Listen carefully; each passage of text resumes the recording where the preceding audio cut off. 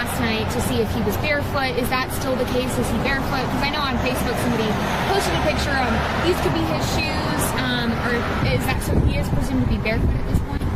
What I can say is that his mom says all of his shoes are accounted for at the house. I'm not going to say that he's barefoot. All right. Allegedly! Hello everyone and welcome back to my channel. This is Lady Freedom here coming at you with another raw narrative. Here's a brief disclaimer for tonight's show. Let's watch.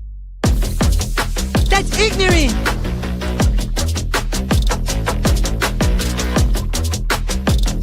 Allegedly, that's ignorant! Ignorant.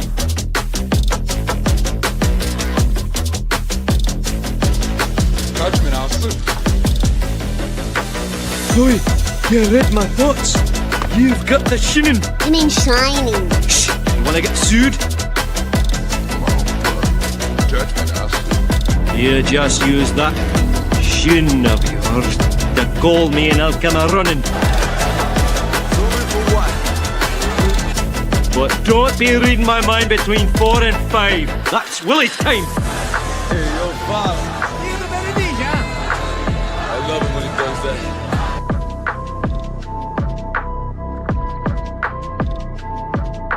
Let's watch.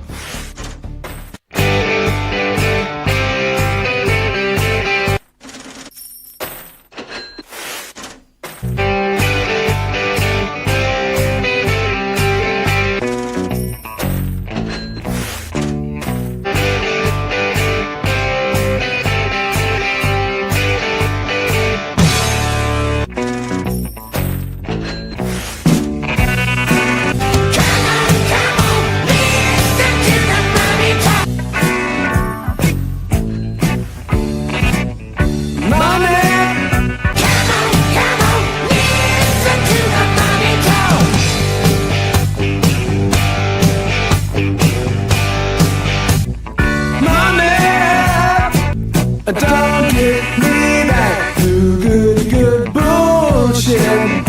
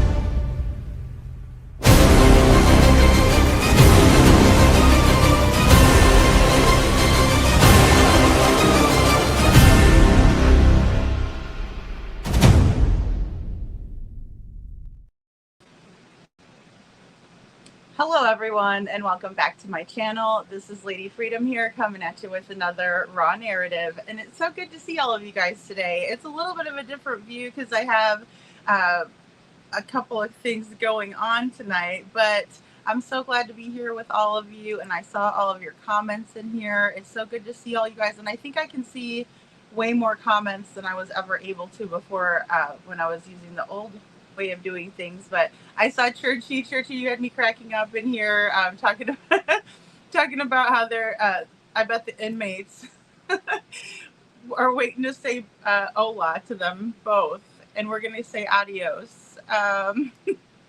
GA64, it's good to see you. And Little Miss Sharon, so good to see you too. And thank you for bearing with me, guys. It's just like completely different kind of setup that I'll be used to shortly, because it's a lot easier. Good to see you, Town Chat Cafe. Also, Ann Reynolds, good to see you, Ann Reynolds. Good to see you, Kai Kai. Good to see you. Also, Adam Forever 21. And if I'm missing anybody, I'm so sorry. Welcome in, everyone, though, and happy Friday. Hey, Linda Hall, good to see you. Hey, Mark Klein. And Forget Me Not. So good to see all you guys. Hey, bonjour, Seclusion Works. And hey, Shadow and Perfectly Imperfect Boy Mom. So good to see you guys. Kathy Bartholomew's here. I also saw Angela and Kelly Holcomb. Hey, Scranton Strangler. Hello, Faye. Good to see you. And Angela, good to see you guys. Happy Friday.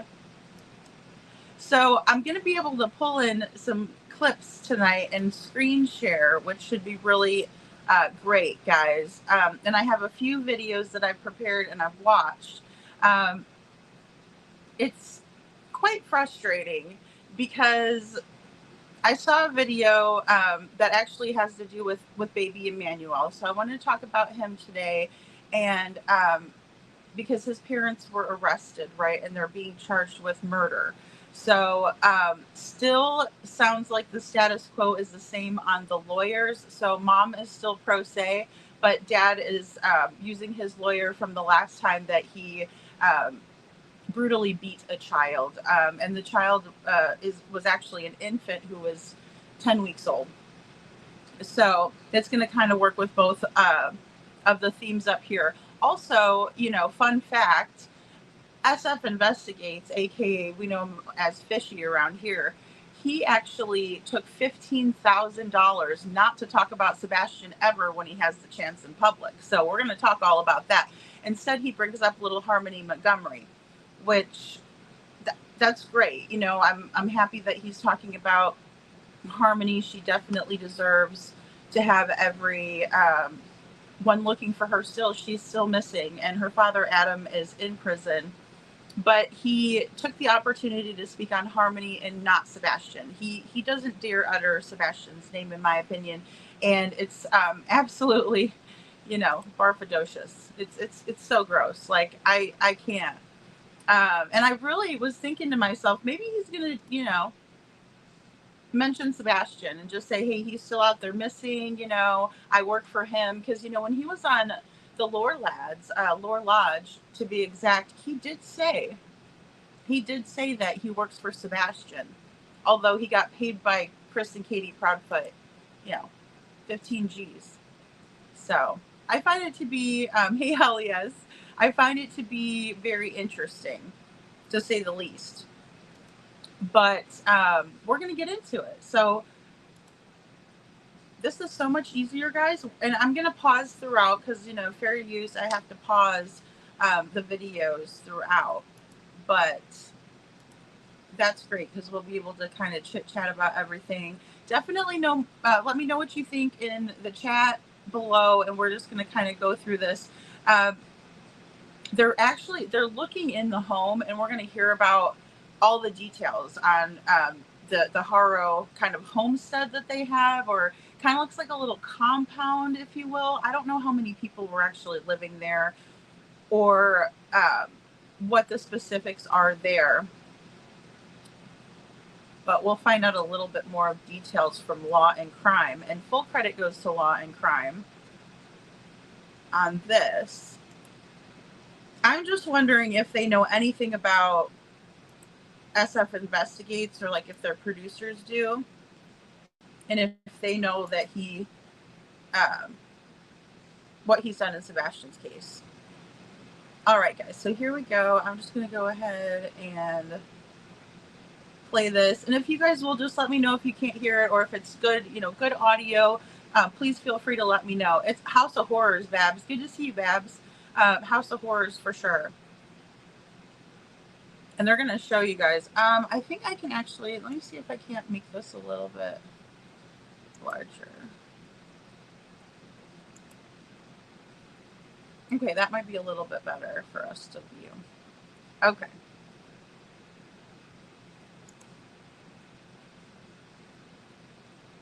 News. New video from the house of the parents of a missing 7-month-old child. Those parents are now under arrest and charged with his murder. They laid him down and so I could get his diapers ready. And somebody said, Hola, and that's all I remember. That video per KABC. It was a little more than a week ago. Rebecca and Jake Haro were on the local news in Los Angeles pleading for the public to help find their son. Whoever took our son, please give him back. But this morning, law enforcement were back at their home and they were put under arrest. What we know about the whereabouts of little Emmanuel right now. We're on the case presented by Law and Crime. I'm Chris Stewart.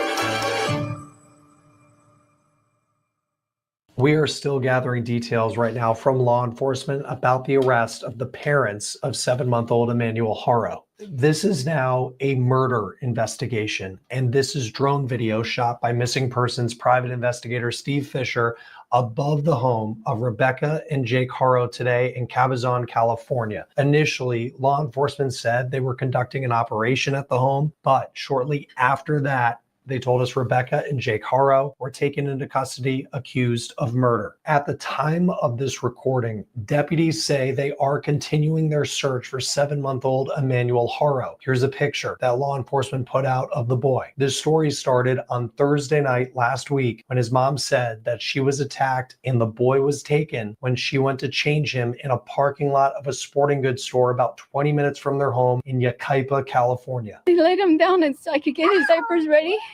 And somebody said, Hola, and that's all I remember. Rebecca said that on KABC TV. Here is what Jake Haro, the dad, said. Whoever took our son, please give him back. Over the next couple of days, as the search for Emmanuel continued, deputies say they found inconsistencies in the story Rebecca Haro was giving. They said when they called her out on those inconsistencies, she stopped cooperating with them. Deputies said, Okay, guys. So first off, I just kind of want to, go over the fact that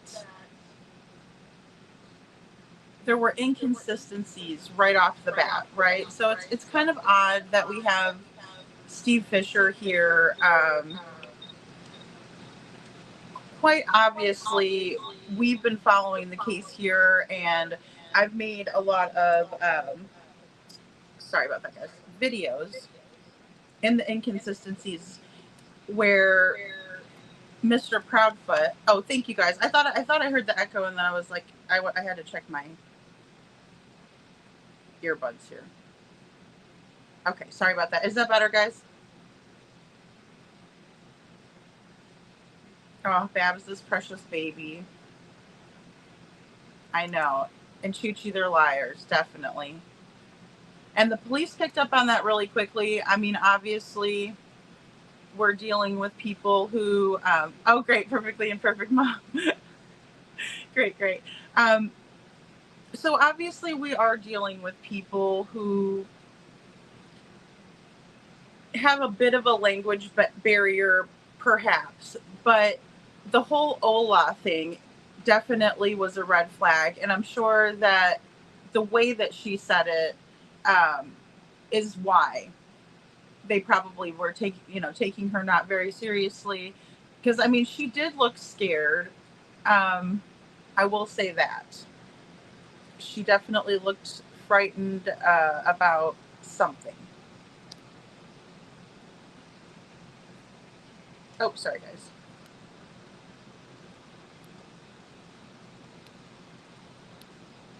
Okay.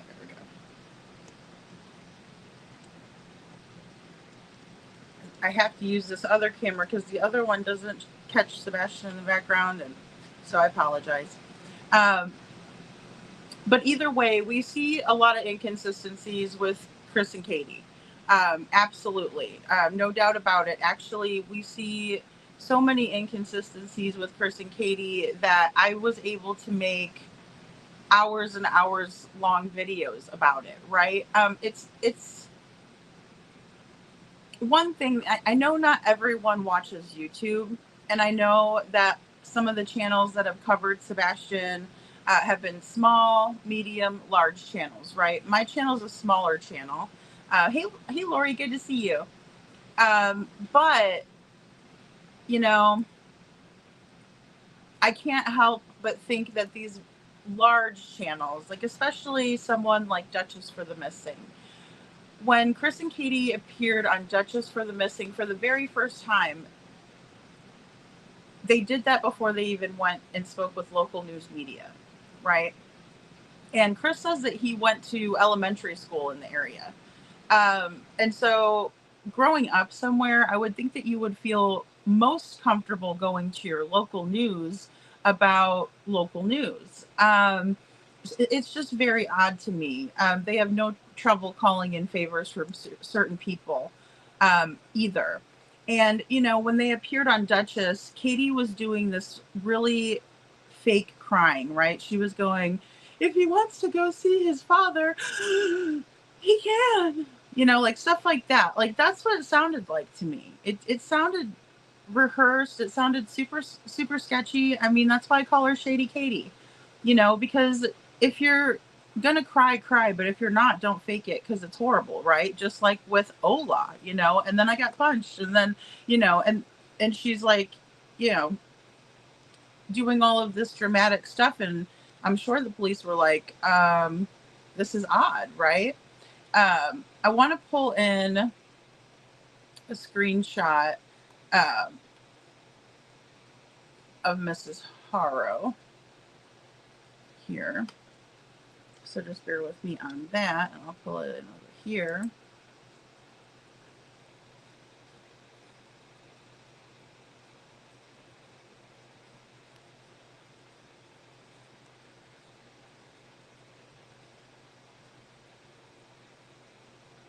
But that's one thing that I've seen all over the internet. And then in the comment section, you guys were conversating before the live, and I saw a lot of people mentioning, you know, that very statement, you know, being odd. Hola, right? And we see her right here. This is where she was telling the story, right, to ABC 7 News. And she's just absolutely, like, her eyes are, again, like we watched Katie's, just completely dead at the camera, right? Very, very odd. And, you know, she doesn't seem to be crying, right? She's got the shiner, but it's not a whole shiner, right? It's not like a complete black eye or anything. She's got the healing process, in my opinion, right? And that's just, it is what it is, you know. And then we have Mr. Haro here. And I want to show you this facial expression when he was being interviewed. Now, this is when he is pleading for his child's safe return for whoever took his child, right? But the problem is that Jake Haro is he's exhibiting behaviors of someone who's telling a lie, right? Because your brain doesn't want to tell the lie, and so naturally you may stick your tongue out, right?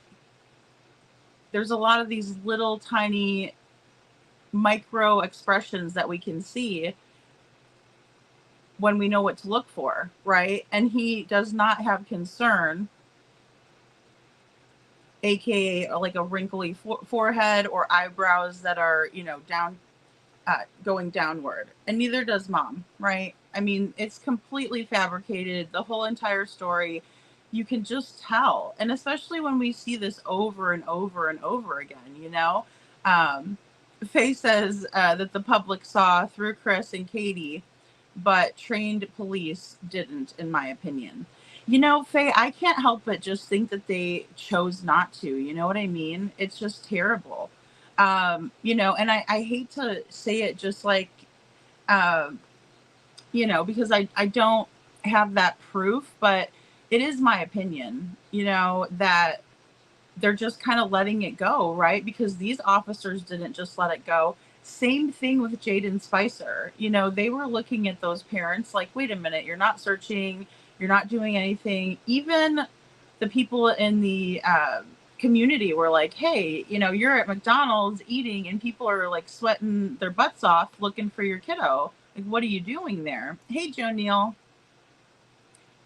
They'll probably cop to a second degree, or one will flip to get a first degree on the other. I think so too, Joe. I think that we're going to be seeing Jake, right? Because he has a lawyer. I mean, first of all, she's pro se. She doesn't have a lawyer. She's probably going to have to get a public defender. I doubt he's going to try to, you know, help her out. We're dealing with, you know, a terrible, terrible human here in this one, Jake Haro. In my opinion, he's awful, right? Narcissistic, selfish, you know.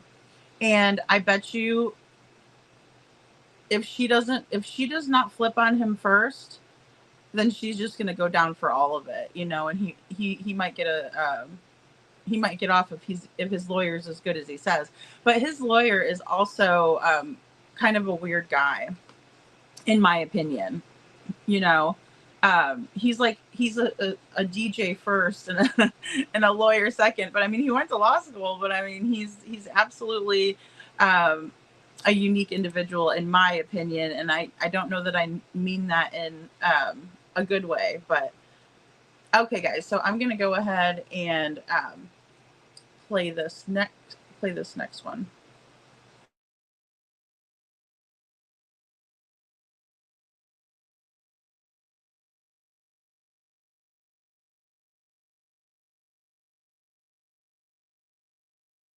They could not rule out foul play. Deputies also say they took a 2-year-old from the home and they seized a family car. They also had served search warrants at this house already, so it's unclear today what evidence made deputies make this arrest and know for sure in their minds that they were dealing with a murder. Jake Haro has a lawyer. His name is Vincent Hughes, and as of yesterday, he was claiming his client was innocent and ready to speak to investigators. Here's what he said on News Nation's Banfield. Why have Rebecca and Jake stopped cooperating with the police if they're desperate to find the baby and the police are looking for the baby? I don't know where the statement that they stopped cooperating came from, Ashley.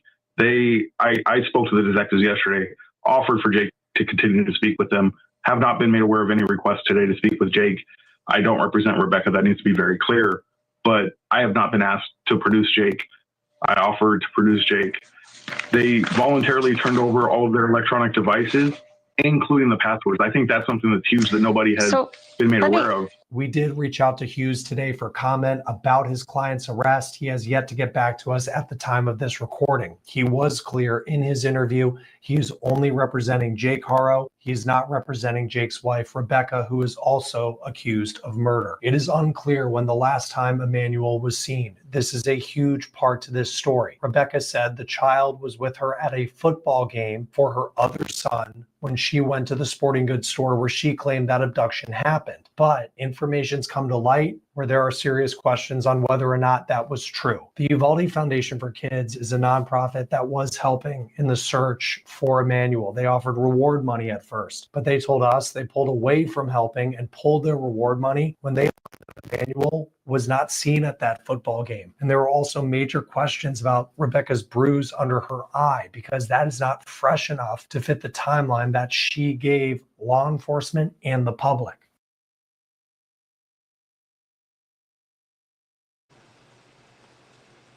Okay, guys, so there's a couple of things here with Rebecca's eye, and I kind of wanted to just pause there on her eye. I mean, you can see that it's still bruised, you know, it's absolutely bruised, and I do think she's going to crack too, Lori.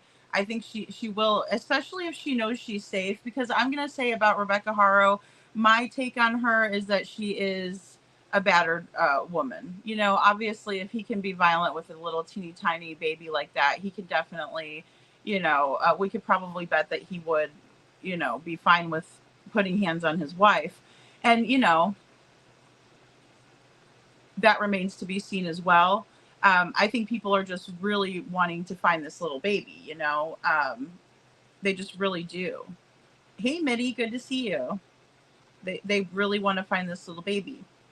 And, oh gosh, the suit is so tacky. And, you know, he's very snarky, Perfectly Imperfect Boy Mom. It's like he's very arrogant and just, he thinks he's going to get one over on Ashley Banfield of all people. And I'm like, oh, no way. You know, there's absolutely no way. And I think, you know, I think they both think they're going to get over on, you know, they thought they were going to get away with it. They really did. You know, and for obvious reasons, people didn't believe them. I mean, their story didn't make a darn bit of sense. Mark Klein says, I have a feeling somebody talked today. Yeah, I mean, I would bet it won't take them very long.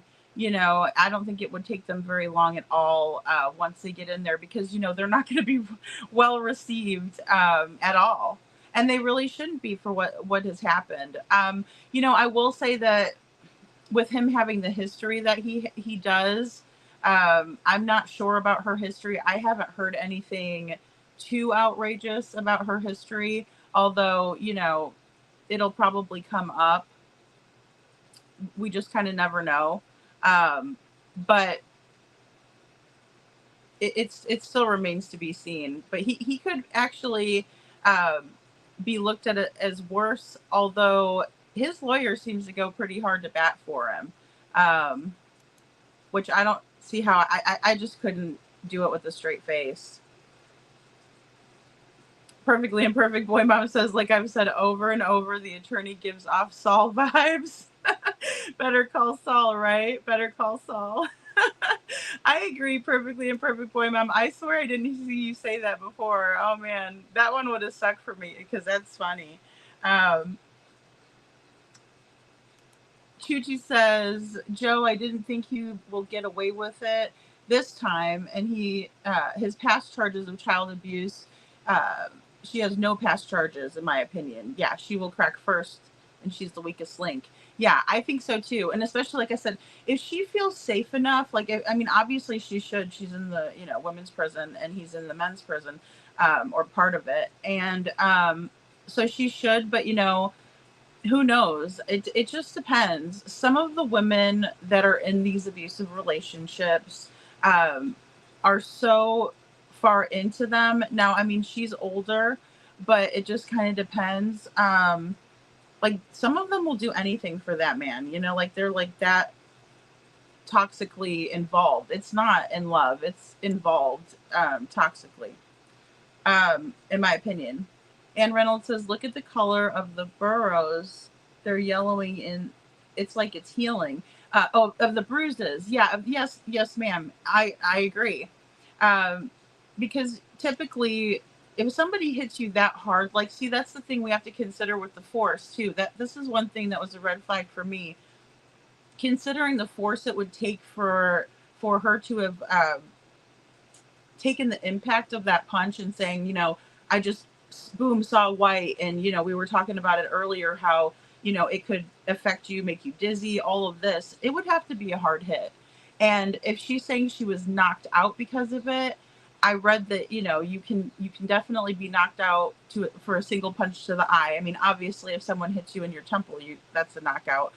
There's other areas that are knockouts, but the eye is one of them. So it'd have to be really extreme force. And then don't forget, she was knocked to the ground. So when she woke up, he laid her out onto the ground, according to her, right?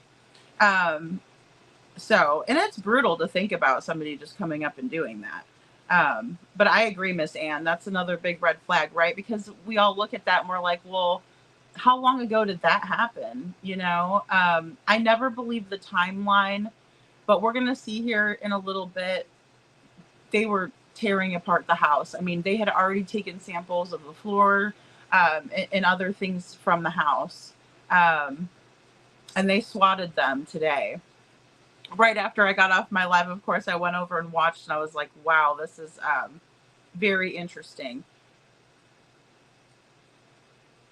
Yeah, Lori says just a matter of time, and I think mom will tell all. I think so too. Yeah, and especially, hopefully, they'll get her linked up with some resources in order to fight him, because if she's never had a history, just like Babs was saying, I mean, he's the one that I really want to see never get out of jail ever again, right? Because of what he did to Promise. And what was going on, and we don't know. He could have hit Carlos too. I know that Carlos had fetal alcohol syndrome. It was alleged. GA64 said it almost looks like her eye is healing from being punched too. Yeah, absolutely. Like, oh, the other eye. Yeah, she's got like dark under the other eye as well. Yeah. And I mean, if you're punched in the nose, it can cause you to have a double black eye from being punched in the nose as well. It just depends on the force and everything. But just her whole story doesn't add up at all. Not at all. Bab says, I don't give an F what he's wearing, but he's he's a bottom feeder, and he's represented and is representing a Mr. DR. Yeah, I hope his career goes down the toilet. Yeah, I don't know how many people are going to want him to DJ for them once they realize who he's representing. I definitely wouldn't. Not gonna fist bump with that guy. GA64 says the other eye. Yeah. I see it, GA64. It's almost like she's got a circle. I don't know. I was thinking maybe that was like bags under her eyes, but I see what you're saying there. Absolutely. Now that you pointed it out too. This won't take long, in my opinion, Mark. Thank God, I mean, the thing is that it's like, it's taken forever, and it's ridiculous. It's absolutely ridiculous for them to have been out as long as they were. But then again, they had to collect enough evidence, and they really did their job, Hey, oh, Danny boy, he says, I don't know.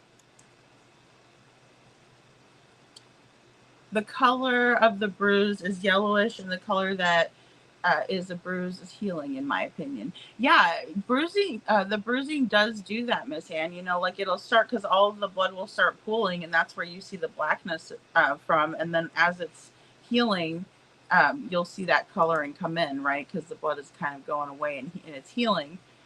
Faye says, I believe police don't talk to them, and they will take them to the judge, and this will take some days to prepare. Yes, with a lawyer, and then they testify. Yeah, in my opinion, I think so too, Faye. I think it's going to take just a little bit of time, but when they looked back to, I think because there was no witnesses, and also because the one bit of camera footage that they did have didn't show any such situation happening. And I don't know how many of those stores that she scoped out, because it's been alleged that she did scope out Big Five sporting goods store to see if they had cameras, like saying that she had a break-in in the parking lot. Do you guys have surveillance? And they were like, no, but I don't know how many other businesses she checked. And these days, it's just so hard to skate that digital evidence, and even in Sebastian Rogers' case, that's why I'm like, if he wasn't caught on any of the cameras, then he definitely didn't walk out the door on his own, and that's my biggest thing. Joe says second degree in California, 15 to life. That's a gimme for him. Yeah, absolutely. He needs to never, ever get out ever again, never again.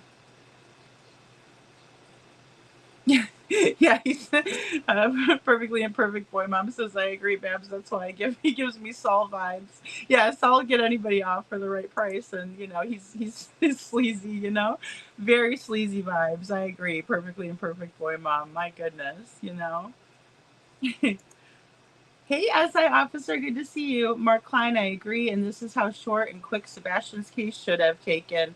It's so in their face in all the footage. It's so sad. Oh, I have something really good for you later, SI officer, that Hindsight posted today. It was just so well said and just spot on. It's what everybody has to be thinking especially, I mean, this week in true crime has been out of control. I mean, we've been, you know, looking for Jaden Spicer. He was found, right? We're looking for this little baby Emmanuel. I think he will be found, or at least we're going to find out what happened to him. And that's the leverage that, you know, we were talking about when we were watching Fred and Sheila McCoy.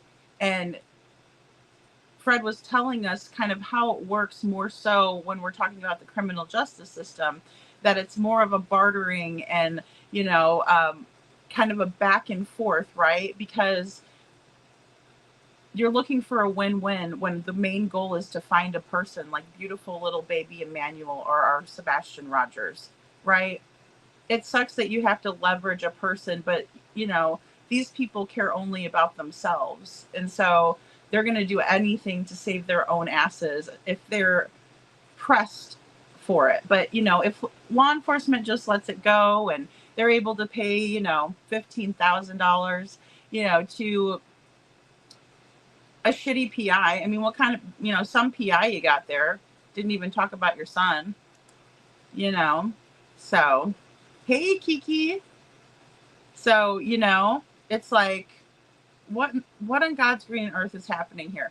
All of us are thinking the same thing. Every single last one of us. And you know, that knows Sebastian's case, that knows Chris and Katie in their lives. Shadow, good to see you. She says, when you get your attorney from Timu. Yes, that's the caption, right? I so badly, when I saw he was a DJ, I'm like, I have to figure out a way to make him fist pump like Polly G, or, you know, somebody from Jersey Shore, whoever it'll be. Maybe more of situation vibes, I guess. Yeah, PC for sure. Oh, absolutely. Hey, Susan Nelson. And Mitty says if you play her interview, she said she got knocked out and then got up off the floor. Should have said ground or car. Yes, I agree, Mitty. Funny that they find a substantial amount of blood, I believe, on the floor. See, I believe that's true, too, because that's usually when they start cutting the floors up and stuff like that. That's what they're taking in. And they were looking all through their trash. Like, I have a really good clip here coming up with that. They are definitely doing their job. I mean, this is what it looks like when you leave no stone left unturned. Just in case Eric Craddock wants to tune in, or someone maybe from the TBI, this is what happens. I mean, this is California. Guys, look, I'm going to say this. I don't like to get political, but I'm very, like, matter of fact when I talk about politics, because it's just like kind of black and white for me. It is what it is. It's just the way I see it, right? But like when we have a very liberal California that is willing to basically, you know, forgive a lot of things, right? They forgive a lot of sins in California, and that's their prerogative. That's, you know, that's fine. I'm not saying anything about that, but what I'm trying to say is, you know, it's crazy that they have done leaps and bounds over what Sumner County has done. And they claim to be conservative and about good home values. I mean, that's not good values when you let an autistic child fall through the cracks because you're friends with the perpetrators, in my opinion. It's pretty piss poor police work. If the California guys are getting it, like, that should make you guys really step up your game. Because a lot of you guys like to talk about, you know, bad about liberals, but then you go ahead and you don't show that you have those core values that you speak on, right? It's very hypocritical, in my opinion. And, you know, I mean, it's just like, be about it, but don't lie. Don't be a hypocrite. You know, don't lie. It is what it is, right? You're okay with it as long as it's your friends that do it, right? I guess that's the good old boy system. Because I've been studying that a lot, guys. There's a lot of stuff popping off in Tennessee. Yeah, we're gonna get into it though. We'll get into it. And it's so good to see all you guys. Welcome in. Hey Kiki, I see you now. Hey Wild Wolf, good to see you. They can claim they only pleaded to avoid life in prison, but were innocent and the lawyer was inadequate. Yeah, Absolutely. Absolutely. All right, guys, I'm going to go ahead and play. Hey, keep up the chatter. Good to see you. Justice for our children. Amen. Thank you. Thank you. Thank you, Kiki, for your super chat. She says, I'm so happy they got some jewelry monsters. Yeah. Oh, yeah. I didn't see the perp walk. I don't know if they actually have that. I was so revved up when I saw, you know, our fishy friend that I really was like, well, at least we're gonna go over it later. Hey, Bo, good to see you, hon. Thank you for being here. Unfortunately, in Sebastian's case, Faye says we don't only have egotistical culprits. They don't want to pay for their crime, and we have egotistical police officers. They make the case cold for not seeing their mess in the beginning of the case. Well, and I agree with that. In my opinion, she says, thanks, Faye, for saying that. Yeah, I mean, honestly, I agree with what you're saying here because, you know, they took Chris and Katie's word for it at the very least, and their massive ego won't allow for, you know, them to come out and you know, say anything else about it. I agree with that completely.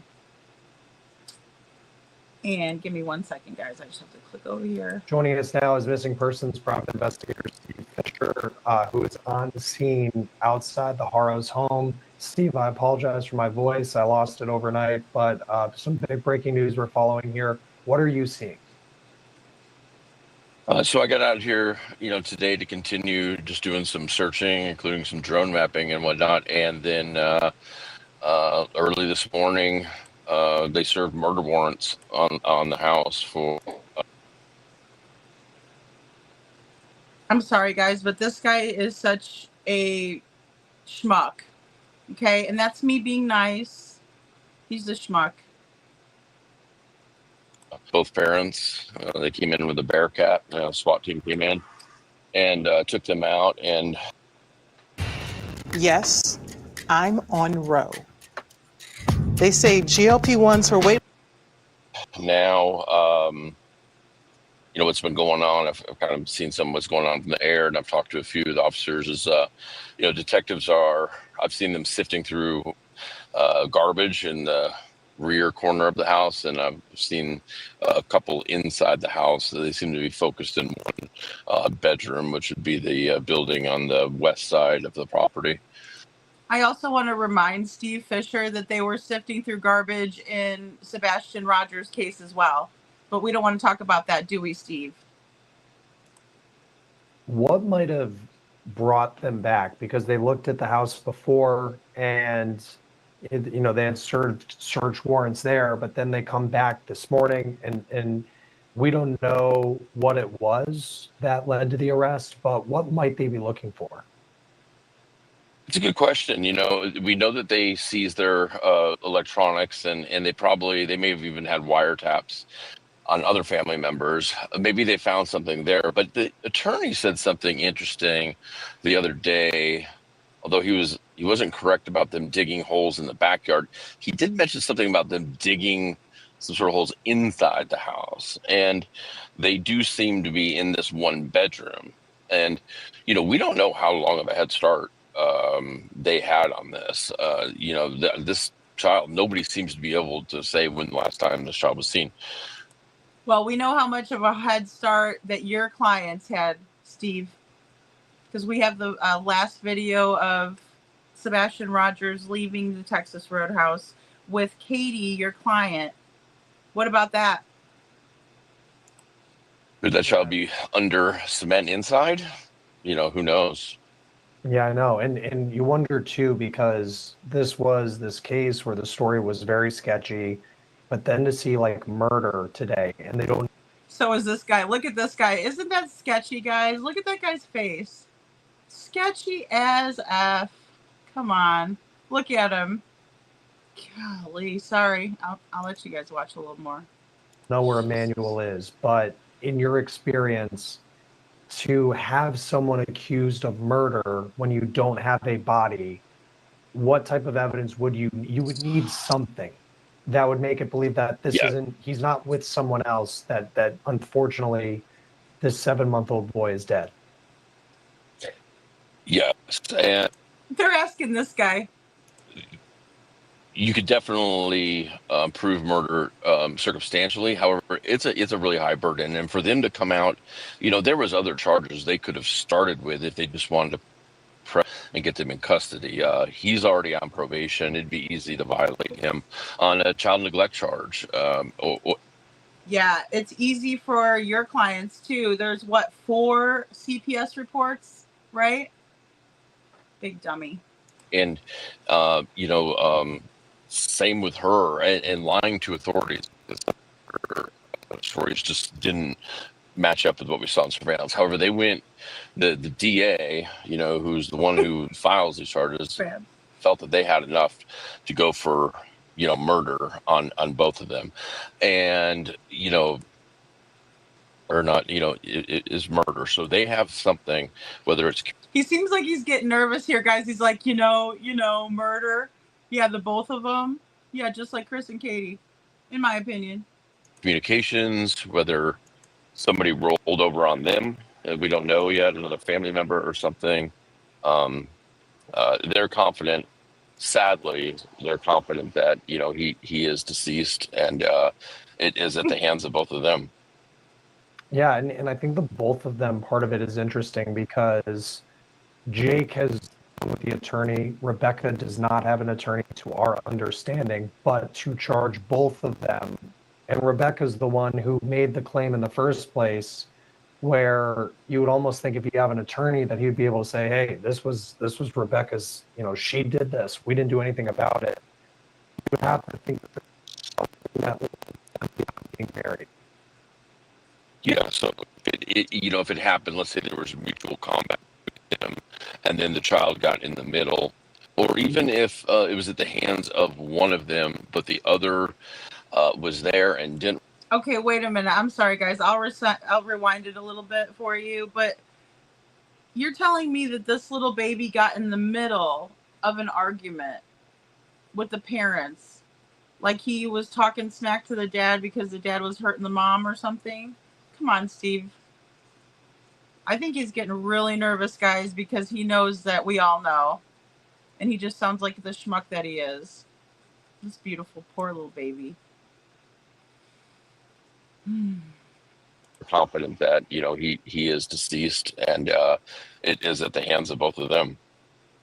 Yeah, and I think the both of them, part of it is interesting because Jake has the one with the attorney. Rebecca does not have an attorney to our understanding, but to charge both of them. And Rebecca's the one who made the claim in the first place, where you would almost think if you have an attorney that he'd be able to say, hey, this was Rebecca's, she did this. We didn't do anything about it. You would have to think that there's something that links them beyond being married. Yeah, so if it happened, let's say there was mutual combat between them, and then the child got in the middle, or even if it was at the hands of one of them, but the other was there and didn't report it, it's still, it's still homicide. It's still considered murder. So, especially if investigators think this has been a very long time, and then they concoct this story, and it's a fairly sizable family too. There's a lot. If you pull their backgrounds, there's a lot of family members that actually use this address. I have a lot. What about the RSO in Sebastian's case? Katie's mom, your client, Kiki. 2025 True Crime. Thank you so much for your super chat. She says looks as bad as a generic looks as bad and as generic as the attorney. Absolutely. Oh gosh, they're so fake. So fake.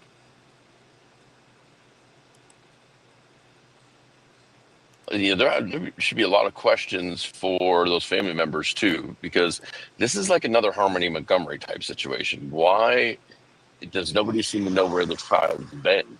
And nobody can account, and including the grandmother, who came out and was defending, you know, when did she last see this child? And I think those are questions that I hope are answered.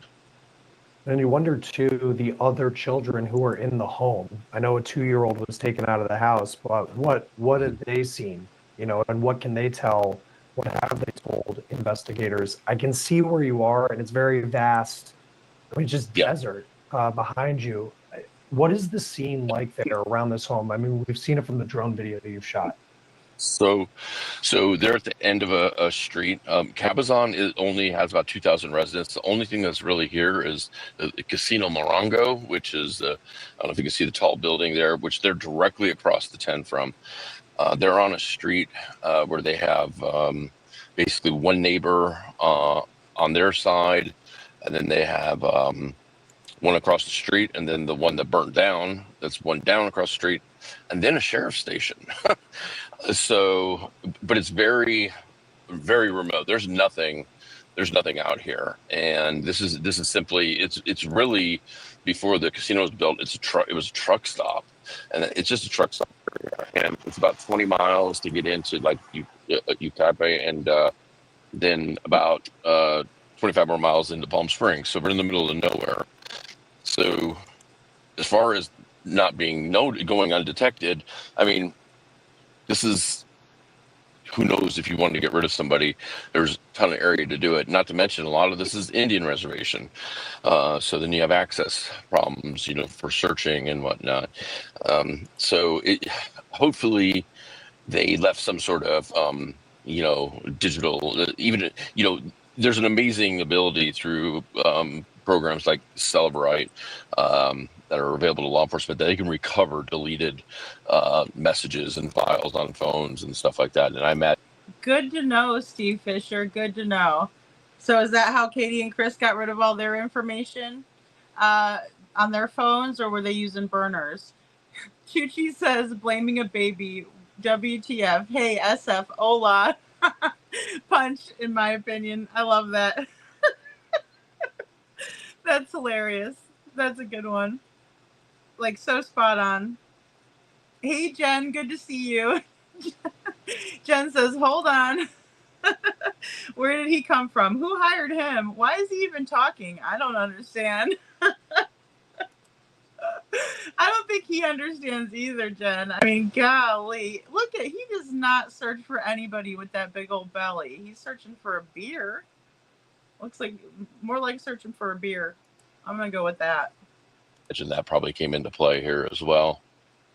You know, there's part of this story too, Steve, where now we have the murder arrest, the murder investigation, but the biggest question is, where is Emmanuel Haro? And I know we've been talking about where this story first started in some ways Thursday night with the mom at Rebecca at the sporting goods store. But like, from what you've gathered, how do you figure out when the last time someone saw this child? Because we don't know.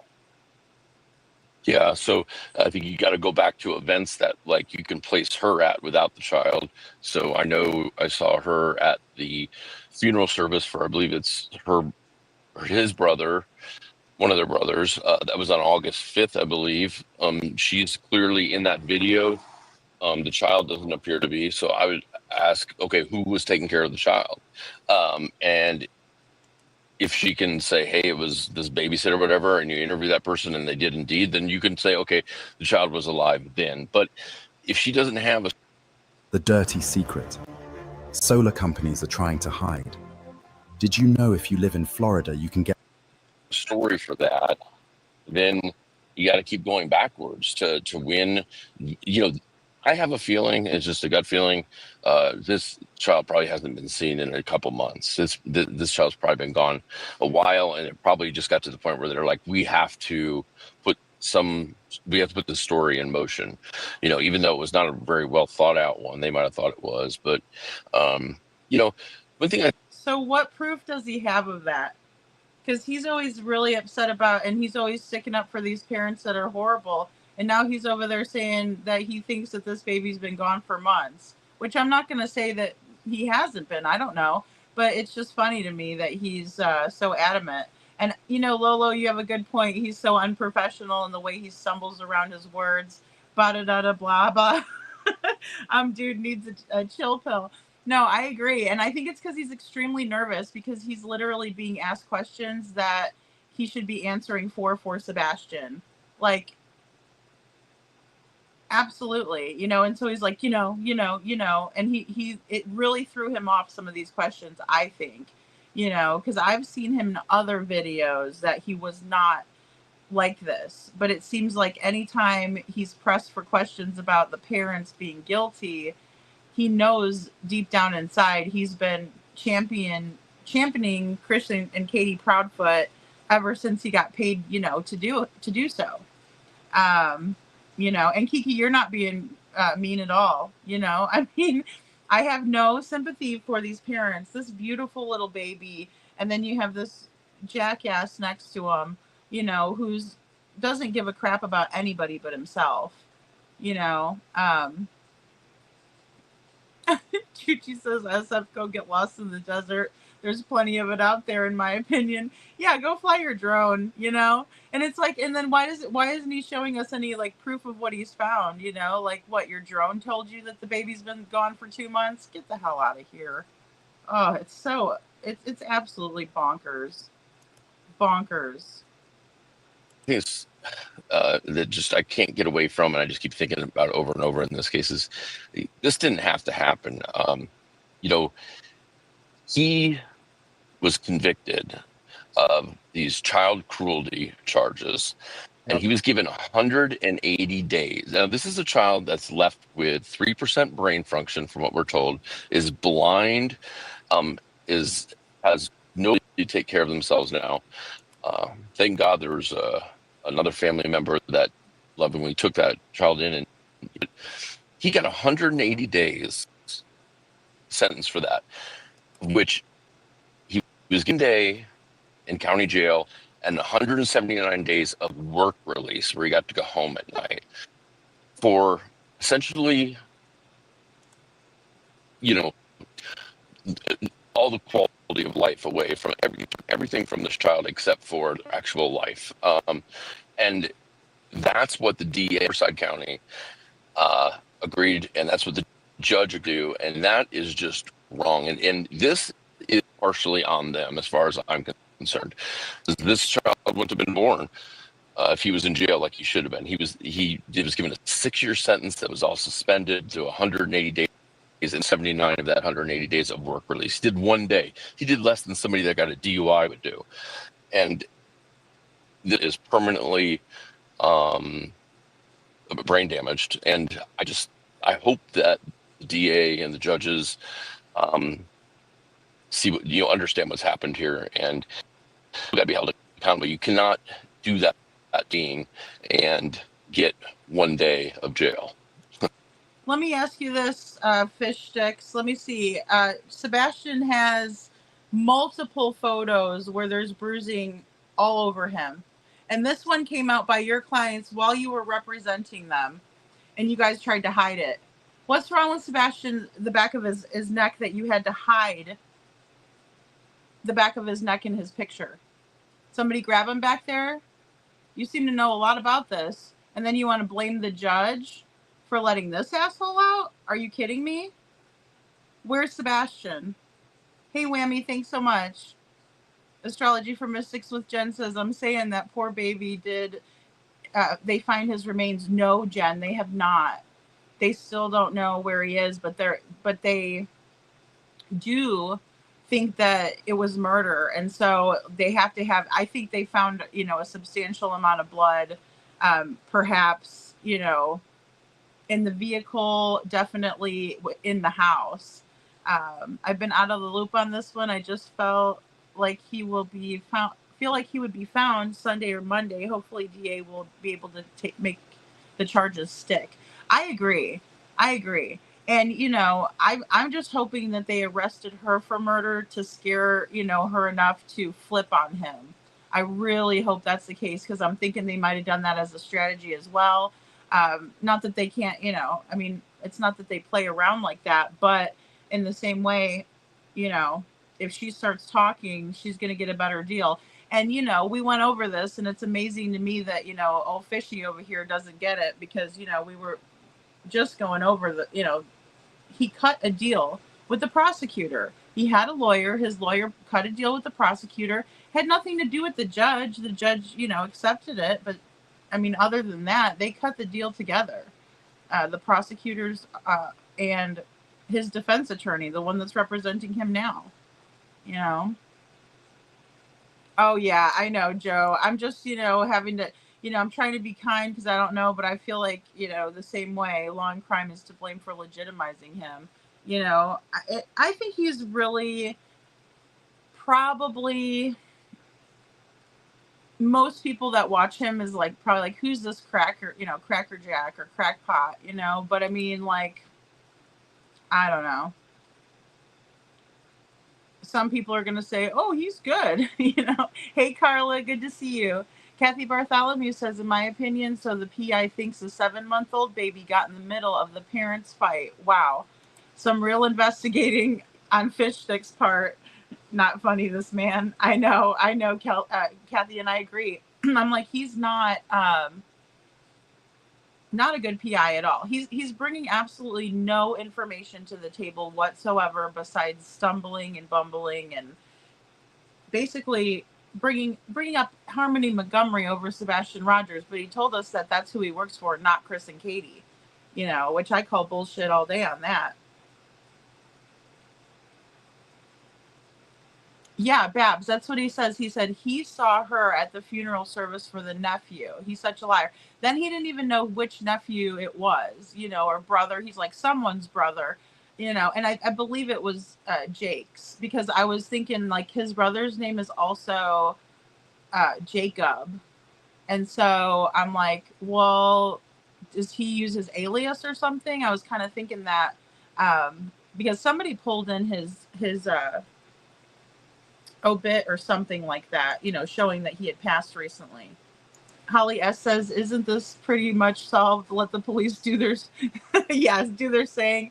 I don't know what he's needed for. I don't know either. I don't know, like, what's the deal, right? Like, who invited this guy? But Law and Crime apparently, you know, and no shade to Law and Crime, they probably don't know, but it's just hard to believe that nobody's ever, you know, saw him on X, like his shenanigans, or looked him up to see what he's been doing, you know. It's also confusing, Whammy. It is. Well, and this poor little baby, like, he definitely looks like someone hurt him before this, you know, because I saw pictures when he was younger, and he didn't look like he had anything wrong, you know, with his eyes at all. And just from what I can see, and I'm not a doctor, obviously, you know, but they were avoiding taking this baby in. Like, a lot of people were saying that the baby wasn't fully vaccinated, you know, which means that he wasn't going for his well baby checkups and stuff like that, because that just is, you know, they'll just schedule you. They make it extremely easy to get these, you know, needed vaccinations and things like that. And, you know, in California, that's a really big thing too, like with the vaccinations and things like that. So I'm just thinking that they were just keeping the baby away, you know, from that, so they wouldn't see the damage. Because, you know, if they sent them home with a healthy baby from the hospital, and now all of a sudden he's having, you know, delays or issues, failure, they call it failure to thrive, things like that, then, you know, that's a huge red flag. Oh, D Green. Hey, D Green says a family member allegedly said she never met this child. I heard her ex-husband say he didn't know that she had, you know, this little boy, like a little baby boy. And I didn't think that was extremely odd, because, you know, I mean, I can safely say that I have no idea if my ex-husband has any more kids other than ones I'm aware of. You know what I'm saying? But, like, I mean, I would never be able to definitively say that and be like, oh yeah, you know, I don't know. I don't care. You know, we have one daughter together. That's all I need to know. So, you know, I don't know, but it does seem like he was giving her, you know, like, he said that she wasn't an issue. Like, they didn't have issues. She wasn't a problem. So it kind of made me think that, you know, the husband is really the one who's the monster, you know, and maybe she just went along with it. Now, you know, I can't give her a pass on that at all. I mean, this beautiful baby, it breaks my heart. I mean, you know, she needs some help, because if she's willing to be with somebody like this, even out of fear, you know, it's just a tough call when it's a baby. And I'm all for advocacy for domestic violence victims. I am. And I don't want to victim shame anybody at all, ever. But it's just so hard for me to show sympathy to any of the parents when Emmanuel's missing. We don't even, I mean, we're obviously thinking he's not with us anymore. If this is the charges, you know, they would have to have adequate evidence to charge like this. Go roll away with the tumbleweeds. Chi-Chi. That's so funny. I just pictured him and his big beer belly rolling around. Gosh. It's like he's alleging that Cece was fish sticks at the funeral. Like, I don't know who. It's my understanding that he does reside in California. So I wonder if he was like creeping around. But see, I don't think the funeral happened that recently. I thought this was before they reported Emmanuel missing. You know, or maybe he spoke to people that were there, but I don't know who would speak to him. He's weird looking. Like, he's got that weird, I don't know. He's got a weird look to him. I just get a weird vibe off of him, among other things. Yeah. Astrology for Mystics with Jen says, is he a reporter now? What's going on here? I know. I mean, you know, they're having him on for quite a long period of time, in my opinion. You know what I mean? Like, Shadow, why is he even there? Yeah, if he's not gonna, you know, man, I'll tell you what, guys, I seriously don't like this guy. You guys could tell, you know, no qualms about it. But here's the deal. If he was to go up there and talk about Sebastian, I would at least have something nice to say about this guy, right? I would, because I try to be fair. Even if I don't like somebody and they do something good, you know, I'm going to say it. Because if they do something I don't like, I say it. So might as well be, you know, fair. But, oh, hell no. I can't even believe this clown. When he's pro bono, he goes on gut feelings. Alias. That's hilarious. Well, and you know, I'm wondering too, like, if his defense attorney, the other guy, is actually doing it pro bono because of the publicity that he's going to get from this high profile case. Because he just seems like that kind of special, you know, scumbucket to me, in my opinion.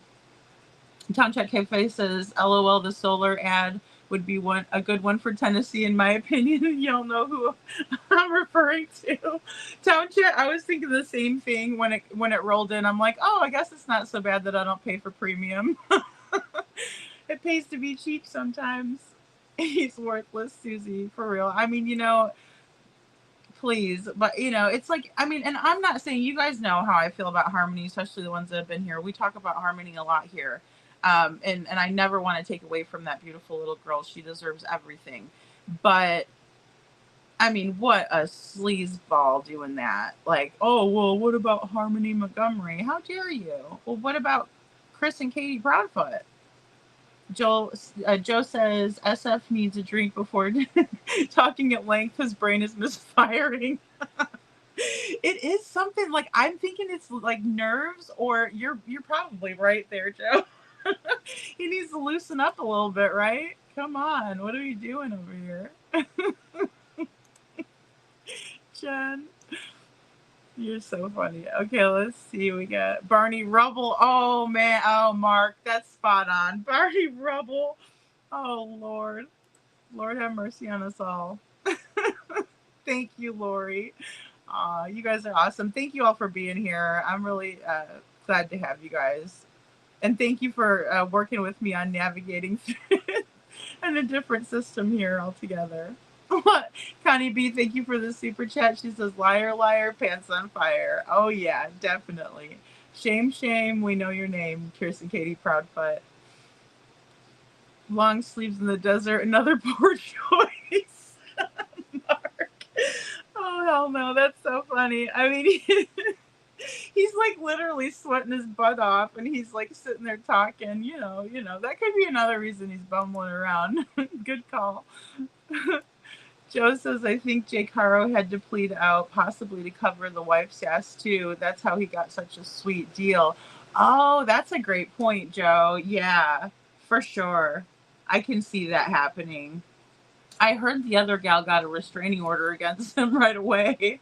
Like, don't be trying to call me for commissary money there, fool. I'm gonna put a restraining order right on that ass. Robin Wilson says, how in the world could these people stay in that house? How? I know. Oh my gosh. Robin, it's like a house of horrors. Wait till you guys see how much trash was backed up in the house. I mean, just not living in nice conditions either, The dad was wearing long sleeves on camera too. Yeah, Faye, I noticed that white hoodie, right? And I'm like, aren't they in California? And isn't it hotter than the Dickens in California? Like, okay, at least LE had enough to charge without the body. Amen. Astrology from us. See, and this is where he starts getting, really nervous and and he's doing that because he's literally being asked a question that should be asked of Chris and Katie Proudfoot, and he damn well knows it. That's the only saving grace that I can give to this man because he is fumbling around. So he has to know that he looks like an idiot by even standing up there and answering, We've got 113 in here. We need more likes, guys. Thank you, Kiki. Thanks so much. Yeah, we can play our speaking of asses, we have that our little party that I do.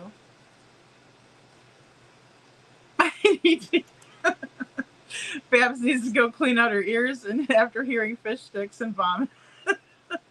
I should have told you guys, beforehand. We will be watching SF, and you will feel the need to get sick if you haven't already. SF SeaWorld in San Diego. Why don't you go swim with the family? In my opinion. I mean, it's like, don't tell me that you go searching, but I guess if you have a drone, you're just standing literally in one spot. You're not really physically searching. You're just standing there with a drone, acting like a kid, in my opinion. Yeah, I think so too. I think that is really a good assessment, Kiki, about just plain evil. And I do think it's going to remains to be seen on the mom, but I will tell you, bad, that little guy was only 7 months old, Anna Banana. So heartbreaking. So heartbreaking. And, I'm just so glad that they got these guys. I was really happy. So today was a checks and balances for justice, in my opinion. It was checks and balances all day. We'd have a check mark for an injustice, and we'd have a check mark for a justice, then one for injustice and one for injustice. So it was just like that all day long. I was meaning to text Jen about that, but I was texting her about other things because there was just so much of that going on, and we also did a live this morning talking about Jerison Hankins, and I'm going to put him up here really quick, guys. Absolutely handsome kid. I mean, football player, 6'4", guys. 6'4", 20 years old, blue eyes, blonde hair. This reward went up to $7,000, right, for information leading to Jerison's safe return home. I just want to make sure I put the stipulations out there correctly. Call 931-627-3104 with any leads or sightings, right? And he's going to be very recognizable because he's a big guy, athletic build. I was doing a lot of research into his case, and we're going to get more into it a little bit later on today. But there's major corruption, guys, I'm convinced of it in Tennessee, right? It's just something that's going on with drugs, T-rings. I mean, it runs deep. It runs deep, guys. And it's very disheartening, especially, like I said, when we're looking in California and they nab these guys up really quick, and we're still looking for Sebastian Rogers, and now we have Jarrison Hankins. He's missing. He's been missing for 5 days now. Well, it's 1 a.m., so we're going into the 6th day, right? His last Facebook message was around 3 a.m. And the pond right here, this is where the dogs were hitting on the pond. And they've been working on looking in the pond and everything like that. So, but we're gonna get more into that a little bit later after we get into it. But I just wanted to kind of give an update there, because when we think about this corruption, it is so incredibly deep. This young man was quite upset about what was going on in his area in Tennessee. And I don't blame him one bit. I'm right there with him. Hey, Robini, because I don't like injustice, especially when we look at this little baby and we have somebody that's saying, oh, by the way, this beautiful little baby got in the middle of a fight somehow. Well, you're a real dope. You know, you're just a real dope. And he just looks like dopey.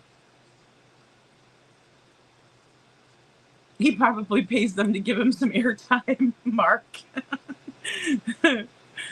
Hey, Robin Wilson. How could anyone be with another person who abused their other children? I don't know. I know. No. No way. Because you would never be able to trust that person again. Like, you're expected to believe that because he took a year of child abuse courses or whatever his lawyer said he took, that he's all of a sudden cured from being so sick in the head that you could brutally beat. And over time, he beat this little 10-week-old baby. Because don't forget, guys, when she was brought in, she had a fresh rib fracture, one, but she had 6 other ribs that were in the stages of repair that were also fractured. And so when we think about that, not only that, she had a fractured skull, and she also had bleeding on her brain. And one of her little legs was broken as well. She never did recover from it. What he was saying on that was actually the truth. There you go. I'm being fair. The other bullshit and you not bringing up Sebastian, piss poor at best. At best. Okay, I'll shut up. Yeah, I mean, it was It's just not right. and the child in that case was 10 weeks old. It was from a previous, I think, marriage or relationship with his ex-wife. 2018, this baby goes, I know you saw the reports. I mean, you read through it, and it's been reported that this child, she's now 7, but her quality of life so difficult because of Jake Haro. And that's not an alleged thing. It is, he was convicted of it and got off very lightly. And now we're in a situation where he's accused of murder for a boy that we have no idea where he is. Recapping some of the stuff we've talked about this week, because for people who are just joining us, the Big 5 store and where Rebecca said all of this happened. No one, and from people you've talked to, no one saw the baby with her when she says he was taken and she was, hit in the face, where suddenly she has this very small black eye for apparently being knocked out and hitting the ground. I think what they were trying to do is they an event, which was the football practice. And I think that was to create some distance from the house. In other words, oh gosh, Emmanuel's gone missing, but in Ukaipa, it just, listen, in this day and age, there's scammers everywhere, and it doesn't matter if there wasn't on that store, there was other ones. And also, Imagine being able to build an app with your name on it, just by thinking about it. Meet Base 44.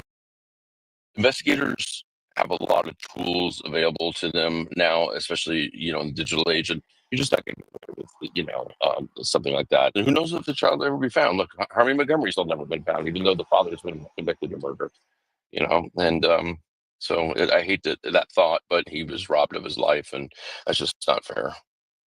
Yeah, what does because I know the Montgomery case you Okay, guys, I just have to say it. What about Sebastian's life? Where is Sebastian, Steve?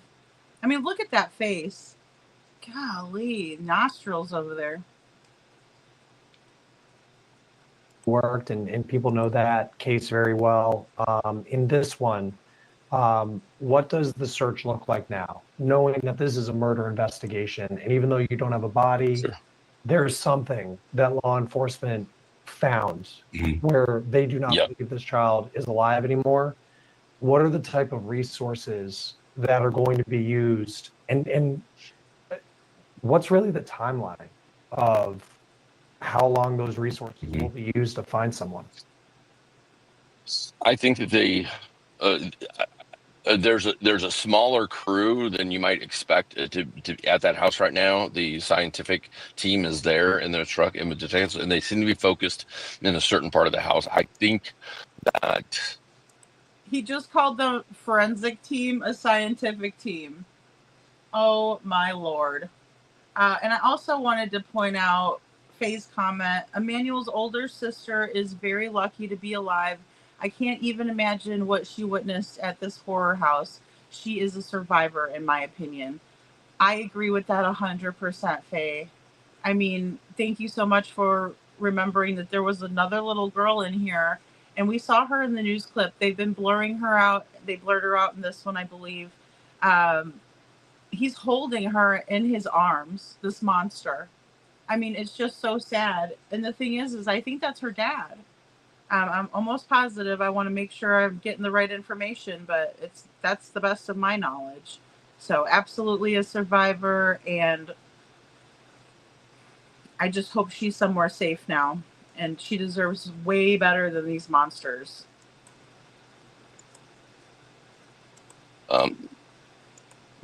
they have reason to believe that there's at least evidence there that the event occurred there. If he may have been moved, they'll probably have significant bio evidence. They'll be able to say, okay, we have bio evidence here, so it was moved, the body was moved. Very well may be the reason we got the murder warrant is they may have luminol that vehicle and found out that there was a body in that car. They might have got luminol, they might have run a cadaver dog in there and got naked. But they're focused on the house, and so as far as what the search looks like going forward, I think that they'll have a lot to go off of. I have a feeling that from the attorney's comment about them digging a hole inside the house, never heard before, probably, maybe something up to that. But I think they'll have a really good idea. And then I think what you'll see is if they don't recover him there today, they'll have a more pinpointed area based on what they do find here. And then, listen, now they're charged with murder, right? So if there's going to be any, I wanted to try and get this down to second-degree murder, so maybe I get out in 40 years, they're going to have to talk, because there's no way that those negotiations are going to happen without finding Emmanuel. And it's going to be one of them would get that deal. So, whoever talked first. So I do think he'll be found, because there's two of them charged. If there's one charged, it would be difficult. Since there's two charged, I think next day or two, we'll probably have his body. Yeah, it'll be interesting to now hear. Where's Sebastian, Steve? Babs, I agree with what you're saying here. Rebecca's 41, not young, not a naive woman, right? She's not young. With two grown daughters who want nothing to do with her. What the fuck did she think she was doing getting with this criminal? I agree with that. I do. Because she's older than Jake, in my opinion, from what I've heard. I think he's in his 30s. He's definitely an asshole. So There's that's at least factual. Or what the story will be for their defense after so many public alleged lies that they told. I mean, on television, looking straight into the camera, sounding at least like they were crying. It's just a very sad, sad development in all of this. Steve Fisher, thank you as always for being with us on Long Crime. Appreciate it. That will do it for On the Grody. Guys, wake up. I actually like this guy. He's really good. I've been watching his videos lately, or the ones that he's reported on. Joe Neal, congratulations on 6 years of sobriety. You're always making us crack up in here. I love that. Mimima, good to see you. Happy Saturday morning. Holly S says, in my opinion, he lurks around cases and then takes credit on finding the missing person. Amen. And then Mimima said he's an ambulance chaser. He's the OG tragedy pimp. Alicia Hot Wheels says, hey everyone, I'm switching to the TV, but I'm here, just not chatting. Good to see you, Alicia Hot Wheels. Thank you for being here. Oh, Mitty, I know, just a precious baby, just like Jess Sal said. Beautiful, beautiful little baby, and sweet, and 7 months old. What could he possibly have done that was so bad besides probably cry? Because we know that these people get angry when these babies cry. Well, that's what babies do. Because that's how they communicate. Just like when Chris Proudfoot slammed Faith down, allegedly, on the coffee table for crying. And hit her car seat up against the wall because she was crying. There's so many beautiful, beautiful parents out there that can't have kids, or maybe they have kids and they'd like to take another baby, or babies are very adoptable, right? It's just the way it is. So absolutely, they would have no trouble finding someone who would take Emmanuel. And any of us, I think we just see him and be like, well, let me see what we can do.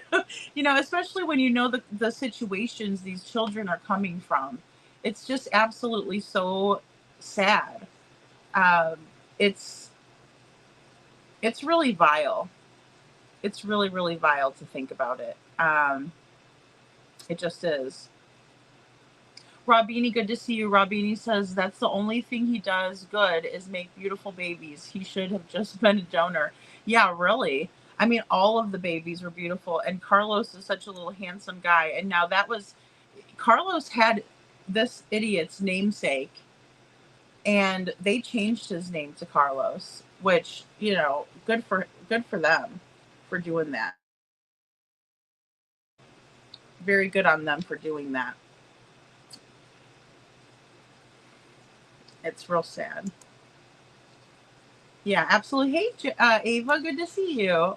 And also Carla. Congratulations, Carla. That's fantastic. And if it's causing issues, absolutely. Or if, it's just not healthy to do it every day.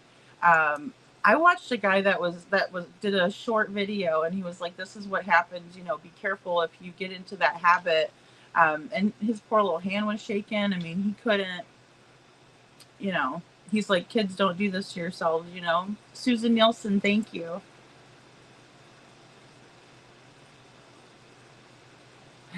Joe says, yay, us. Bab says, SI officer Jake's 2 kids were born with fetal alcohol syndrome. The 8-year-old boy is decent. He beat the 6-year-old now at 18 months old. Absolutely disgusting, right, Babs? Absolutely horrid. Thanks, Kiki. Dr. Green says it's 1 a.m. I got to close my eyes. Good night, everyone. Good night, D. Green. Thank you. I think I called you Dr. Green at first.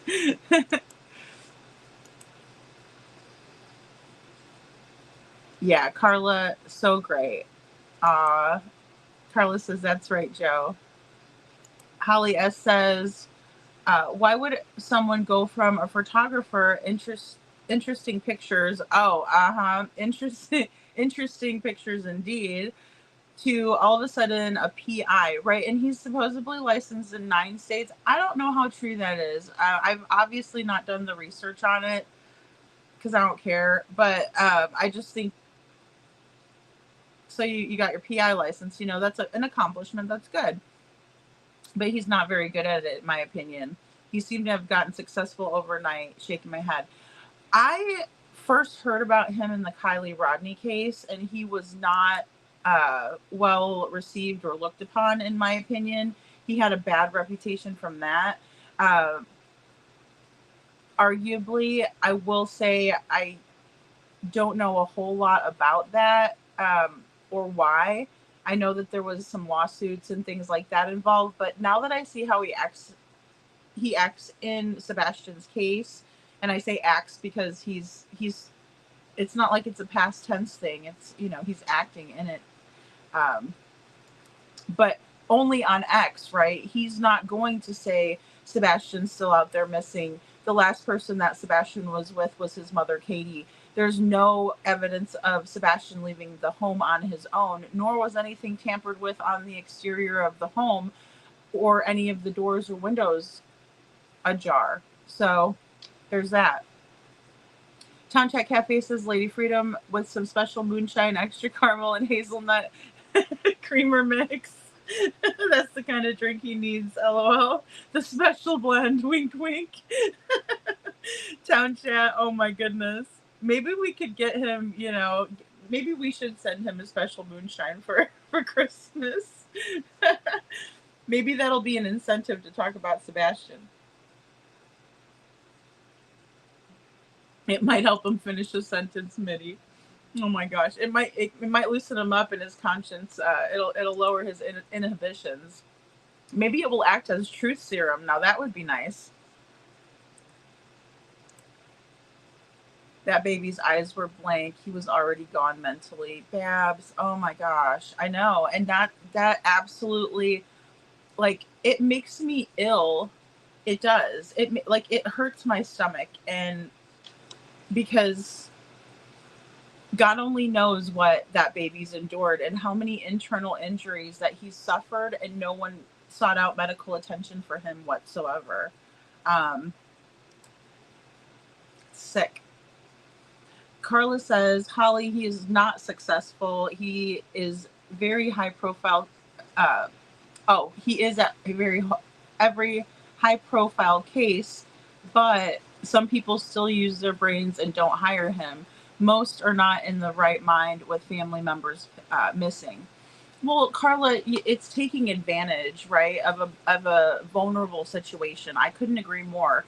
And if he was there to help, I can understand. But you're right. He just kind of like slithers around. You know, that's why I was laughing, because the snake came in.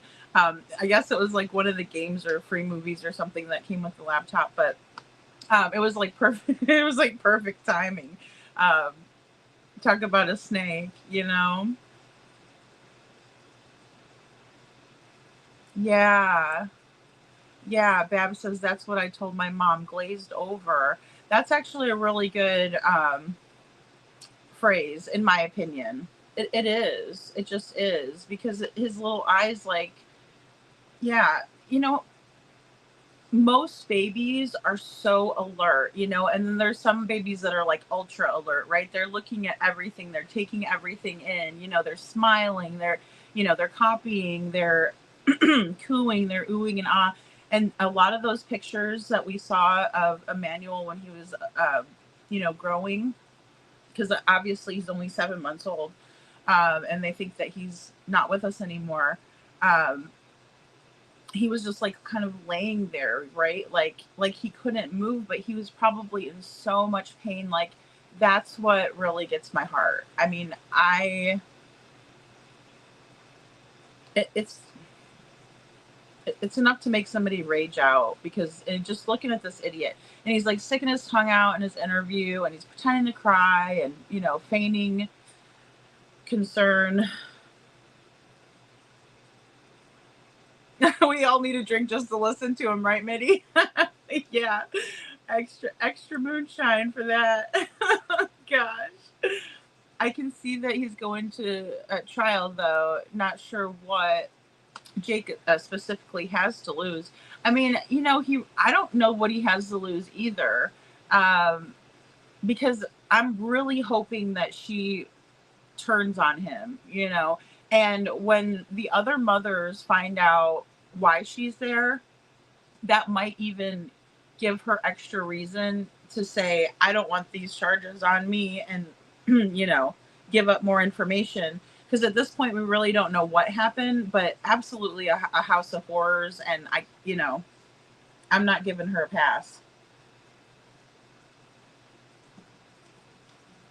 And this is like Harmony Montgomery's case, where I see a similarity, at least. Caleb Montgomery sat in that vehicle where they were living, where poor Harmony was, sorry guys, I didn't really, couldn't see Sebastian there. Poor Harmony was living in that vehicle, and Adam was going over the seat and swinging on this child and beating her until she passed away, right? Because she was having accidents in the car. There was nowhere else for her to use the bathroom. He's an idiot. And of course they were off getting their fix. And so, what was she supposed to do? Either way, Kayla let it happen. And she let the other children witness it too. Just like this other little girl. And I don't know what her name is. It's just absolutely so sad.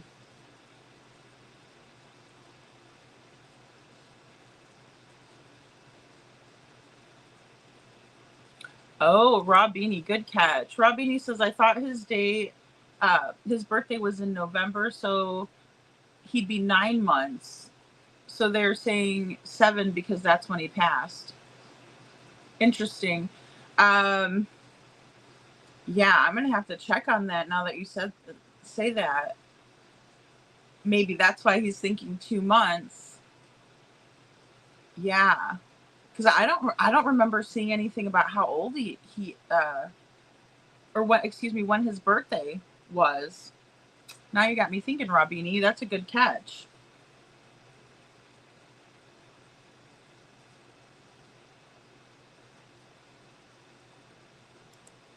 SI officer says it looks like a detached retina, blunt brain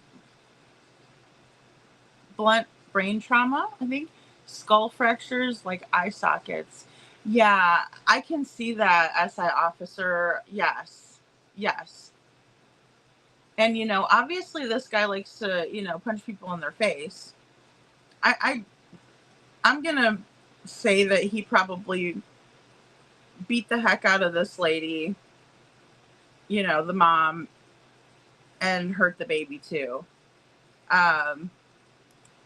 I'd be interested to know if she at least tried to save this baby's life, because I know Kayla Montgomery didn't try to save Harmony, but this was her baby. But we all know that mothers do terrible things to their babies all the time, or allow for their partners to do terrible things to their babies. Bab says, Robini, I'm thinking that too. The mom slipped up and said 7 months old. Yeah, great catch, Robini, because that would put it to where it would have happened a couple of months ago. Now, if Fishy's talking around to people, maybe people are saying to them, we haven't seen the baby in a couple of months. We haven't seen the baby in a couple of months. So yeah, absolutely. I can definitely see that. The baby looks like he's not neurologically stable. Hopefully just a bad photo. Eyes are flat and lifeless. Yeah, Cece. And there was a couple of pictures like that I've seen that, oh, the poor baby. He's just, I guarantee you he suffered. This guy had no problem doing it too. Blind. Thank you. Thanks, SI officer. No, he had no problem doing anything to a 10-week-old little girl. I mean, I'm not saying little, because like till we hit puberty, guys, we're pretty equal, in that regard. It's just disgusting, Thanks, Lori. White Russian with peppermint schnapps on top. Whenever I hear peppermint schnapps, I always think of that movie Little Nicky when he's like, get in the flask, you know. I agree, Lady Freedom, Tennessee has a horrible track record on finding missing kids. They do. And the latest kid, you know, the 20-year-old kid, and I call him that, you know, Jerrison, yeah, the last people that saw him were police officers that responded to his home. The last people were police officers, you know, and I'm just saying that because that's what transpired. For now, I'll say that. Oh, yes, Robini. I did catch a little bit of that. I did. Well, people were sending me some interesting photographs. Very interesting indeed. Very interesting indeed. Some of them look like some of the people that we know, and I think that was allegedly some pictures from the flashlight video, if I'm not mistaken.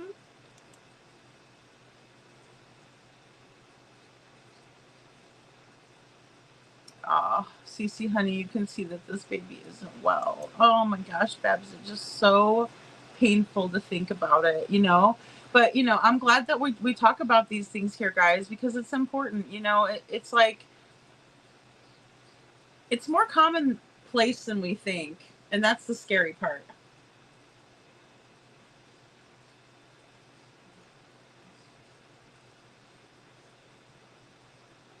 Hey, Milky Way girl, it actually... crazy what he did. Also, what can a 10-week-old do to cause that much anger? Honestly, they sleep most of the time. That is so true. Milky Way girl, I agree with you. It's like they're just so tiny and they're just so helpless. You know what I mean? Like, yeah, they need a diaper change, but like some of them's cries are just so small still at that time where it's like, you know, you have to turn the baby monitor up because they're just so, you know, such little cries. I don't know. I don't understand that. And then to do that to someone who looks like you or that you gave your namesake to, you know, oh man.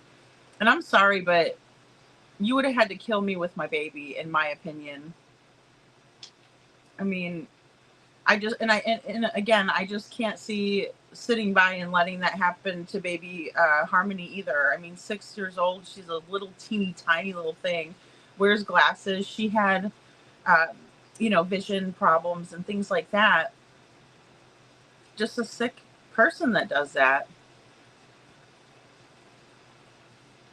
CC says FS took the Sox's money and vanished, in my opinion. Well, they didn't care, you know, they don't care. They're like, hey, harass some creators on X and call it good, you know, 15 grand well spent. We've spent more on Chris's exes, you know, getting people to slash their tires and whatnot, you know. No one owns a tie anymore. That's true. It's like t-shirt and sport coat, right? Good point, Joe. I'm listening, and I will, if I feel like saying something, I will say something. Okay, okay, Miss Ann, you do whatever you would like. We're glad to have you here. And I'm so sorry, honey. I saw your post earlier. I'm gonna take off tomorrow, and then we're gonna go Sunday because I'm gonna do double shows, you know, next week too. But I want to do some research on Jerrison's case. I'm gonna deep dive, but I'll give you a call, Miss Ann, sometime tomorrow because I know you're going through it.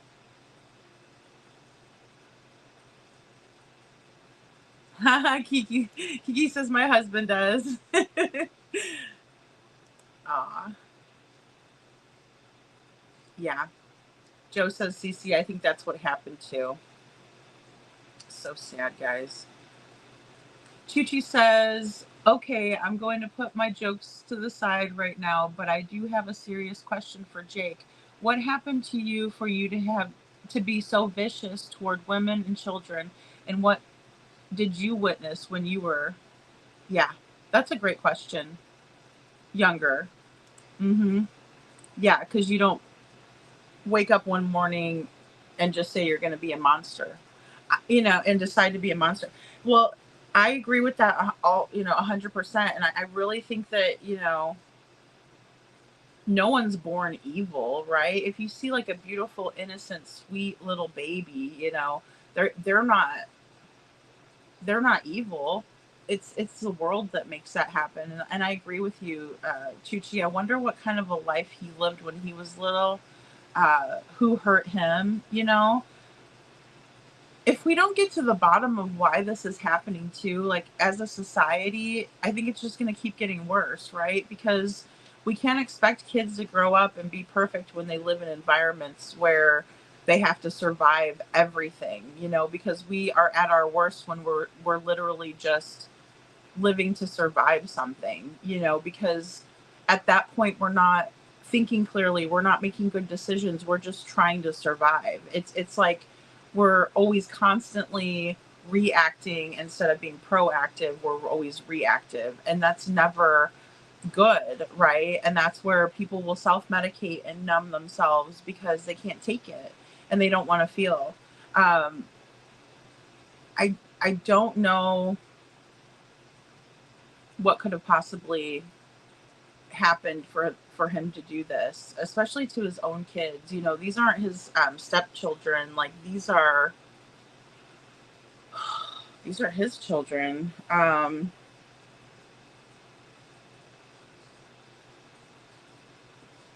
Did anyone see the image between Emmanuel's legs, the one with the light-colored onesies? It looks like the head of Jesus. It's around his knees. Maybe Lady Freedoms could bring that up. Okay, I think I have it, Town Chat. I wonder if it's how I did the cutout. Oh, see, this one's the close-up. But guys, this is the one I'm talking about. I'll look for it, Town Chat. I know I have it, but I did a cutout on that one that you're talking about. I know which one.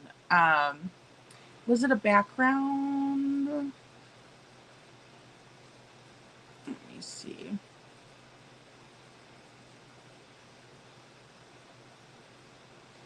I might have taken it out to get room for the rest, or for a new one, a new background. Yeah. But I mean, look at this beautiful little baby. Who wouldn't? I'll bring it in. I'll bring it Sunday, Town Chat, for sure. I'll make sure I write it down. But I mean, my goodness, just a full head of hair, as handsome as he can be, Golly. I just don't know how anybody couldn't just want to love on this baby and just treat him like the precious little angel that he is. I don't know. And, for me, I only have a daughter. And so I would just be thrilled to have a little boy. Like, he's so cute, right? He's adorable. And, like, speaking of ties, Joe, like, my favorite thing is when, like, Easter time and they have all the little, like, man suits out for the babies. Like, they're just so cute. Like, even walking past them, I'm like smiling, because I just think, oh, look at the little gentleman. Like, I don't know, he's just so cute. It's disgusting that they would do something to him. And look, his eyes don't look glazed over here. He's smiling. He's a happy little guy right there. And how could you not be proud to have a beautiful baby like this? I don't know. I would be showing everybody. I would be, oh, look at my handsome little son. Like, I don't know. I would just, oh my goodness. Or a little bow tie, the little bow ties. Oh my gosh. Mima says, FS is on this, OMG. We're never going to find that little one. Exactly. Yes, I agree. Well, and I think law enforcement, I really think from what they probably found and what all they pulled out of the house, I think they're probably going to have enough evidence. I'm scared that he may have ended up like in a dumpster. And guys, I don't like talking like this. I really don't, but this is reality of it. I heard, now I don't know how true it is, that there was like a handsaw that was allegedly trying to be purchased by Mr. Haro. And whether he got his hands on one or not, it looked like the type that he was maybe trying to like use to dismember or something like that. So that's what's been alleged. You know, he says, I know, right, Rabini, but they just came out about it and let me find the road.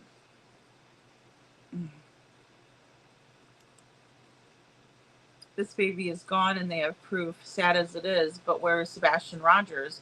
And why have either Katie nor Chris not been interrogated, investigated after 18 months? Very good question, Babs. Really great point. I mean, it's like, and he said nothing, like absolutely nothing about Sebastian. Not, hey, by the way, if you don't mind, there's another missing kid in Tennessee. I'm also a private investigator for him, and that's what he told all of us. I mean, what would it have hurt? I don't think this guy would have stopped him. I really don't. Little Miss Sharon says Sebastian was robbed of his life too. No thanks to Step Monster SF. Absolutely. Little Miss Sharon so well said. You know, Sebastian had a whole life that he wanted to, or that he was wanting to live, right? He wanted to be involved in the FFA and programs for school. They had all the animals. I mean, just fantastic goals that Sebastian had. He loved playing chess. He loved playing Magic and Dungeons and Dragons. I mean, and then this waste of space wants to come up there, and I don't even know if it's betray Sebastian, but I guess it would be, because he said he works for Sebastian. So why are you betraying your client? Don't you have a fiduciary duty to your client? I wonder what his licensing, like when you look at his licensing, if there's any type of fiduciary duties that are attached. But then again, you know, I'm sure Katie and Chris signed off on the contract, so I'm sure there's a big loophole there.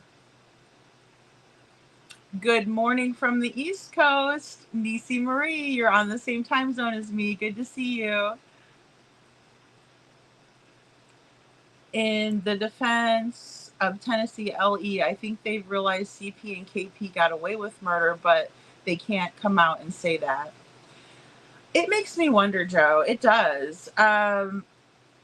It does make me wonder. It's just odd that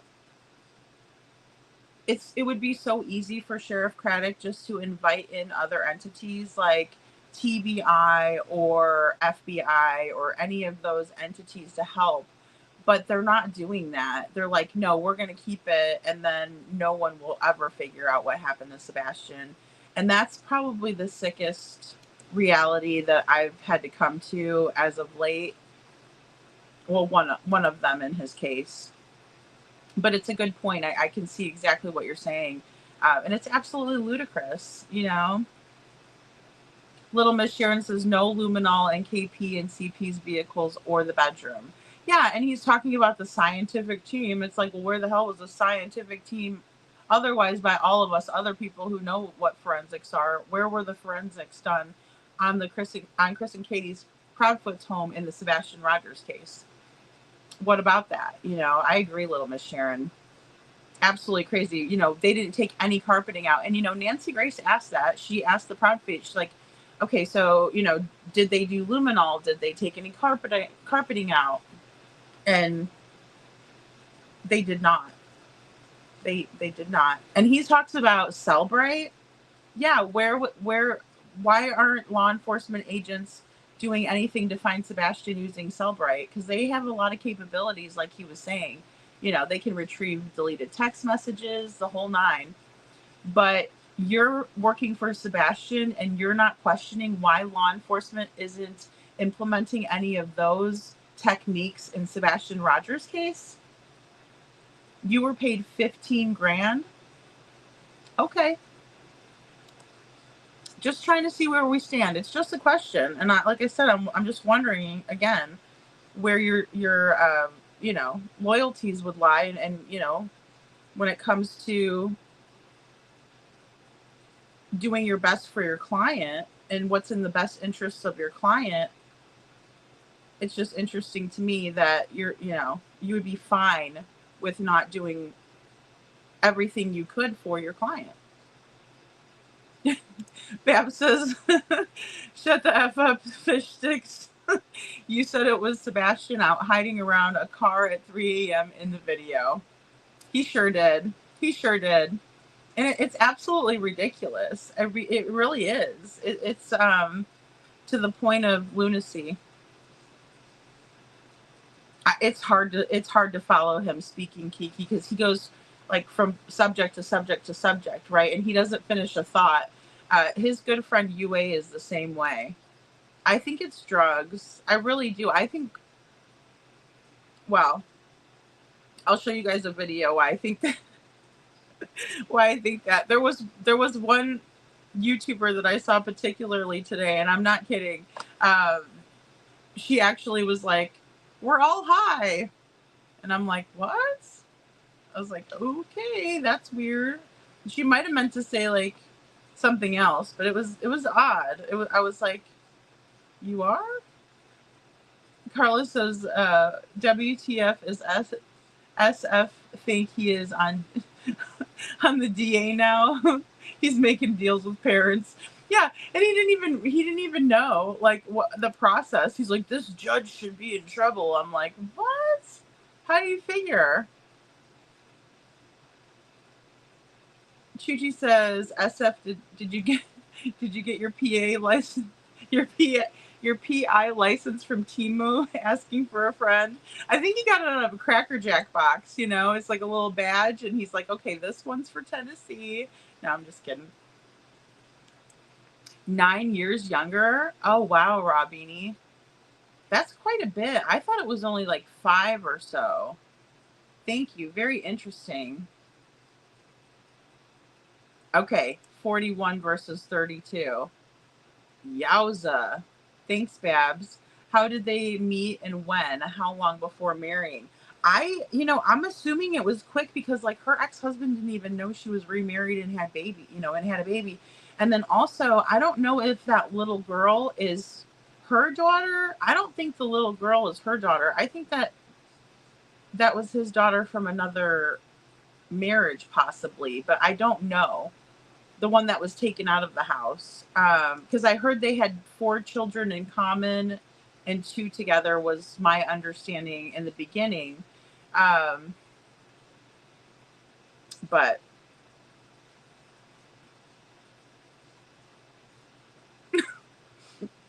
Kiki, no kidding. She says, imagine SF going there looking for the most popular shows to give a statement. Yeah, and then he neglects to even say anything about Sebastian. My lord.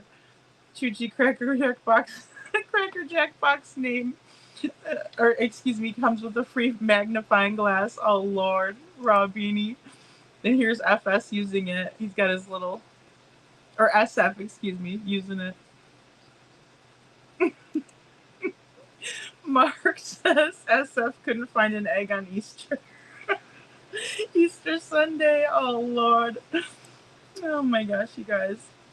MIDI SF is a SAR specialist locating missing children, not a police officer or police investigation. Go fly your drone, SF. Go play in the mountains, SF. No, I'm just kidding. That's funny though. Yeah, absolutely. And then he was like heavily speculating for someone who has the clients he has. That speculation was a little. It was projection, in my opinion. Faye says, I believe the ex was an abuser too. Unfortunately, we are our motive of behavior. Yeah, I agree. I agree with that. And these exes too were like obviously bad alcoholics to where they didn't stop drinking when they were pregnant. They like kept on drinking the whole time. Fetal alcohol syndrome, and luckily Carlos is okay, but that doesn't mean that he doesn't suffer the effects. Just because you can't see the effects of something like that doesn't mean that they don't remain. There could be times where, you know, he may have higher anxiety. Also, he's, to my knowledge, in a very good environment with family members who are willing to take the kids in. So thank God for that. Hey, Fine Summer's Truth. Douse fish sticks in tartar sauce. Yes.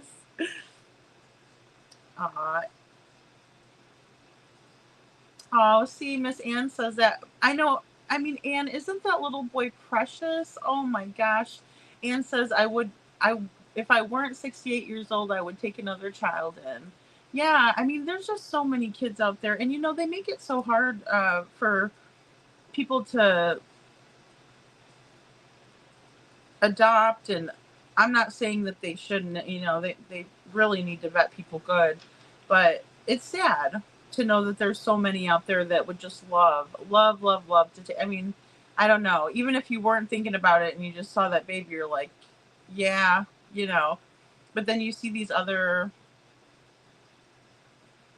I mean, just looking at the other pictures of him, that man really jacked that kid up in a horrible way, in my opinion.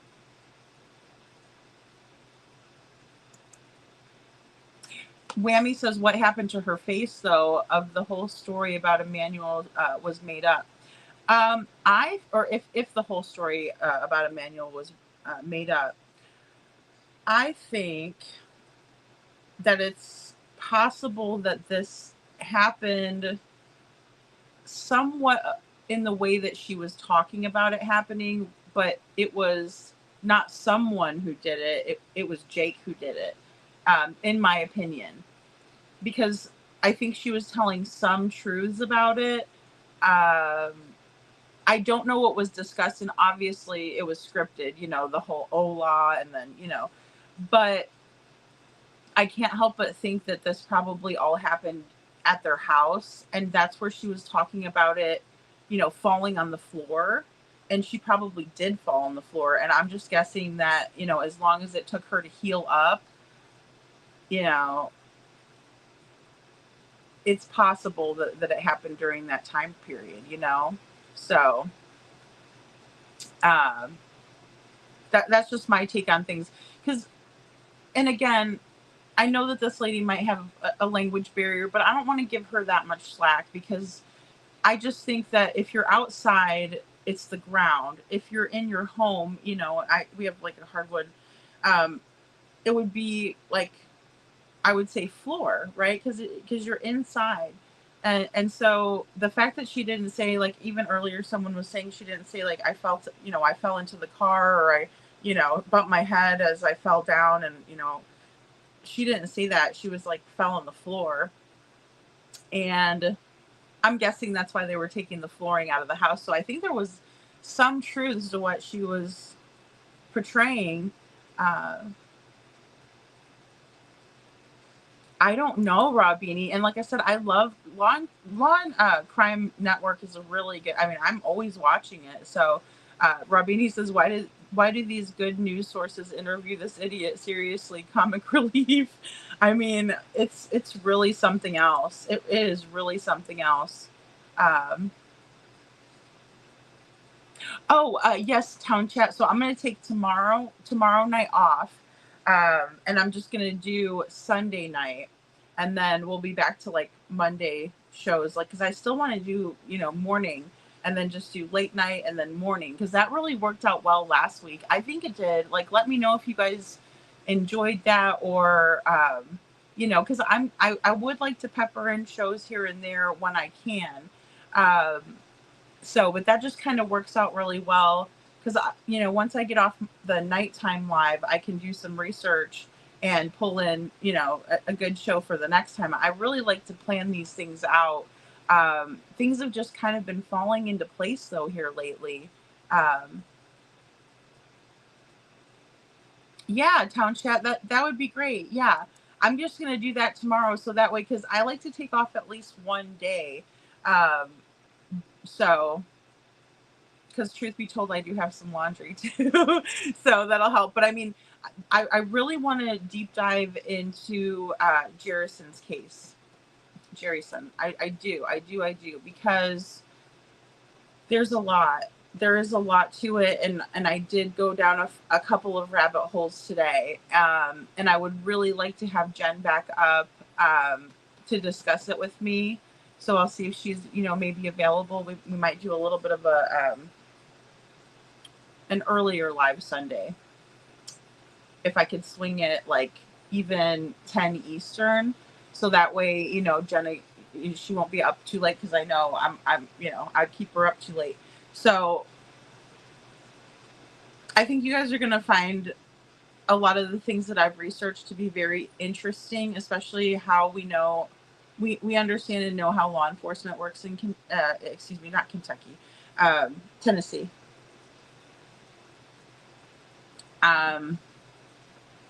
Some very interesting things that were going on. So.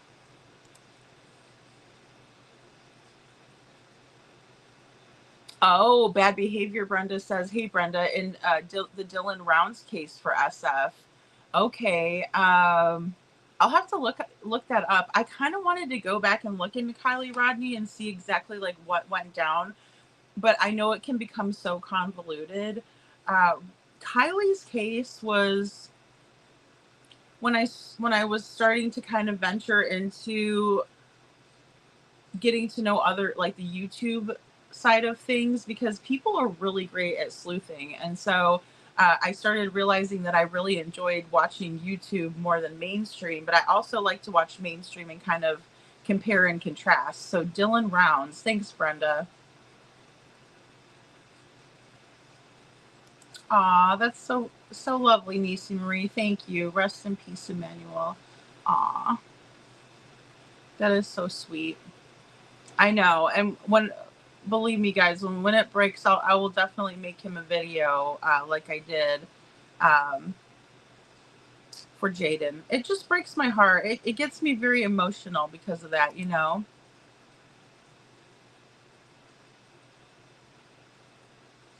The Dragonosaurus Moonshine Special Blend.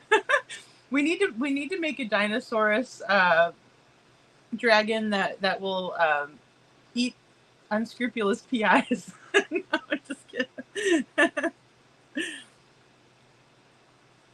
Oh, Brenda, I know. I mean, just such a beautiful little baby. Oh, man.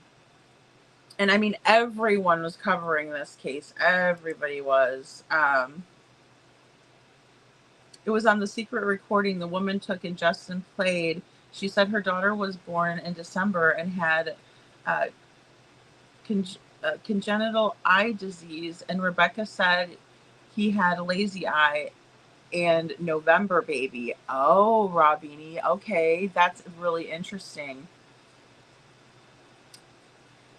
I'll say, guys, I've seen people, and I know a lot of you have too, like with the lazy eye, and it that's just not how it presents, in my opinion. And again, without being a doctor, I think it was either shaken baby syndrome, or I think, you could see in one of the photos where it looked like he had like a dent on the top of his head. So the 2-year-old was trying to get out of Jake's arms when he was doing the interview. She looked scared as well. She was uncomfortable, allegedly. Red flags. I agree, Nisi Marie, absolutely. And then he was like kind of rough when he picked her up, and I get it. I mean, you put the baby on your hip and you kind of have to reposition. I mean, all of us mamas know that. No, I don't. I think the baby was definitely uncomfortable. Absolutely. Oh, August 3rd was the nephew Charlie's funeral, is all I know. Okay, so yeah, August 3rd to September. Yeah, I mean, that would have been about 2.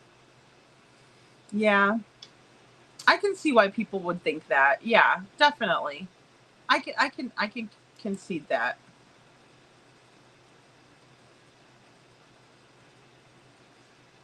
Oh, maybe meningitis, Mimima. Yeah, yeah. He just looks so healthy in this one. This one right here. Oh my lord. I mean, just oh my gosh. It's enough to just make you ill. Aw, he looks so sad for that little baby. Hey, Auntie Mo, thanks for being here.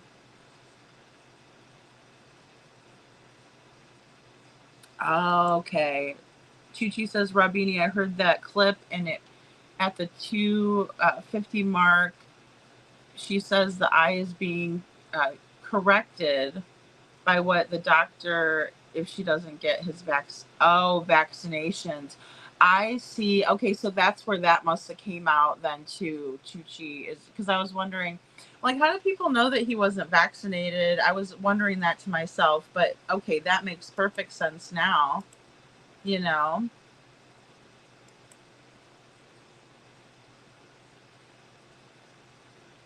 Ann Reynolds says, I love peppermint schnapps. Based on what I saw at the staged photo, I believe a kind of asphyxiation happened, in my opinion, allegedly.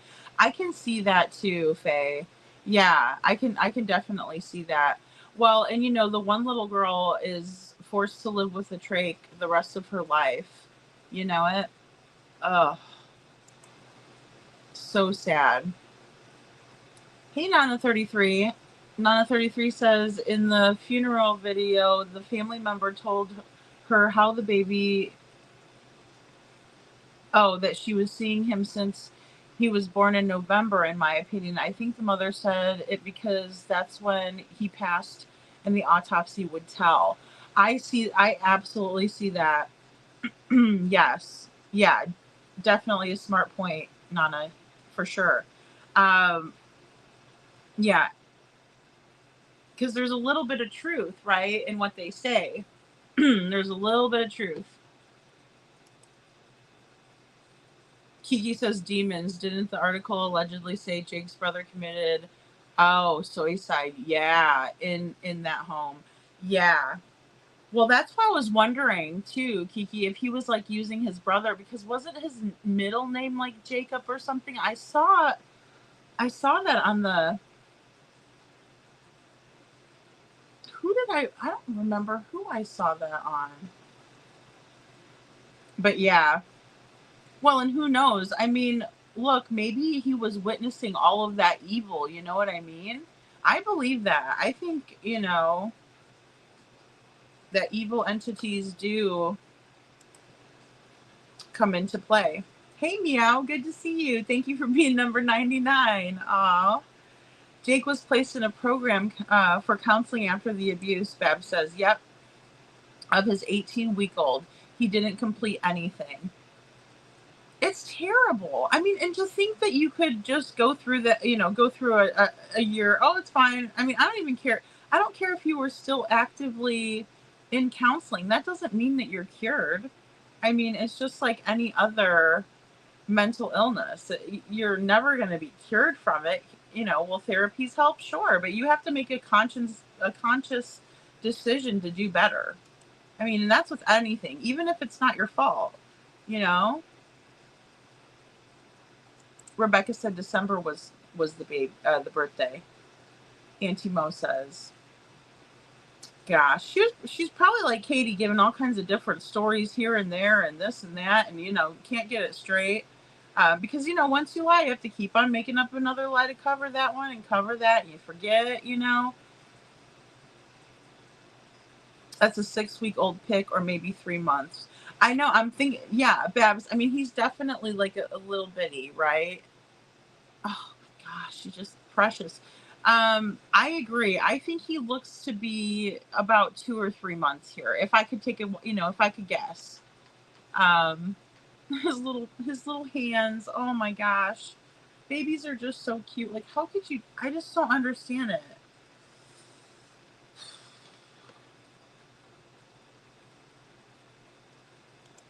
Faye, spot on. If a childhood therapy don't get healed by therapy, it can create many things, in my opinion. Absolutely. I mean, you know, It does. It damages your psyche. I mean, you really have to work hard to pull out a trauma. It's not easy at all. I agree. Carla, yeah, counseling question mark. No way would that ever correct or change a man that beats a 10-week-old baby. I couldn't agree more. I mean, you know, it's just, to me, it's off the table.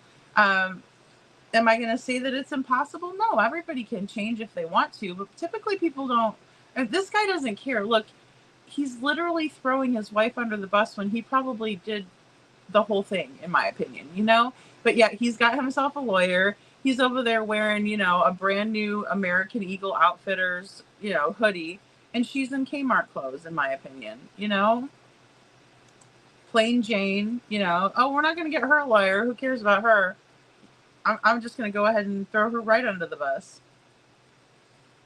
And even though he did all this, he knows he's a horrible liar. And so he didn't come up with a very good story, in my opinion, either. Hey, Scranton said, I did not see one picture of that baby smiling. I know, Scranton, that's a good point.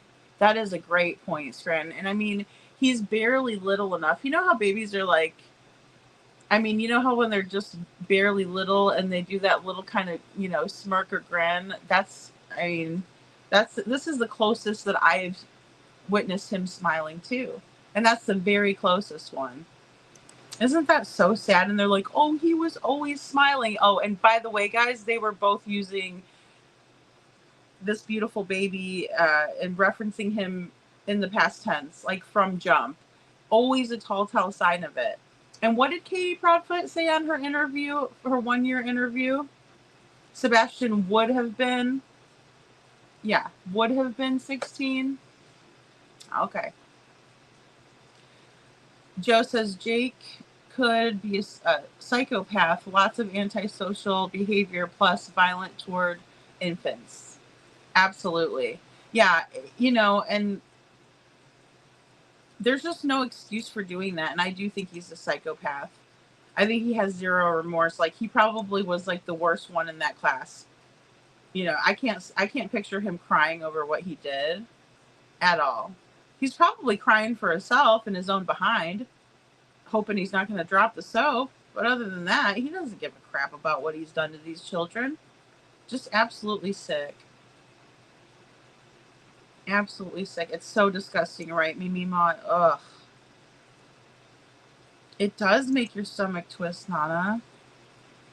Meow said, did you hear what he did to the 10-week-old child? Yes, Meow, I did. I mean, like we were saying earlier, the baby wasn't eating. Like, so if you guys didn't know, what happened allegedly is that the mother was nursing the baby, or trying to. The baby wasn't nursing, and so they were Googling things like how to feed a baby who has broken ribs, right? Because just think about when you're nursing a baby, typically you're either holding them like this, or they have these amazing things called a boppy, and you put it right here, and then they're like lying on the boppy. But when they're lying on either side, they're right on their ribs. And so this baby on the one side had one rib that was fractured, but on the other side she had 6 ribs that were in different stages of healing or fractured but healing. So this baby was taking a beating even before 10 weeks old. That's just when they brought him to the hospital.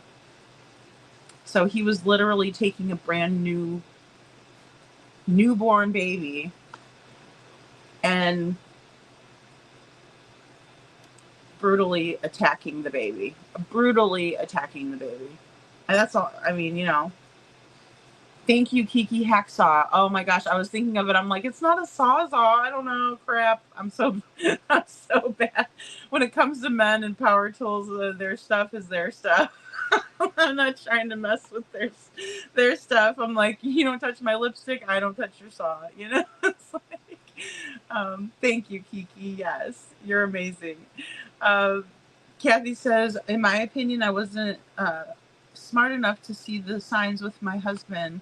Oh, Kathy. He grew up in a DV home. Very common for a father to beat a mother on the regular. always looks back always look back to the parents. Most of the time there's signs there.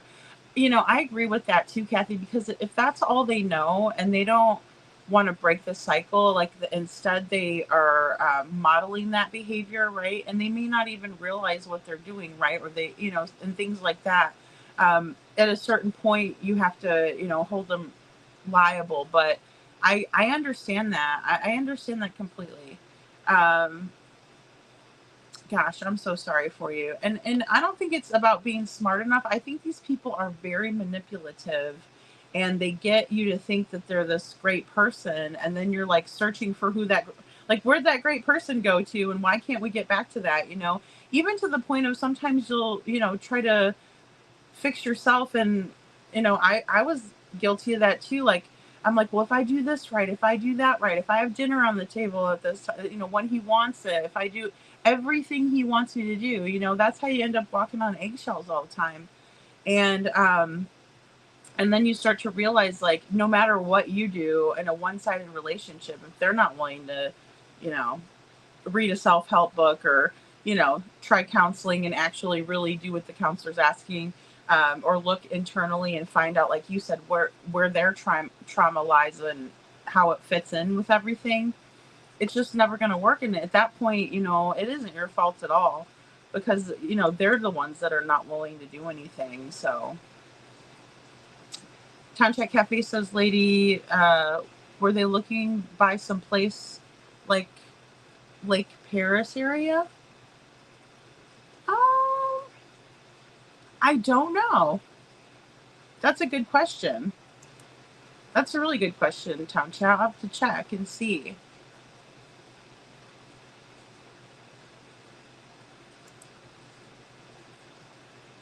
Lady Freedom, Josh's favorite aunt, he won't let a little bit over a month old, and she was feeding him ice cream with a pacifier on it, and he loved it. I bet, Miss Ann. See, those are the little things that you're just like, I don't know why people, because babies are just so cute.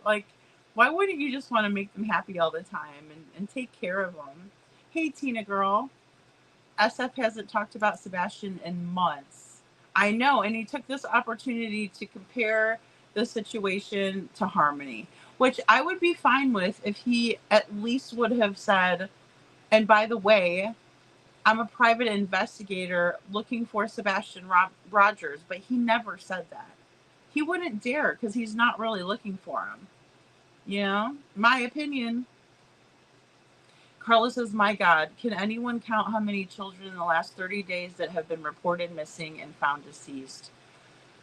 It's all the time. Someone was saying yesterday how it's like they get 6 missing child's posters new, coming through their Facebook feed or, social media and that sort of thing. It is. It's really, really sad. It's absolutely sad. Give me 1 second, guys. I wanted to pull this in from Hindsight. This is going to be full credit to Hindsight, but also this is Pascal, guys. Pascal said something so powerful today, and I just want to. You know what really aggravates me? Set this up because we're going to listen to this now. I wish this was the same revelation and same bombshells that as no, I don't want to do the YouTube premium. I'll deal with this. Okay. You know what really aggravates me? Pascal was on Sebastian's case in the very, very beginning, right? And that's actually who I was following at that time. Is Pascal. Okay, there we go. I finally got it. Sorry, guys. Trial and error. And actually, let me just take this off for a second while I catch up in chat. Hey, Captain Jules, how are ya? Let's see this one, and then I'll say, okay, we'll just have to leave it up there like that for now, because I don't want to mess it up. But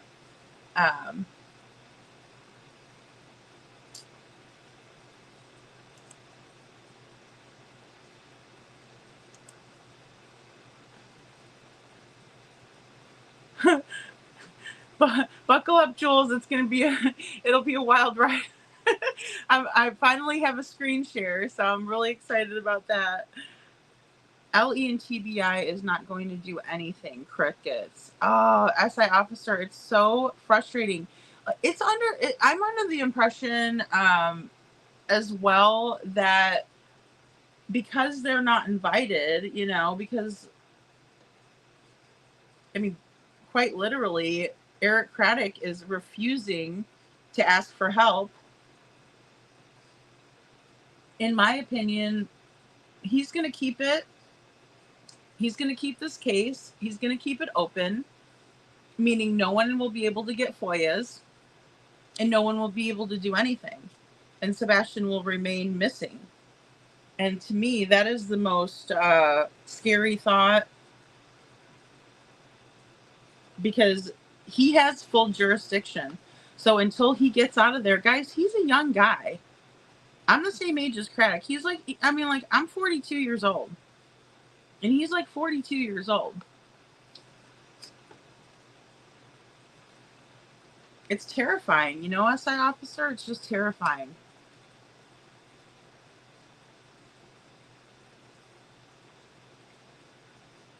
Oh, I can send it to you, Kiki.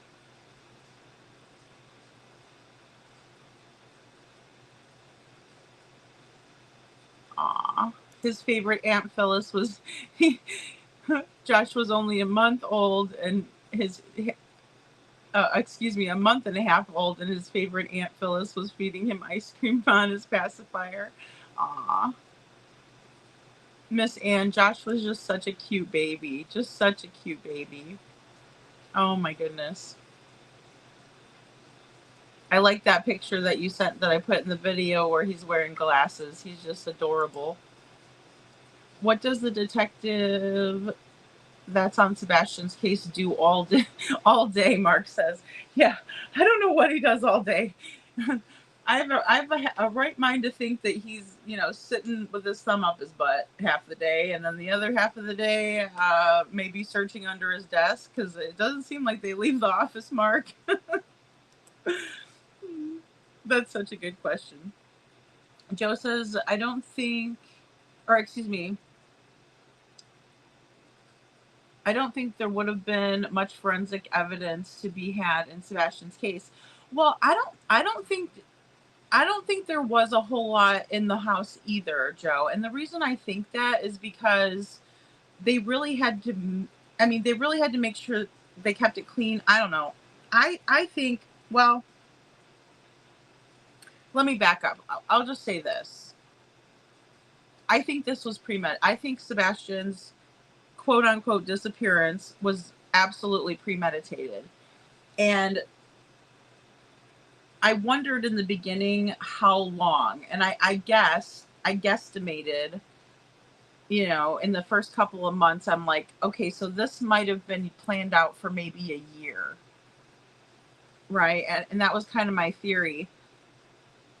Now I think it might have been a little bit less than that. But we did find out about all the CPS reports and everything too. So, when they moved into this new house on Stafford Court, I believe that that's where a lot of their issues started snowballing, and then Sebastian preferred the White House from what they said. And I think it just kind of spiraled out of control. I really do think it was premeditated. Now you know why SF has never found a missing person, Carla.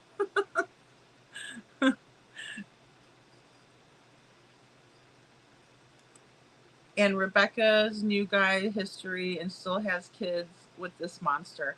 I know, Scranton. It's bananas. I don't see how you could find. Well, first of all, I don't think Jake Haro is a good-looking guy. I'm sorry. That's just my preference. I don't find him attractive, even, not knowing anything about the situation, right? It wasn't like when I saw him, oh, he's a nice looking guy. You know, he looks like a nice looking dad. No, I think he looks like a jerk. But, you know, other than that, I mean, he's a bit of a womanizer. From what I've heard, he was at Walmart and he had lots of girlfriends there, even when he was still, you know, even when he's married to this one. You know, and some guys are just that way. Some girls are just that way, but a lot of guys are, you know, will have girlfriends at work and then they have their wife at home and they're over there keeping the wife under their thumb, you know, and going to work and living a carefree double life kind of thing. And then she's barefoot and pregnant. Bean Baby 27 says, whose funeral was it that they attended and whose side of the family was it? Because if my man gave me a black eye, I'd cover it with sunglasses to attend a funeral. But obviously he didn't hit her, his family did. Well, that's a good point. I'll say the funeral was supposedly at the beginning of August 3rd, I believe, if I can recall correctly.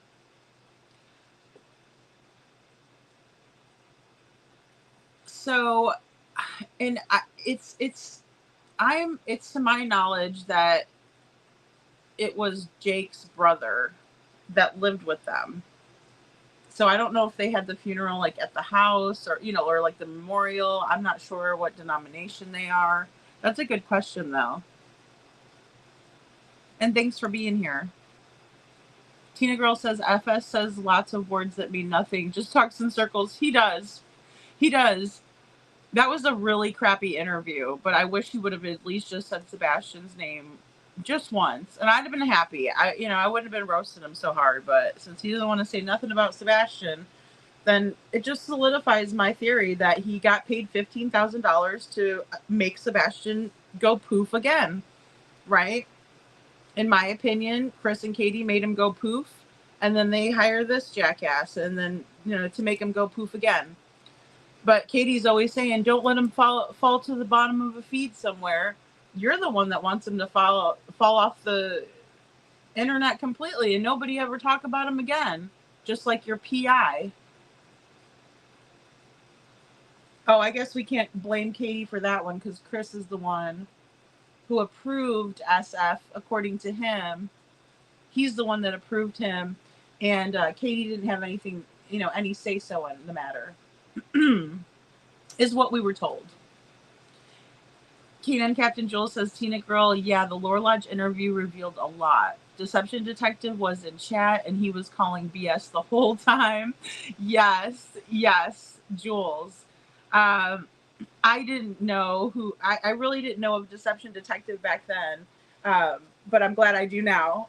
Because yes, he does. He calls it like he sees it.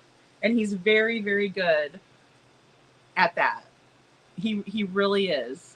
And he has all the, you know, supporting evidence to why he feels that way, right? Or why he thinks that way, more so.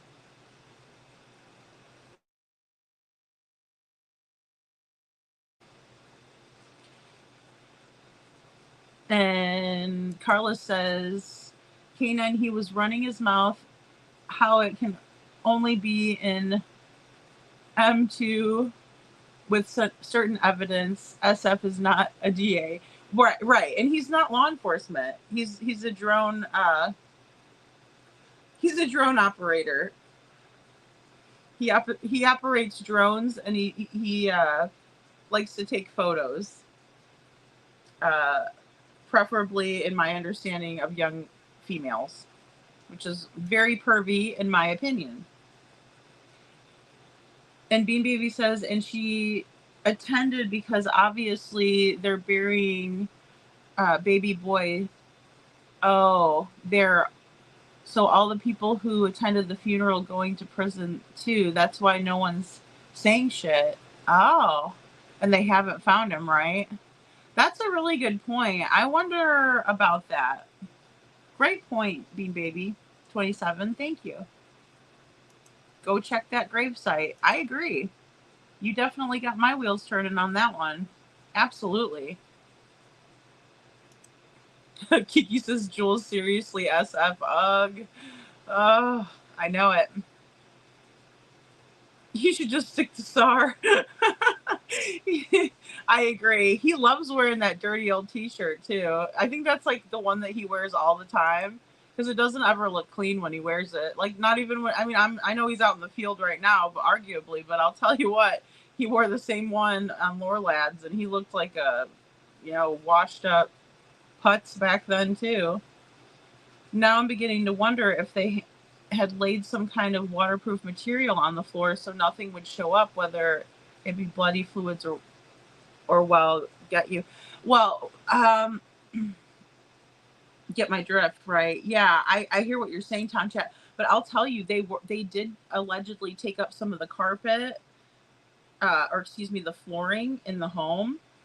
And maybe they were looking underneath to see if maybe the baby was underneath of there too. And they were digging spots up. So it's hard to say, it really is, but I catch your drift. I'm sure they tried. It's so hard, especially with the modus operandi of our perpetrator, Jake over here. Guys, I do not want to be gruesome. I mean, this little baby has been on my heart, and I know he's been on all of yours too. But when we think about the way that he likes to do things, and if he was beating this child, the blood spatter would be everywhere, right? And then especially if he did in fact dismember, then that's going to be even harder to. I'm not saying it's impossible. And I mean, it's a teeny tiny little 7-month-old, but yeah. CC says, it seems like SF has all of these big true crime people snowed. How did that even happen? Cece, I love that you said that. This is a perfect segue into this, and I'm going to go ahead and play this right now because Pascal is on target, in my opinion. And this is full credit to Hindsight, our friend Hindsight. We love you. We love Mom Marissa and BMW Coupe.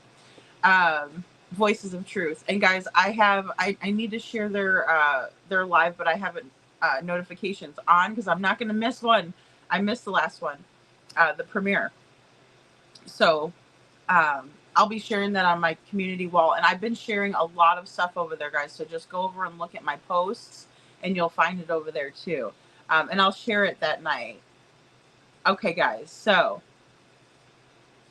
without further ado, our man Pascal excerpt is from today, from yesterday, 8/22/25, Sebastian Rogers. You know what really aggravates me is that I wish this was the same revelation and same bombshells as Sebastian Rogers. Now, if you don't know about that case, I definitely recommend you guys go check it out. That whole case got pretty wild. Still wild. But I really wish that this had the same results and how quickly this was kind of like how quickly they came to the solving of this case, and they're still solving it. But these two right here are getting arrested. That is a massive move. They're now saying we aren't playing. The police are not playing. But what really breaks my heart is that you have a situation out in Tennessee where a boy, at the time 15 years old, high-functioning autism, just allegedly gets up and walks out his front door in the middle of the night, barefoot. Those Proudfoots are still breathing in this freedom air. And I know there's already people, I know how polarizing that case got. But I'm telling you right now, the last people to see that kid was who? His own mama. and nothing's changed. Now, there's been a lot of developments on that case as far as like what happened to the house, and I guess they sold the house, they moved, all that stuff. It is what it is, right? Because it's So, guys, I know this has been alleged several times, right? That they sold the house and all this stuff, right? So, I'm curious to know what you all think, and I'm going to kind of get a little bit more up to date in the chat. But is this true? Because I think Pascal is a good source, and I think that it's quite possible that they may have moved. But I want to see what you all have to think about it and say, because I know it's been alleged several times. So, and I'm not 100% sure on it. So, really quick, Churchy says, Jake, say hola. I agree. In her story, there are bits of truth. That's great. Okay, here we go, guys. we've been so far off that case for so long. But then what's wild is that law enforcement in that town still really wasn't. This is the one where I'm like, law enforcement was acting funny. They were moving around funny. That's what I truly think. They were moving around funny. Or they just didn't have enough experts out there to really hone in on who actually did that. I think they're playing, and I think they need to stop playing. Eric Craddock, why are you still playing? 18 months later, stop playing. That's what I truly believe. That the Proudfoots or whoever, whatever evil entity that did this, was able to bamboozle the police so well that that's why these people are still out there free. Now, I already feel, I'm still looking at the Proudfoots like a mug. Okay, the energy, how they were treating people online, how they were acting about everything. Okay, their energy in general. We already know that, there's a history of violence in that household as well. All right. The only thing that changed, okay? The only thing that changed, or the only difference between these two and that one, is that there's no random person coming up and saying hola. Real talk. I think that's very strange, guys. I really do, just like Pascal is saying. But I also think that the tone in which she said it, right, was very much a red flag to law enforcement. No emotion. So many things factor in. And yes, hola is weird, right? Because why would you allow for someone to hear you say that, especially a mother? Because that would be what I'd hear over and over and over again. So I'd be searching for that voice everywhere, and so that's leaving a piece of evidence behind, a major piece of evidence. Because if we remember, like, the old police lineups, they'd get 5 people that they, thought had something to do with it or whatever, and they'd make them say whatever line it was that they said, right? So if somebody was robbed and they said, put your hands up or whatever, they would have each prospective perpetrator make that statement in order for the witness to hear them say it, and then they can say, oh yeah, that was the voice. Because in that traumatic situation, you're going to remember that, in my opinion, in most cases. So just wanted to put that out there.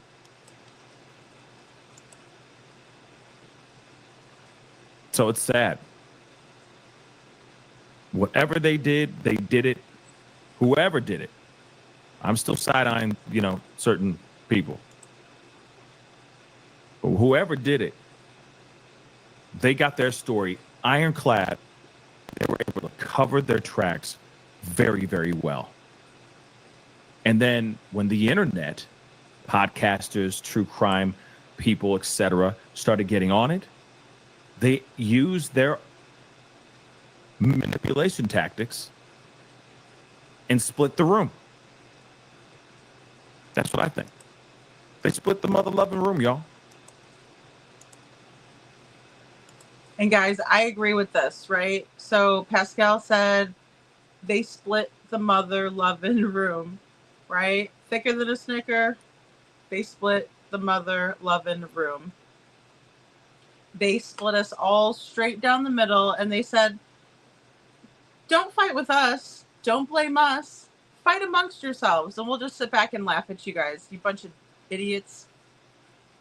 I mean, that's what they did. So, I'm right there with you, Pascal. This is the Pascal that I love. Which causes even more confusion and spikes up more questions. And then next thing you know, everyone starts to eat at each other. It becomes like cannibalism in a way, right? That's the only difference. The only difference between Sebastian Rogers and this case is that there's no random man walking up and saying hola.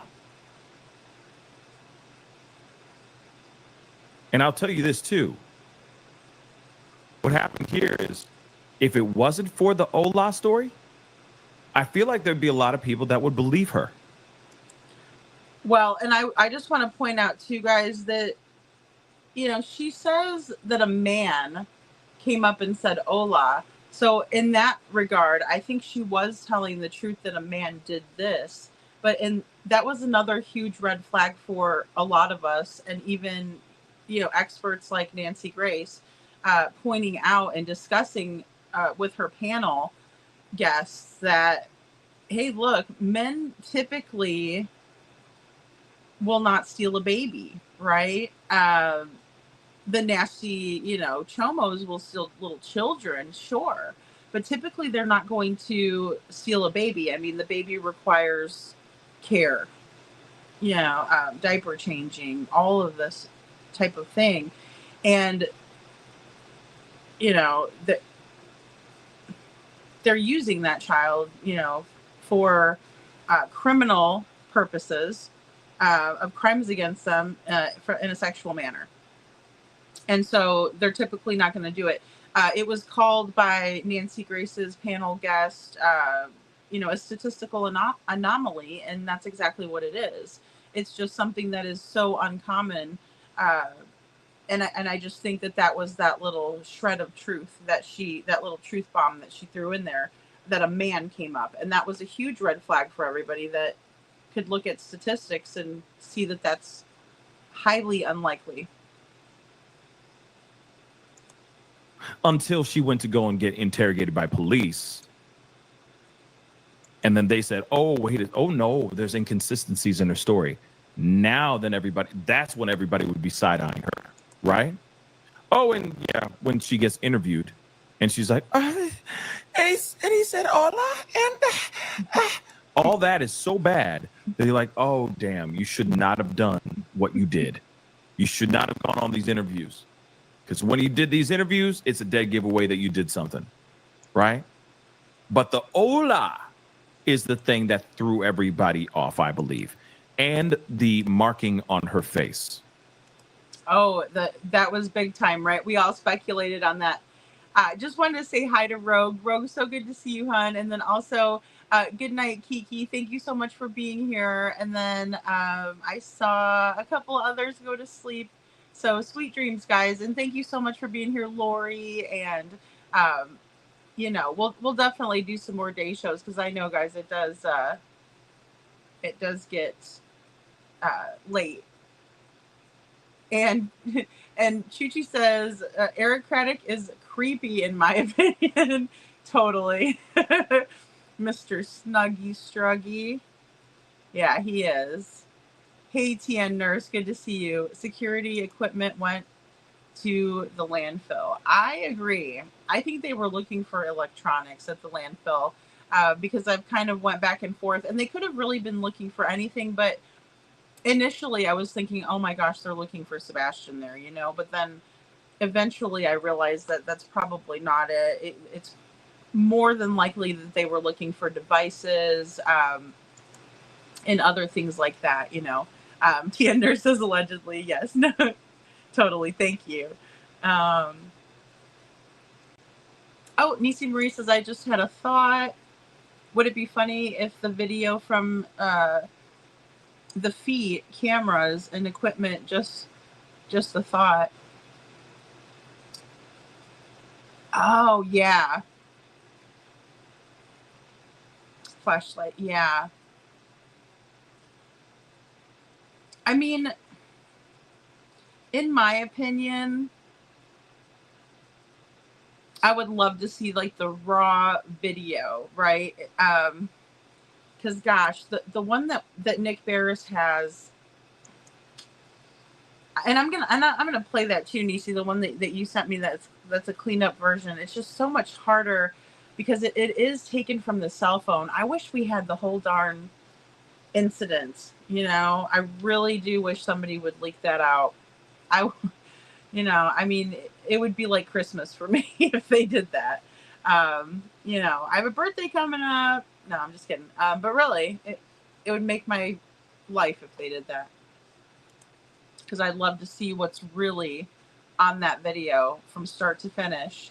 I think it's very damning evidence against the feet. So, thank you, Nisi. Those two things, two major elements. Big deal. Totally threw both their whole narrative off. That's what I truly think. Oh yeah, and then lawyering up, refusing to do a lie detector test, all those things, all of them. Not willing to get out here and try to find their son. All those things are bad. But here's the thing, though. Look at the Proudfoots. Look at the Proudfoots, and look at what their pattern was. They did the same doggone thing. They weren't out there looking for their kid. Okay? They put up some flyers, sure, but they weren't going out, right? They weren't going out there. There's like been a few times that they made appearances like they're freaking celebrities, but they didn't do anything. You had Seth out there every day looking for their son. It's a huge difference. Yep, Seth was definitely out there. I was following very closely what Seth was doing out there. Absolutely. He was updating Pascal as well, calling into the show. Absolutely. Kathy Bartholomew, have a great night, honey. Thank you so much for being here. And I really appreciate what you said earlier. And I'm so glad that you found somebody so wonderful because you deserve it. And Diane Hyland, good to see you. I'm so glad to see you as well.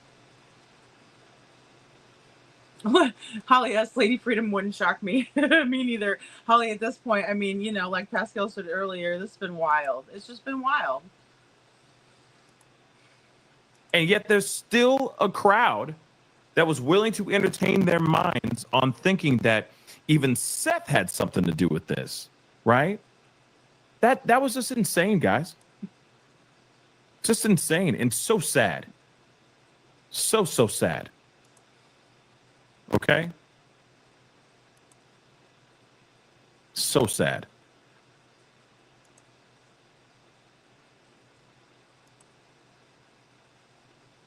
Diane, that's the best. She says, I did write in Barney 5 for Sumner County. That is fantastic. Okay, guys, let me go ahead and do this. I don't want to make myself, I want to make myself littler. Okay, there we go. Way better. Just so you could see the whole gist of this.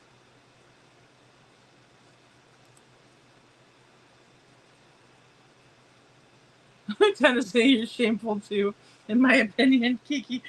Oh gosh, and some of this research I did today, guys, it was rough. It was rough stuff. Diane Highland says, I knew as soon as she said hola, it was complete BS. Okay. Diane said, yep, that was the hola for me too. Like Pascal said, just like Susan Smith blaming, yes, a black man now down to LA burbs, there's a lot of Spanish speaking folk, but the stories stank like poo poo. Yes. Oh my gosh. And remember Sherry Papini?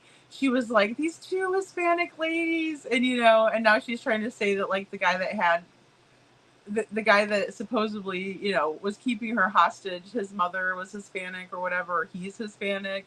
And so there was, he was describing the perpetrator's mother and sister, and I'm like, oh yeah, try to save that. But the problem with Sherry Papini is that she actually wrote like a whole paper on how she enjoyed being a white supremacist, and so I was like, awesome, but nice try. And we see that a lot too, and it's like, and you just feel bad because you're like, I'm sure these people got rounded up at some point, like these poor Hispanic ladies just walking down the street together. That you look like the description of the two that took this poor little Sherry Papini. Oh, so good, right, Kiki? So good, and such a good find by hindsight. Like I was like, this is perfect. And I'm like, oh, go look at my post and watch what SF did tonight. I wrote her in the chat, or I mean in her comments, because I was like, oh my, totally Kiki, like really well said.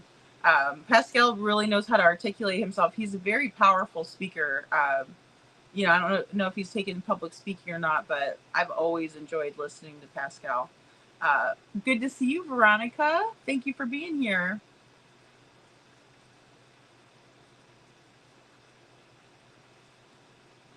Aw, good night, everyone. Going to bed, yes. Veronica says the weird thing is no white clothes, protective covering while digging through the trash. Yeah, that's a good point. That is a really good point. Yeah, because usually they wear like the hazmat suits and stuff, right? Yeah, they do. Should have checked mommy's landfill, in my opinion. And I agree with what was being said earlier. I'm wondering about that funeral too, and how the baby was buried. One thing to consider too is the desert area around there. I mean, if they were to oh gosh, heaven forbid, dump poor little Emmanuel out there, he could succumb to the elements very fast. And especially with him being so small, the animals could have got to him. Oh, it's just horrific. I just don't understand how you wouldn't want to protect such a beautiful little baby. Oh, that's very true, Kiki. There were fires to Sebastian's case. Think about that. Yes. Fires at that landfill. Yes, there sure was. You're very right. You're very right. I'm still, wondering about these campers, and Tennessee Nurse Knows, Hey, Lucy Day, good to see you. Thank you for hitting the like button. Veronica says, girl, me too. And yes, it definitely, along with that guy that lives behind their house, we know it was working. Amen for Seth. Oh, definitely. I mean, that's what made me so sad in Summer's case when I was reviewing her case. I'm like, she doesn't have a Seth that's out there looking for her. And, it's just so sad. Diane says, I like this guy. He did some great coverage and interviews with Seth, but I stopped listening to him after he stopped covering Sebastian's case. That's what I'm here for. Yeah, Diane, I'm the same way. Regrettably, I'll tell you, I followed Pascal with a couple of different cases, Riley Strain being one, and that's how I was still kind of, over into listening about Sebastian, because I remember people talking about Sebastian in the chat, and I'm like, Sebastian, okay, and then I go over, I'm like, oh, Sebastian Rogers, okay, and I'm like, boy, he's a cutie, and so, but that's how I heard about Sebastian's case, was from Pascal. But then I did drop off too, and I started, And I'd rather listen to Pascal than any of the haters any day, but I just kind of dropped off because the coverage was going, to the hate channels. What he said, though, and I mean, not on Seth's side, in my opinion, but what he said about the divide, and about kind of, it's kind of like, they started a lot of turmoil, and they did that on purpose in order to make us fight amongst ourselves and take the heat off of them, and they succeeded. They really did a good job of succeeding. Did anybody hear? Oh, Joel says, yeah, just like Scott Peterson blaming the burglary across the street for Lacey vanishing. Yep, or Casey blaming Zanny the nanny. Oh, absolutely. Did you hear the reference that this Yahoo over here, Haro's attorney, and only Jake's attorney, he referenced Casey Anthony, and I almost fell out of my chair. I'm like, really? I was like, that's a bad analogy, buddy. We all know Jose Baez got her off. So obviously he thinks his client's guilty. I think that was a slip, in my opinion. But he told that to Ashley Banfield. I'm like, okay. Diane says, I like Pascal. Good to know he's talking about Sebastian again. I know. And so well put, right? I was like, oh, this is great. This is fantastic, Oh, Rob Beanie, he's such a great singer. And very, very nice to look at, too. And he's got a good voice, like easy on the ears to listen to. Yeah, I do like Pascal. I do. Veronica, yes, exactly. Pascal is fine. Oh, I mean, good person. Wink, wink. Yeah, no, he is. And like I said, he's got a good voice.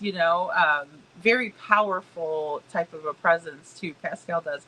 And like seeing him standing up at the vigil, he's a big guy.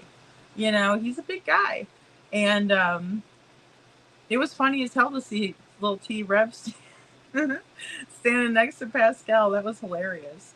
I wouldn't be surprised to learn those nasty, abusive parents of Emmanuel are involved with the cartels. I wouldn't put it past them either, because like he obviously like worked at Walmart, and he was a stalker, and they don't make very good money. I mean, they make decent, but it's like really just change. It's not like they're making enough to support a lifestyle. But like, again, you could tell that he spends all his money on like his clothes, and I mean, look at the plain Jane that she's stuck with. And then of course he probably doesn't let her work. He probably makes her stay home, and doesn't let her have anything. It's amazing how some of these jerks operate. Diane says, I was new to true crime before moving to Hendersonville, Mayberry, and then Sebastian disappeared soon after. Oh gosh, Diane, that had to have been like really scary, just to move to a new area. My goodness. Yeah, and I'm so glad that you're here for Sebastian. I mean, we need people to focus on him, just especially because, because of these fools. We want them to be over here, in the arrested realm of things, not laughing and, with their money. Mark Klein says, does SF look a little like Chad the potato? Chad the potato head? Or am I just tired? No, I think he does. And, I don't know. I got really lucky just snapping that picture, but he really does. He is kind of Daybell-esque, right? Bring in the storm. Wow. Good call. Rob Beanie says, I've always been interested in true crime. I went to college for Bachelor's of Science in Criminal Justice. Very cool, Rob Beanie. No wonder. Man, I mean, I've always been interested in true crime too, just always. Like any of the shows that came out really interested me, or caught my interest. Also, a lot of like the what do they call it? like the stories that would come out, like the made for TV movies. Like I remember watching Adam Walsh's story. I remember watching, you know, Stevie Stainer's story. I remember watching the Menendez brothers, right? And you know, there was breaking news last night. I forgot to mention that Eric, he was denied parole. So I wonder what's going to happen with Lyle. But I'm here to tell you, after, you know, and this might not be a very popular opinion, but after I saw the way Gypsy Rose went like buck wild, I'm like, I don't think anybody needs to be getting out anytime soon that murdered the parents, you know? Because, boy. Yes, Carla.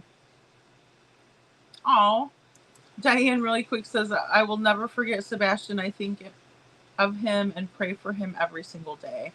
Thank you, Diane. Oh, that is, I think there's so many people out there that feel the same exact way.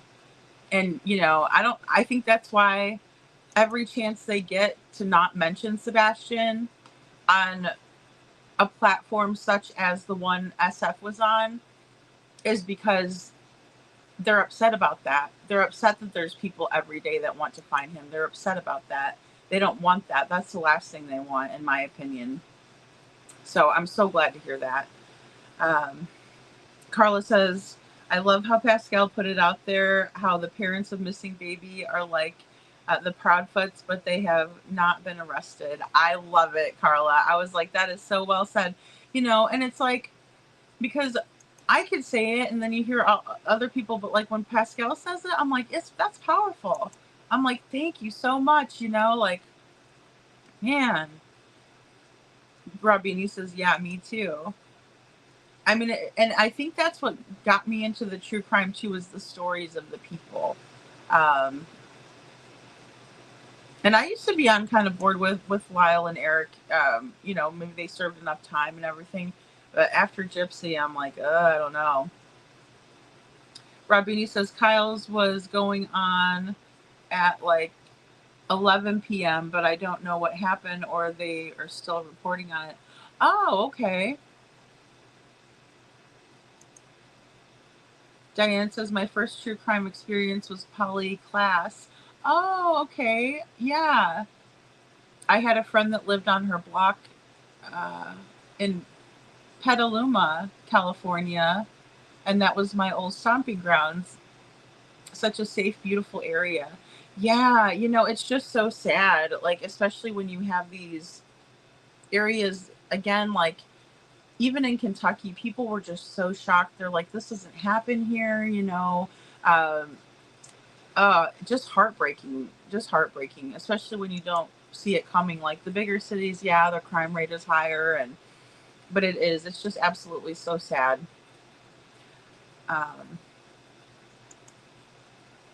Veronica says yes, and I think that the reason he did stop Pascal was because of all of the drama, the divide. But as soon as anyone does what these people did, it's automatically brings Sebastian's attention right back up. Yes, I agree. And, you know, when you consider the source, and that's why I've always kind of said that, because the Proud Feet wanted to go to people that would absolutely have no problem doing the wrong thing, right? That's kind of their modus operandi, right? That's what they do all the time. And so, you know, I would always say that, consider the source, and especially when people are talking really, really dirty and telling us all about their, I guess we'll call it love life. I don't know. It's repulsive, in my opinion.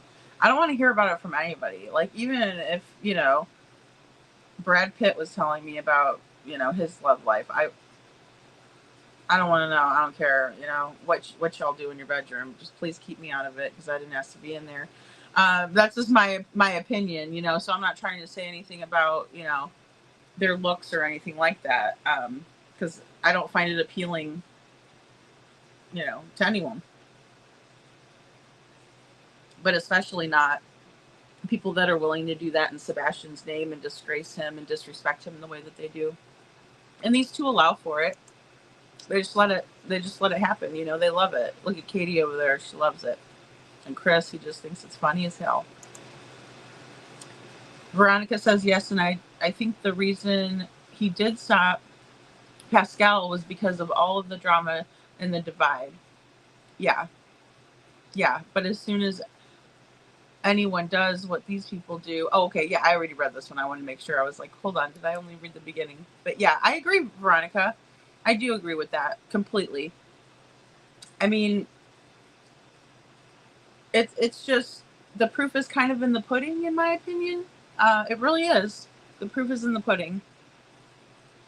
I do too, Robini. Yep, I'll type in Sebastian's name and see if anything pops in that's new. You know, that isn't terrible. Did you guys hear about Eaton Pats is another story. A really sad case. Yes. Canine Jules. Very, very much so. Did you guys hear about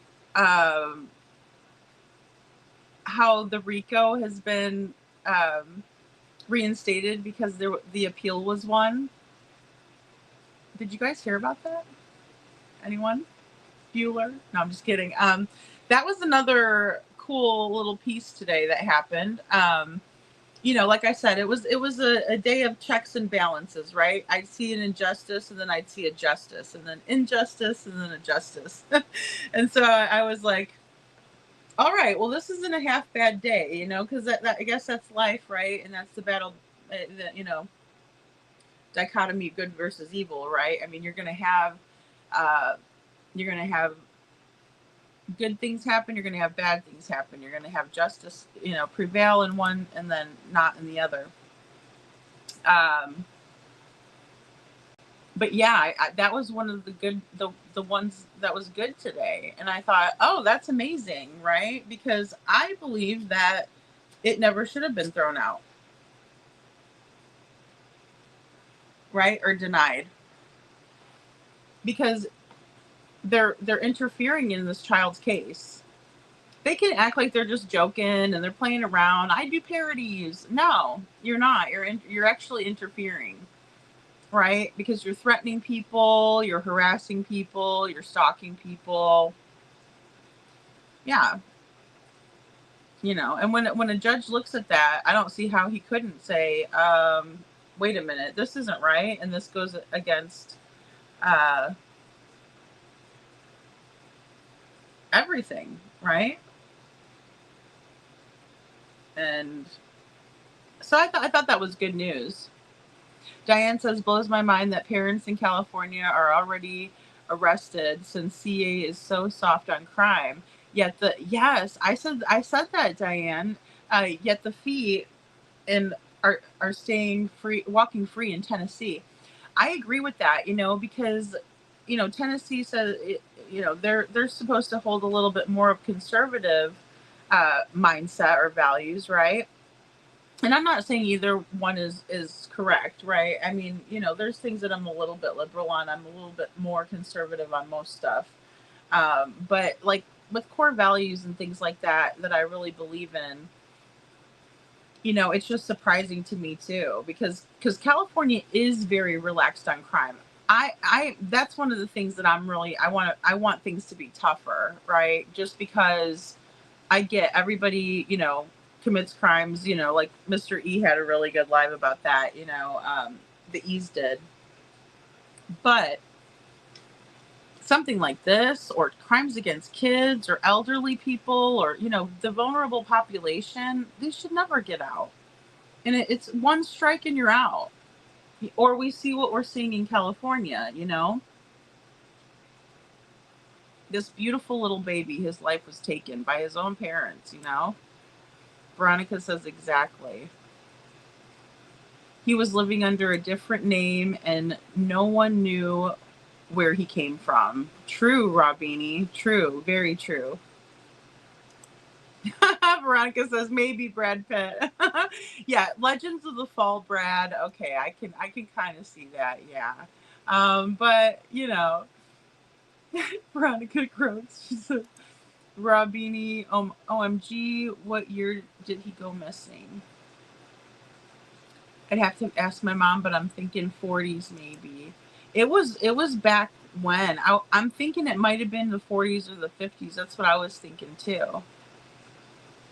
That is crazy, Carla. It is. Yeah, no one knew what happened to him. Like, yeah, and that's the thing. It's like, you know, back then they didn't have the type of technology that we have, right? We've learned so much forensically, and we have so many tools. It's unbelievable. It really is. It's absolutely unbelievable. Yes, me too. Even my husband and kids are always asking me, "Aw, if there's any new info about Sebastian." Veronica, that's so sweet. I love when the kids ask. I really do. It's just like when I talk to mom and she tells me, about her kiddos asking. And it just warms my heart. I don't want them, I don't want their little hearts to hurt. And it's like, I hate that they have to worry about, one of their own little peers out there like that. But it does warm my heart because, we have these idiots over here. These are grown ass adults and they could care less about where Sebastian is. As long as he's getting his pockets lined, he could care less. Fishy, that is. Jules says, well, I think they forgot that they gave Joe the grievance exception. Yes. Yes. I think you're right, Jules. Diane says the thing about Polly Klass kidnapping is that I worked with her stepmother who married Polly's dad, Mark Klass.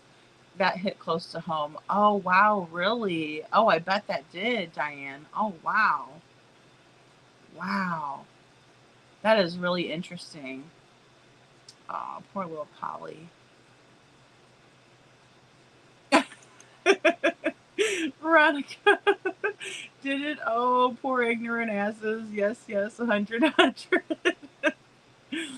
I know, right, Robini? That's crazy. That would blow my mind. Like, I wouldn't even know. Like, oh, gosh. It reminds me of in Jaden Spicer's case when they interviewed the gal that went to school with Felicia. And she's like, that's when you realize that the monsters aren't, under your bed. They walk amongst us, and we just don't know. You don't know any of these people. Very, very much so. They had to have something before they were arrested for red rum. Yeah, I agree, Veronica. Definitely. Diane says, then I moved back home to Tennessee and I tell my husband to check our property under the deck, etc., for missing boy named Sebastian, who lives down the road. And he tells me LE and search crew had already come. Aw. Yeah, because they were telling people in the beginning, Diane, to check their properties twice a day, right? And like if you see like an article of clothing or something that wasn't there the day before, let them know. And but then it seems to me that they weren't following up on leads, as they were supposed to, which is really upsetting. And it kind of leads me to believe that they already have a preconceived notion that Sebastian isn't going to be coming home. And but why they're letting these two skate like they are and completely skirt accountability, in my opinion, is really something that I still can't really fully wrap my mind around, except for just to say that it seems like they dropped the ball. They don't want to admit that, and so they're digging their heels in. And it's unfortunate because Sebastian didn't just disappear. Carla says, where did you see about the RICO case? It is on X. Let me see if I can pull it up here. Let me see. It was the post on X.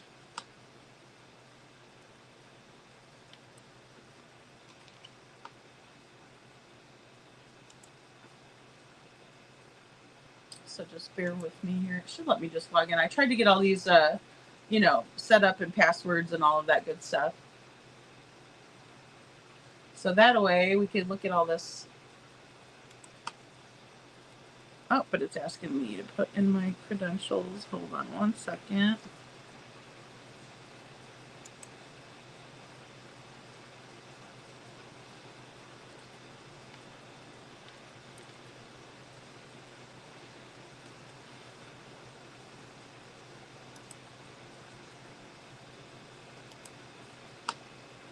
Alrighty. Yes, I want to save that. I thought I saved it earlier. Okay, so let me see. It was a post on At Night. Let me share this.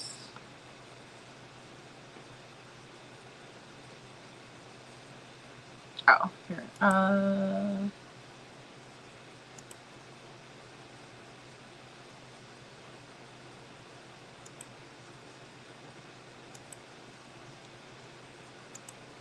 Okay. So we got that. Oh, look at Crispy. He's the first one that pops in. Oh, there's our 7 True. Oh, just a girl who loves frogs. Little froggy. Froggy. Okay, let me see. I'm horrible at navigating this, so just bear with me. But I'll see if I can find At Night.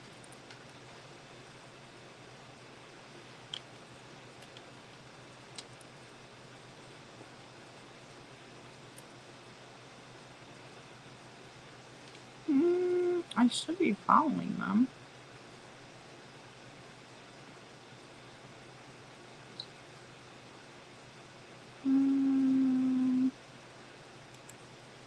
Probably in my notifications. Somebody sent me a screenshot of it, so let's see.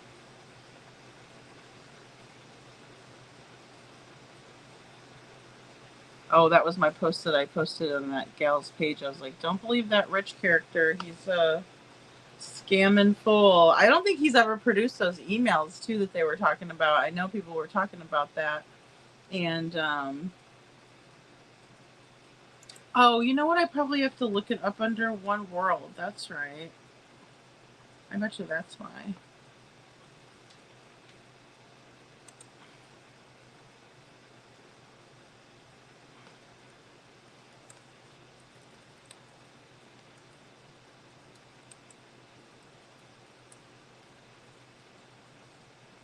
Oh, it's not even showing me.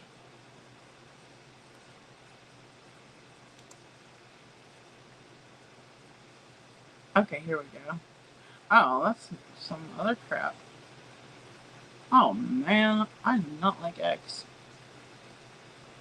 Alright, let's see. That's weird because it usually just pops up right in my thingamajig.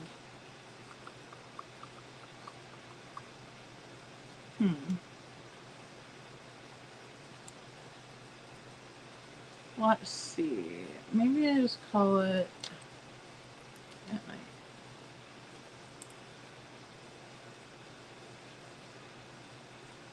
Oh, here we go. I knew I was following them on here because there we go. Oh, there's Sebastian. There's our guy. Okay, so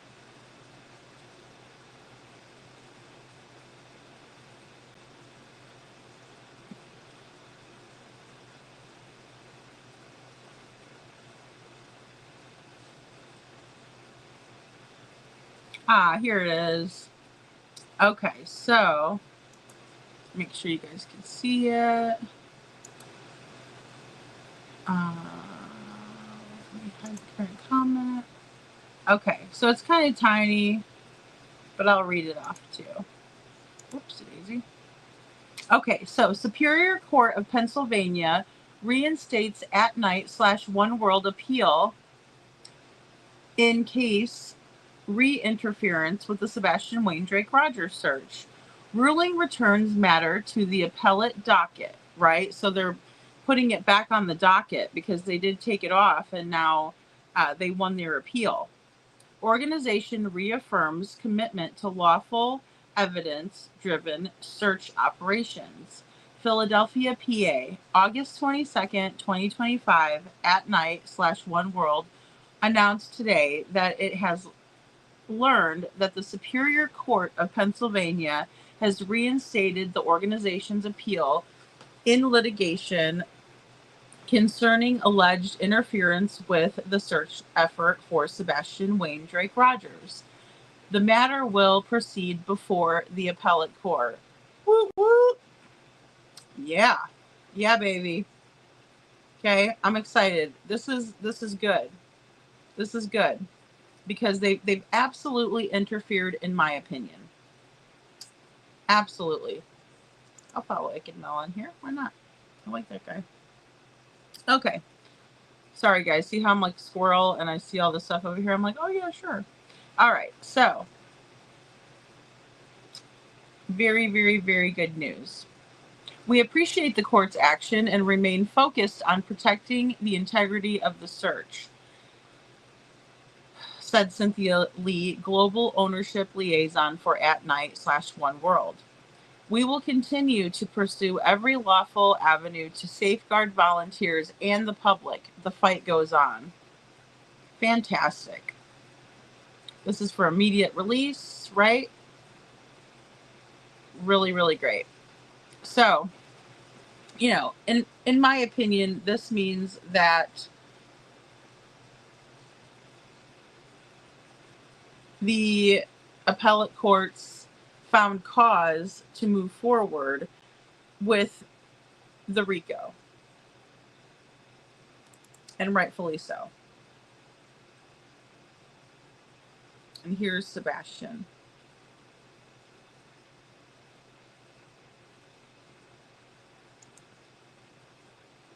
So, but what do you all think of it? Robini's dabbing in the chat. I see you, Robini.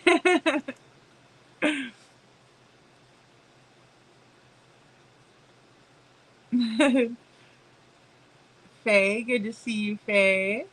Veronica, the news station, said that they found substantial amount of blood in the flooring, all baby clothes gone, all pictures of Emmanuel gone as well. Oh my goodness, Robini, how terrible. Poor baby. Just a bunch of jerks. You know what I mean? A bunch of jerks. How could you do that? I mean, look, I mean, we saw this with Sebastian too. What toys belonging to Sebastian did we see in America's Most Wanted? They obviously didn't keep his room the same, and you know, I'm hearing that they moved, you know, and people are saying, you know, who would leave the house that their child went missing from? And I was wondering why everybody was saying that, and I suppose it's because, you know, they moved. They have in fact moved. So that's what's being alleged.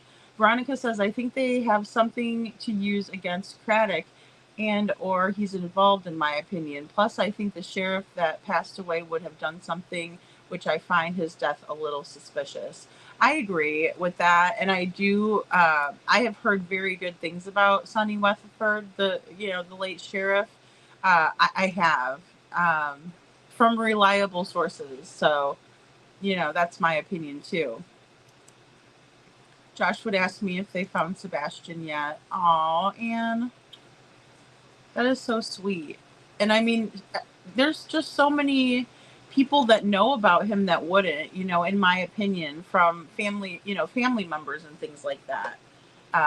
Because, you know, I've told my friends and family, they know about Sebastian. And like I said, even my very close friend that I look at like a mom, I mean, she is like, have they found your young man yet? So she called Sebastian.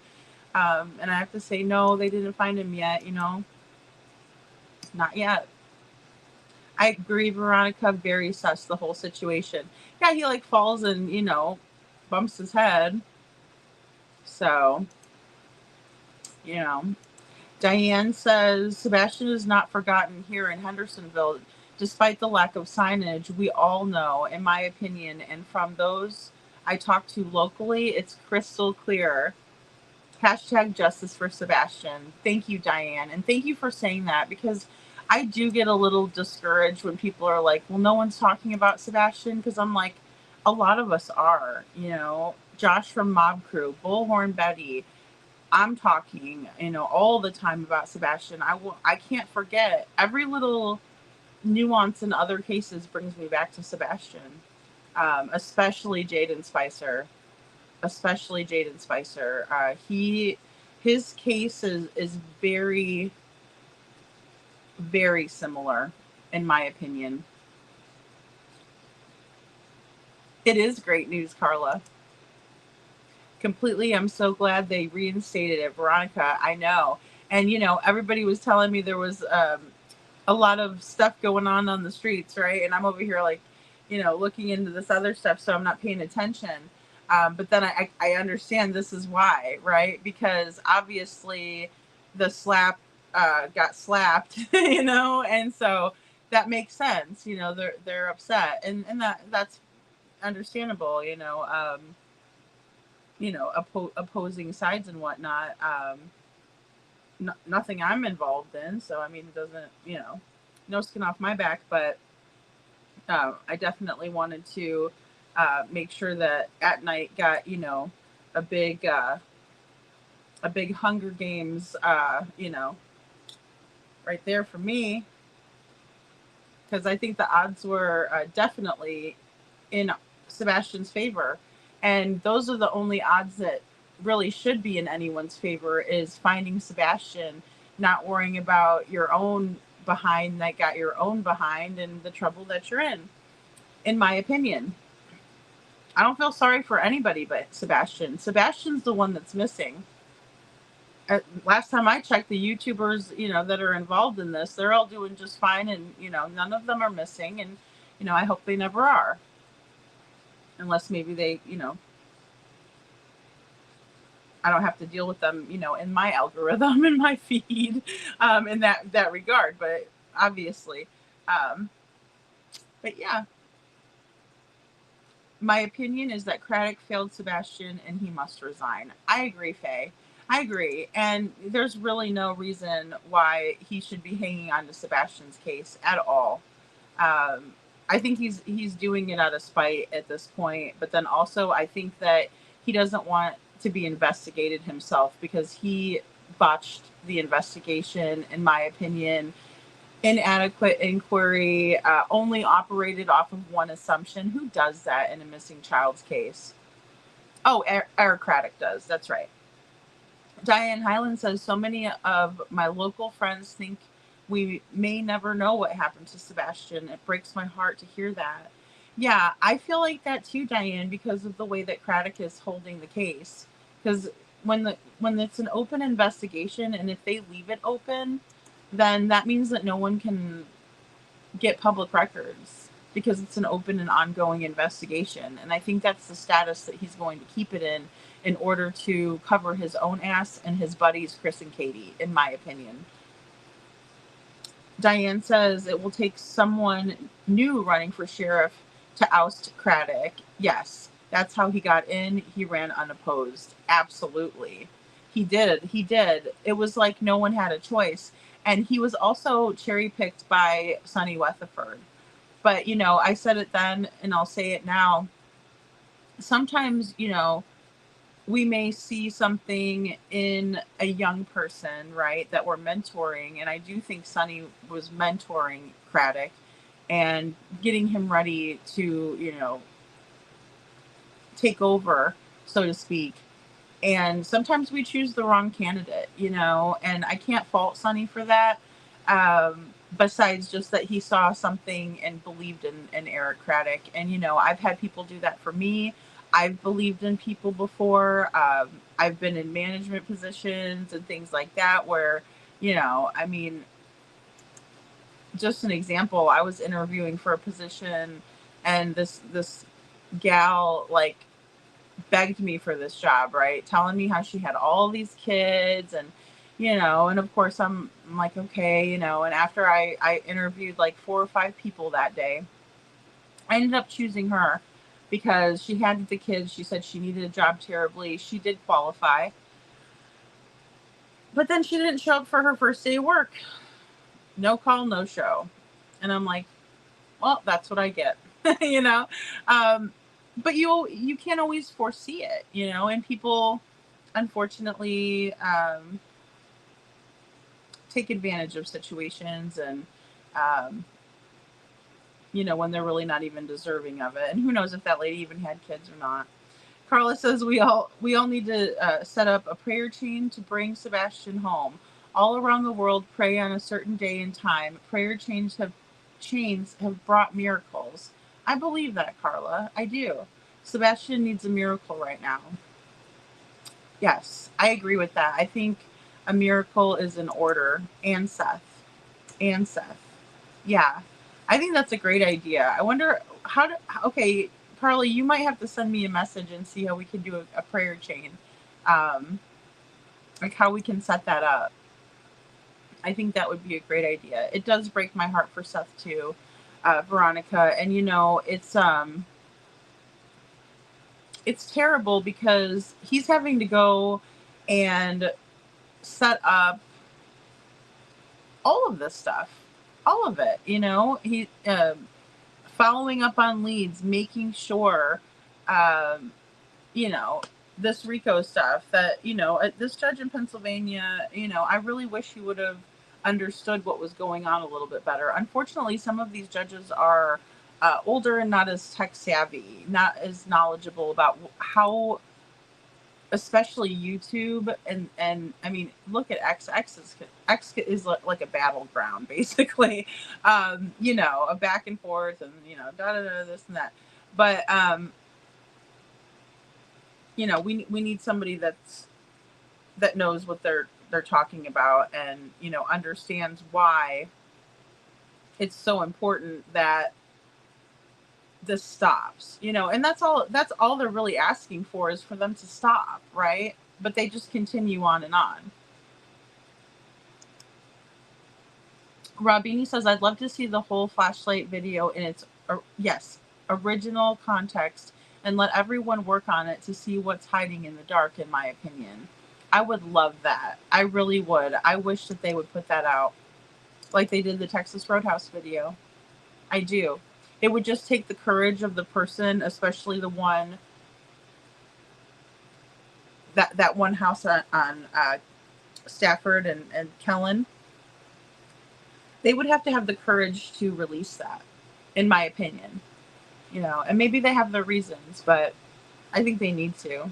It would be most helpful. It really would, because that way we're looking at exactly what happened instead of, you know, a cell phone recording what happened. We lose a lot when it's not the original, right? Because it might be a second generation video, third generation, right? And then you have someone, you know, taking it with their cell phone. I mean, what a hot mess. So, Veronica, I agree. They need to clear Seth. It's bullshit. Yeah. Everyone knows what it is. Yeah. Yeah. What is what? Excuse me. I agree. You know, and he's the only one that's produced any type of receipts, right? Because that's a big thing, you know, on YouTube is like receipts or it didn't happen, right? And I think that's fair. I do, because obviously if you're saying this, so show me the proof, right? I mean, don't get me wrong. I'm from the show me state, you know, not originally, but I lived there for quite a while. And I do want to be shown things. And I'd rather, you know, I'm very visual. And I told you guys, you know, I like to show you all things, but then I like to back it up with the proof. And so, you know, rightfully so. And Seth has done that, you know, he's shown his time cards. He went on Nancy Grace and, you know, did the polygraph that she asked for. You know, it's hard. It would be extremely hard to fool all of those people and one of the world-renowned polygraphists that she had come in to do this, right? So Faye said that's a scandal. I don't get the community that doesn't do anything about it. Yeah, I mean, I understand that too, Faye. I think people are, and you know, correct me if I'm wrong too, guys in chat.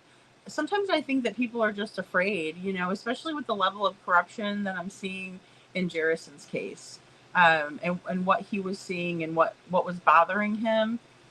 There's a lot to it, you know, and I just want to say too, that he's still out there missing, right? $7,000 reward now. It was bumped up from 5. You know, 6'4". Guys, this kid is strong. I mean, strong kid. I pulled in some pictures. I made another flyer. And let me tell you. Oh, okay. Hold on. Let me take this out. Wants me to take that out. And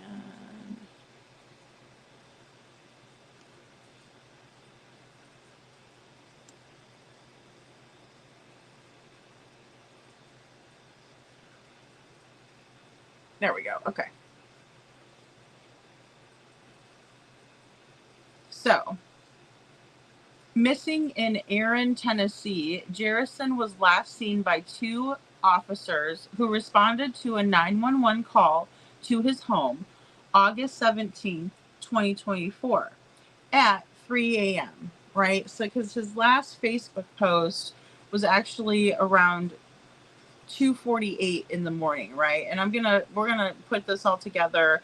I actually wrote out a whole timeline, and I have some things that I'm working on for Sunday night. Like I said, I'm gonna try to do it earlier on. I'm hoping we find him before that. That is what I'm hoping and praying for. But guys, how does a big, strong 20-year-old vanish? Please be on the lookout and share to locate. Jerrison's arms, guys, okay? This kid works out, right? He's huge. What happened to him? And by the way, they only found 1 shoe and his shirt. And that's it, right? So, please share this out. If you guys go to my community page, I'm going to be updating the flyer again because, like I said earlier tonight, I was looking on his sister-in-law's page, to my understanding, who is his sister-in-law, and they upped the reward once to $6,000, then they upped it again to $7,000. So, guys, their hearts are breaking. It's absolutely so sad, and from what I'm gathering, there is a little bit of mental instability, but another thing that I'm gathering is that it's due to a very high level of corruption. And if you didn't get a chance to watch the live this morning, Jen talks about it. Jerrison's cousin came on the show this morning, and I'm so grateful for her, Nikki, and I've been thinking about her and praying for her. When I saw her on Justin's panel, it broke my heart. I mean, I just absolutely identified with exactly how she is feeling. And if that was my family member, you bet your butt I would be advocating, looking, sharing, searching. And, that's what they're asking for help doing because law enforcement's falling short on this. Jerrison was calling a lot of people out before this happened. And it did appear to me that it was rapid fire, but I do believe it's because of what he became knowledgeable about. And let's just put it this way. It appears to me that Jerrison had gone undercover, so to speak, in terms of maybe making friends with not so savory people in order to gather information about the activities that they were involved in. And I'll just kind of leave it there for that because I'll have receipts and things to show you all why I think this. But the more digging and the more searching I did, the weirder and weirder it appeared to be. And when we look at how Tennessee tends to handle things when it's the good old boy society and way of doing things, and when there's corruption like that, it's really alarming. And like I said, Jerrison's out there somewhere, guys. He is absolutely out there somewhere. He didn't just vanish. But I'm working to get a timeline together, so we're absolutely going to do that as well, just so you all know. to kind of look out for that too, because I may post it as a video, and then that way, people can, take a look at it and things like that. But I'm very intrigued about Jerrison's case, and I'm also very intrigued about, oh, sorry guys, I clicked off of something there. Sorry. About knowing, what's going on in his case. So,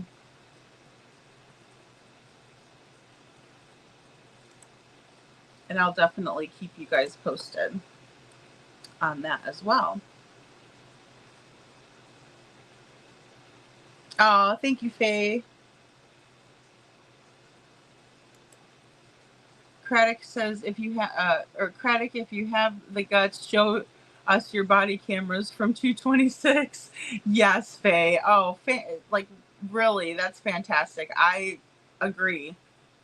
I would love to see that too.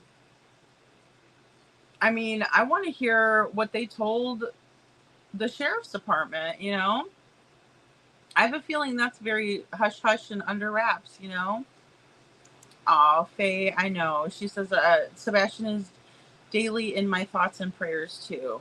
Absolutely. I know, guys, because I know that when I talk about Sebastian here, I get all of the regulars, all of the people that come in, because you guys love him so much, and that's the updates, that's the searches that you guys are doing, that's the hashtags, that's where the hashtags come into play, that they get so pissed about, right? Robini says, I'd love to see the whole flashlight video. Oh, sorry, I read that one already. That was coming up. Yep, do you need to clear? Josh would watch sometimes on his iPad about Sebastian.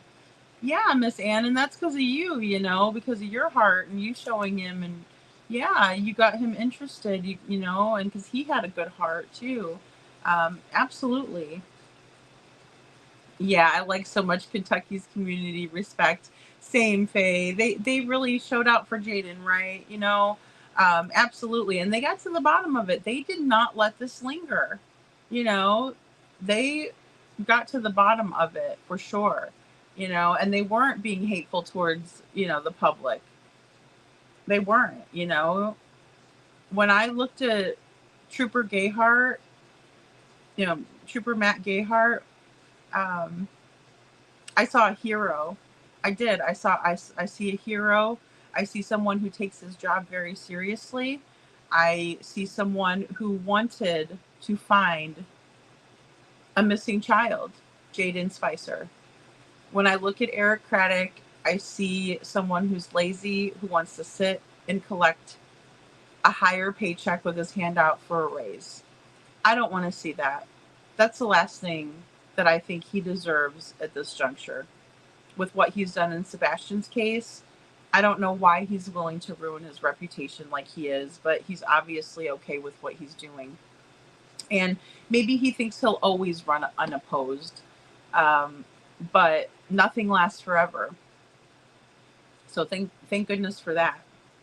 My household's too wrote in votes for Barney Fife. It didn't cut it, but we tried. Absolutely, Diane.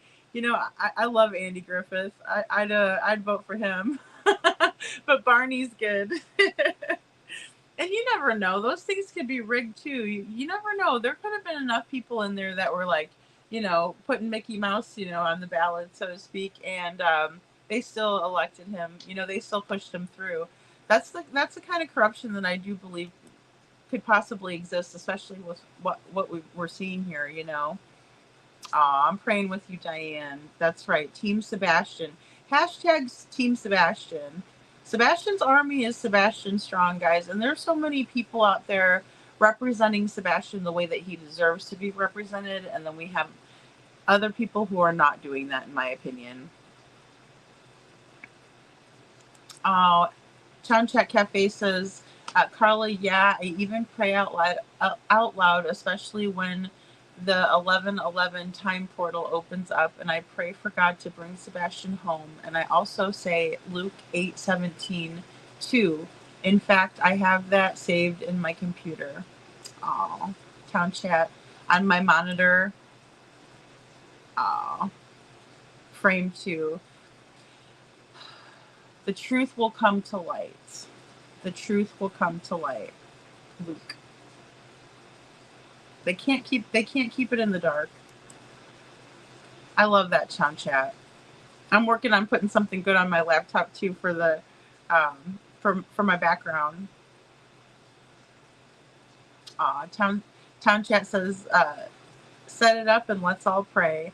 Yes, absolutely, guys. I think that's a great idea. That's a great way to show solidarity. That's a great way to pray together, like all at once. I'm probably going to say it wrong, but we're, 2 or more are gathered. The Lord's listening, and He's always listening. I just wish I could be a little bit more swift, but that's my impatience coming through. Mine too, but it's time for a huge prayer chain and God will hear our prayers. I agree, Carla. I think that's the best idea. Yes, He's done everything possible too. Faye says, Craddock, if you have the guts, show us that camera. I know, I read that one. Was the kid there when the cops got there? Yeah, so Carla, what happened is someone called in 911, but the family is not being told who did that, right? Or any details. So they have put a FOIA in for information because obviously they're kind of being left in the dark. Well, they show up at the house and they said they flashed the blue lights and that Jerrison was standing outside in the front yard. He did have a firearm, which he dropped in the yard and went into the house, and then he exited out the back door. But there's just something that isn't right there because these 2 officers were the last ones to see this young man, and this is their story. And again, no body cam footage has been produced, and it has been asked for. And there has been a Freedom of Information Act requested. And so we'll see what happens. But when they brought the dogs in, the dogs were brought over to this big retention pond. So this is actually the property right here. And if we take a look, the house is where the semi truck is parked, with the black roof on top. That's where he would have went, from the front yard out the back, into the house, out the back door. And then we have, this big area out here. Now, this retention pond is huge. Don't let it fool you that you can only kind of see a portion of it, because it actually goes in, to that tree line in that wooded area out there as well. So, very, very interesting that the dogs would have hit over there.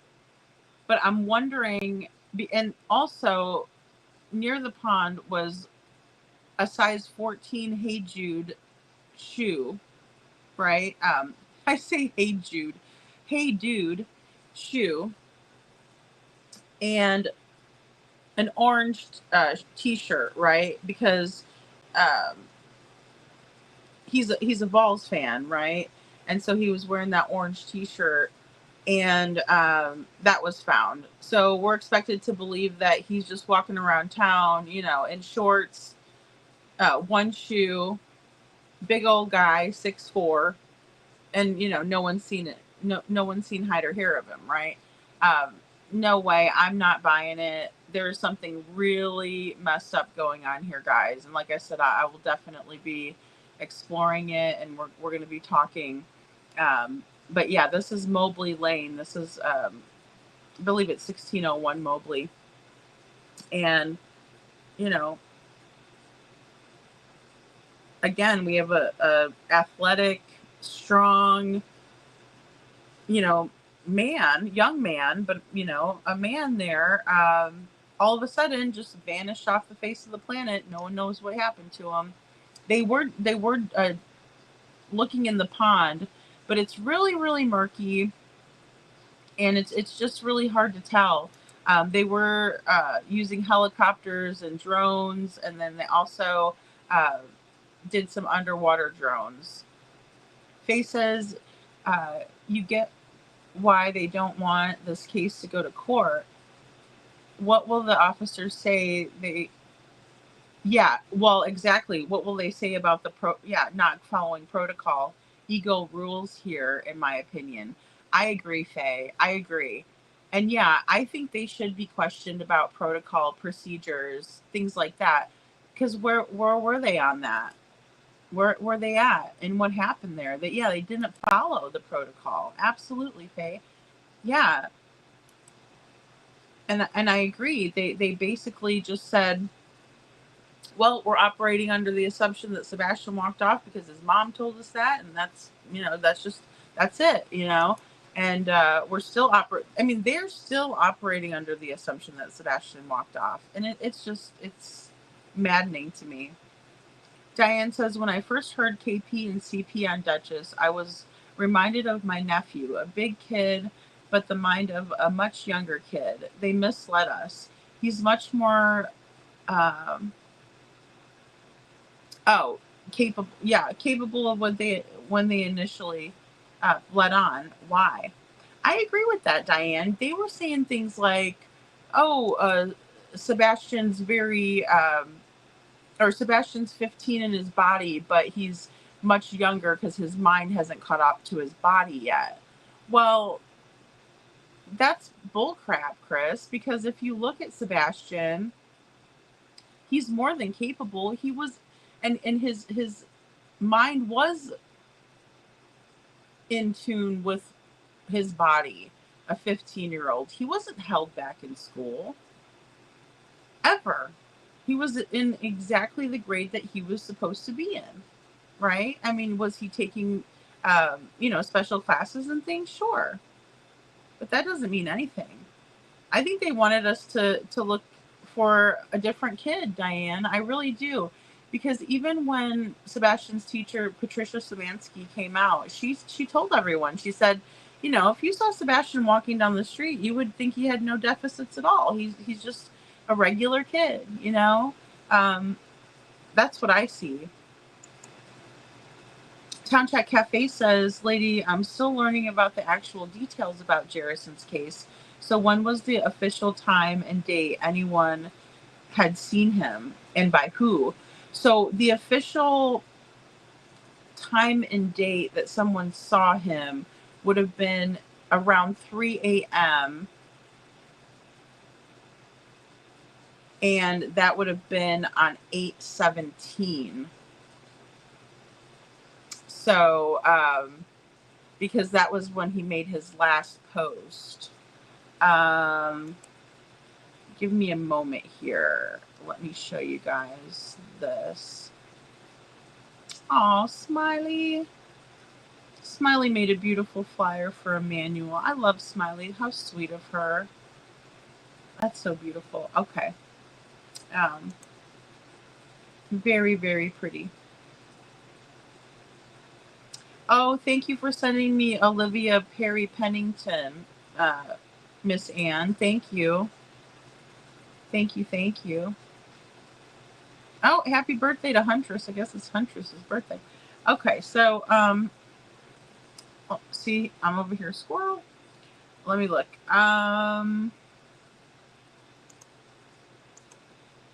Because I don't want to show you guys the whole thing. Obviously it's public, but, give me 1 second here.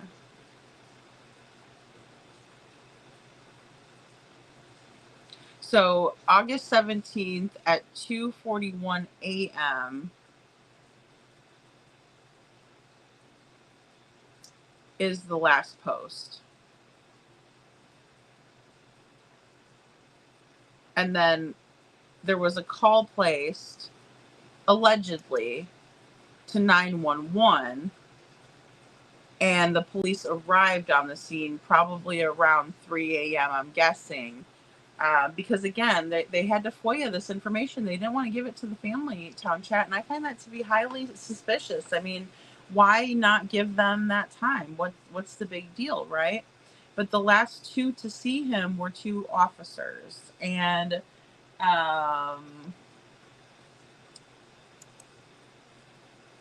let me see, because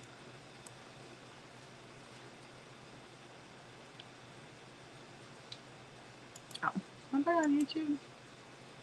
Oh, I want to go to home. Hold on, let's see. There we go. Let me go to Clutch. Hold on one second, guys. This is going to be Clutch.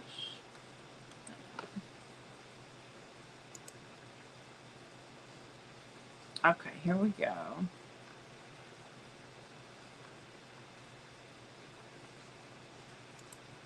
So, last night, let me pause that for a second. So, last night, Astrology for Mystics with Jen and Nikki, who was on the show with me this morning, went on Justin's channel. Sorry, night before last. Now it's early morning now. But I wanted to show you guys this. So just bear with me on the ads here.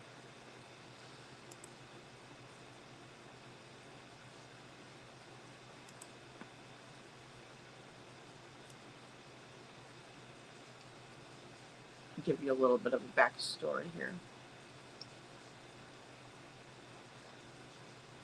And Justin pulls in the Google's view of it too.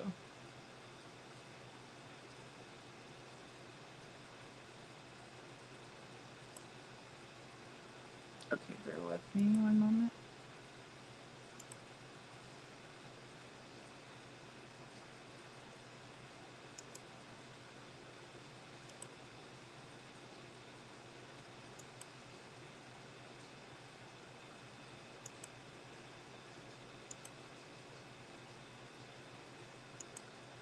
Okay.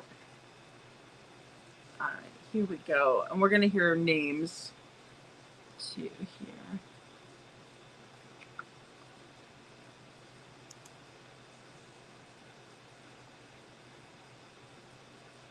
Oh, I forget I can't click on that one. We do. Of course, I do it a little bit different, but you know, these stories are even though he's 20 and he's not a kid, I mostly cover a missing kid. But this Harrison's story is horrible. It's one of injustice. Yeah. Minus any type of mental problems that he may have had. Here comes Nikki. Hey, Nikki. Good to see you. Hi. Thank you so much for joining us. Absolutely. You got a little bit of an echo. Let me see if I can fix Good morning, that. KJ Mac. And Faye, they won't give out those body cams. Okay, I can do it from here. Never mind. The family requested them. Okay. All right. There we go. I got it fixed. So, where is Aaron, Tennessee? I was going to say Pennsylvania. Aaron, Tennessee. It is, what, about an hour from Nashville north? I'd say. About an hour Nashville. Okay. All right. So, tell us about Jerrison, first of all, and just kind of explain about who he is and what's been going on the last several days. Jerrison's a great kid. He played football and was very athletic. Just all around good kid. He lost his mother when he was young. Mm-hmm. He lost his father, I believe in 2000 to COVID.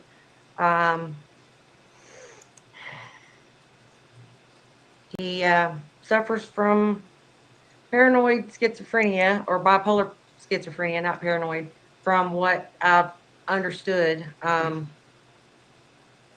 this just kind of happened out of nowhere. I don't know, and we just can't get any kind of answers, and we desperately just want to find him. Mm-hmm. I will tell him. So, The last time he was seen was the 17th, correct? That is Sunday?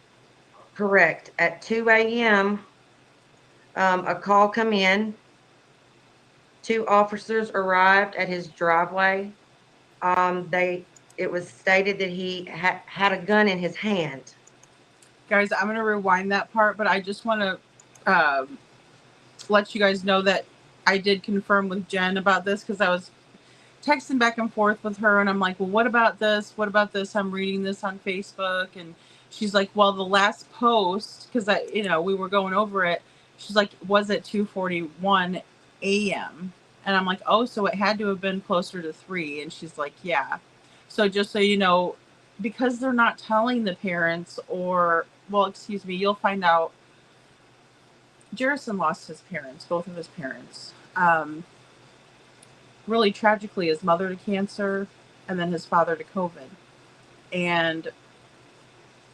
But they're not telling the family members barely anything. So they're trying to piece everything together. And at this point, they did think the call came in at 2.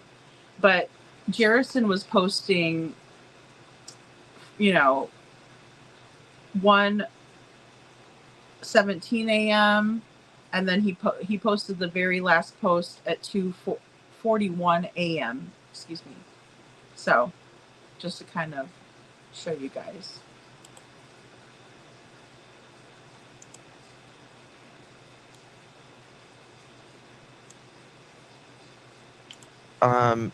The last time he was seen was the 17th, correct? That is Sunday? Correct. At 2 a.m., a call come in. 2 officers arrived at his driveway. It was stated that he had a gun in his hand.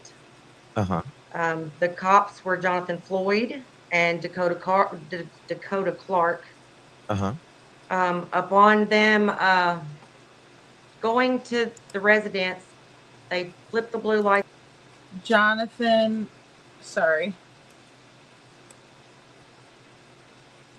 Floyd and Dakota Clark were the 2 officers who responded in the last to see Jerison. The last time he was seen was the 17th, correct? That is Sunday? Correct. At 2 a.m., a call come in. 2 officers arrived at his driveway. It was stated that he had a gun in his hand. Uh-huh. The cops were Jonathan Floyd and Dakota Clark. Uh-huh. Upon them going to the residence, they flipped the blue lights on. It apparently scared Jerison, and he ran into his house and out the back door. Okay. I think it was stated that they assumed he would come back out, but did not. 2 welfare checks were called in prior to the police making contact. The sheriff made the first contact somewhere around 7 o'clock. Jerison had posted some pictures on his Facebook. And then the second occurrence happened at around 2 a.m. And the family was not notified for 15 hours after they called in the welfare checks. WGU's pre-licensure nursing program is your ideal opportunity to become an RN and earn your bachelor's in nursing. Okay. All right. So they, who called in the welfare check at like 2 a.m.? I don't think it was the welfare check at 2 a.m. The call at 2 a.m. was, I don't know exactly who it was from, if it was from a neighbor or somebody there in the community. I mean, I don't really know who's going to be out at 2 in the morning. Right. But that's neither here nor there. The welfare check come from his family members, and that was on the 16th. Okay. 2 separate welfare checks were sent in. I probably would, if I had to guess, I would say it was an aunt, possibly a sibling that called the checks in, but the family was not notified of anything until 15 hours after the initial call. Wow. Okay. Okay. And that was around, you said 2 or 2:30 Saturday or Sunday morning? Yes, 2 a.m. Sunday morning. Okay. Okay. So Saturday going into Sunday, the early Yes. hours of Sunday morning. Okay. All right. And had he been suffering was family worried about him the first few days?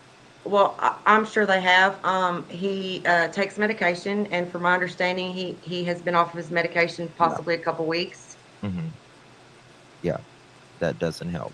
That doesn't help. Yeah, when um, they can take off their medication. Yeah, and haze occlusion works. So, yeah, I agree with what you're saying too. So it's being speculated that he was diagnosed with some of these issues, right? And then he was taking medications, and of course, abruptly stopping those medications is very dangerous and also can cause to have some pretty serious side effects. Some even including psychosis and things like that. And again, I'm not a doctor, but I understand kind of what it's like to have, um, you know, anxiety and PTSD, depression, things like that. So I absolutely can see that, but there's a lot more to this story. Um, so I just kind of wanted to pop in and say that. But so good to have you guys. Hey Lucy Day. So here, give me 1 second, guys. Sorry about that. Have they used any? That was my next question. Does anybody live with him, or does he live alone? I'm not certain on that. Okay. Okay. I think he lives alone. And he lives at this 1601, right? Yes, Mobley Lane. Okay. I'm gonna pull this up. Can I intercept here for just a second? Of course.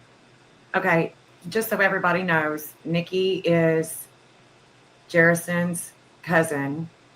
And what she is looking at, because I've seen some comments, what she is looking at is more than likely her phone, because the sister had to work today. Jerrison's sister had to work today. And so Nikki just wants to make sure that she is telling everything correctly. She doesn't want to give false information. The main goal is to get Jerrison's story out, because there is a lot of discrepancy. It's just the timeline. It's all really confusing, and the family is confused, and it's created a lot of confusion within our community. So, Nikki is right now would be the spokesperson. Now, if one of the other family members decided to come on at a later time, that's one thing. But right now, absolutely, anybody, they're welcome. They're welcome. I'm just trying to find Jerrison. Yeah, they have, as a cousin, the sisters, the brothers, they have given her the go to just, get his story out, get his face out, because we just never know. It's been days, and everybody is on, just on the edge of their seat, just wondering, where he's at. And the fact that the law enforcement hasn't even given the community any type of just nothing. We have just given, they're not searching. They only search for 24 hours or so. I mean, they really haven't searched that much. And then they called it off. There's 72 acres in back of this property.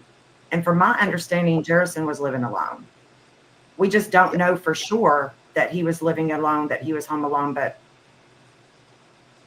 we don't really want to put that out there, I guess. It's a very unclear situation, and we're trying to bring as much clarity as we can. Absolutely. Right.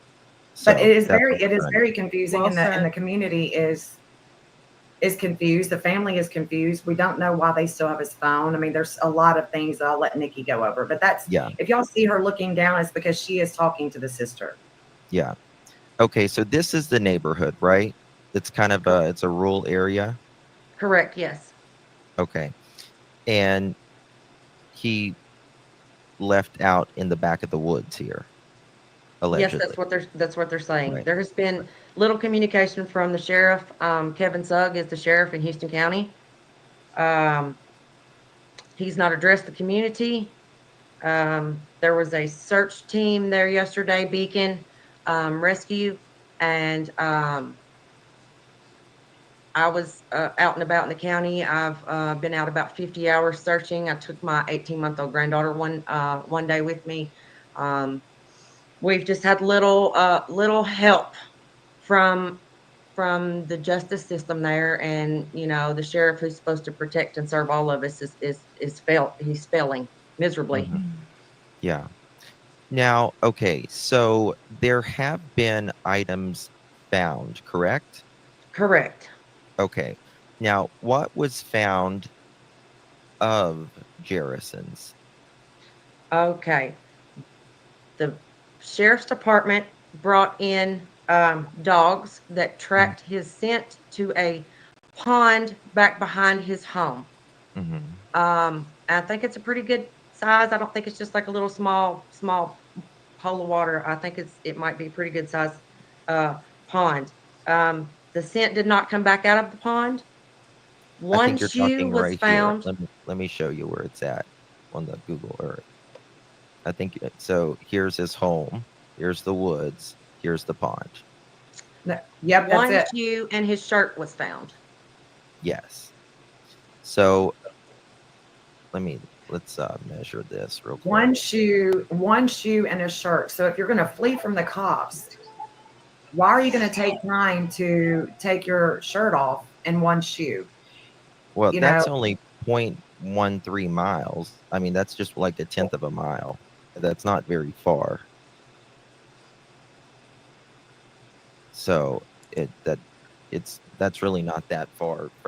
I mean, for him to have his shoes off and his shirt off and his cell phone 0.1 mile, that's bizarre. It's very. I agree. I agree with Justin. Excuse me, guys. Yeah. So very bizarre. Good to see you, KJ Mac. So KJ Mac says, is there any idea of what medication was for? For example, when someone is bipolar, they often have episodes that start in their early 20s. Do we know if there was long-term or something fairly recent? So I'm unclear about that.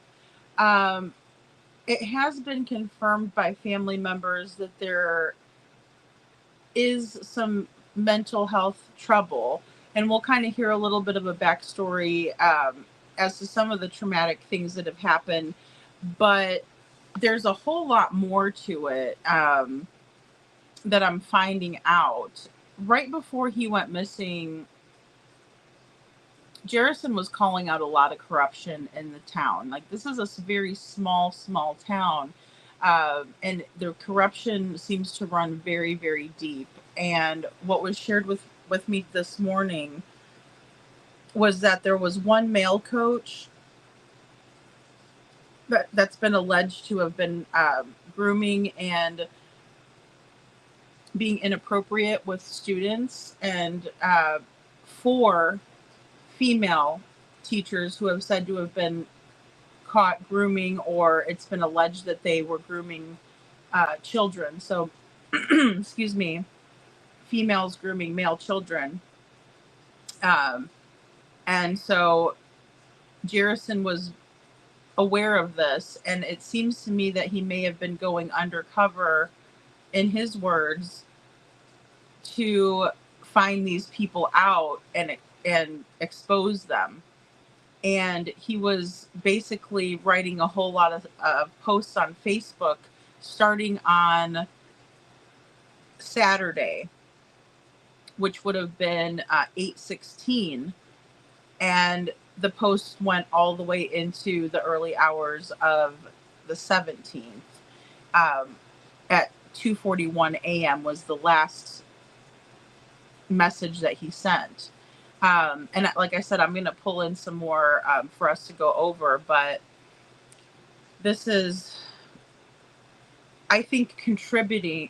I think it definitely is contributing to his mental state. But I understand what you're saying, KJ Mac, because you're right. Often it does start in the early 20s. They start exhibiting, manic episodes that come along with bipolar, mood swings, that sort of thing. So yeah, absolutely great question. Thank you. And I'm not exactly not sure what kind of medications he was on. And thank you, Seclusion, for sharing too. This gives me hope that he could be found too. 4 hours. You said he could be anywhere. I once ended up 4 hours away, and it took 2 weeks to find me. Yeah, I mean, and especially because when people are experiencing mania, they go, go, go, go, go, go, go, right? And then they'll end up, crashing out into a deep depression, which is the opposite of mania. So, and that's where you see those, mood swings and things like that. Seclusion Work says, my wife tracked me by my credit card use and found me at a hotel. She told Toronto PD, let me talk to her. And I didn't recognize her at first, but I trusted her. Oh, Seclusion. Oh my gosh. I'm so glad she found you, and I'm so glad that you had each other. Oh, thank you for sharing that. It's so tough, guys. It's so tough. It's just sad.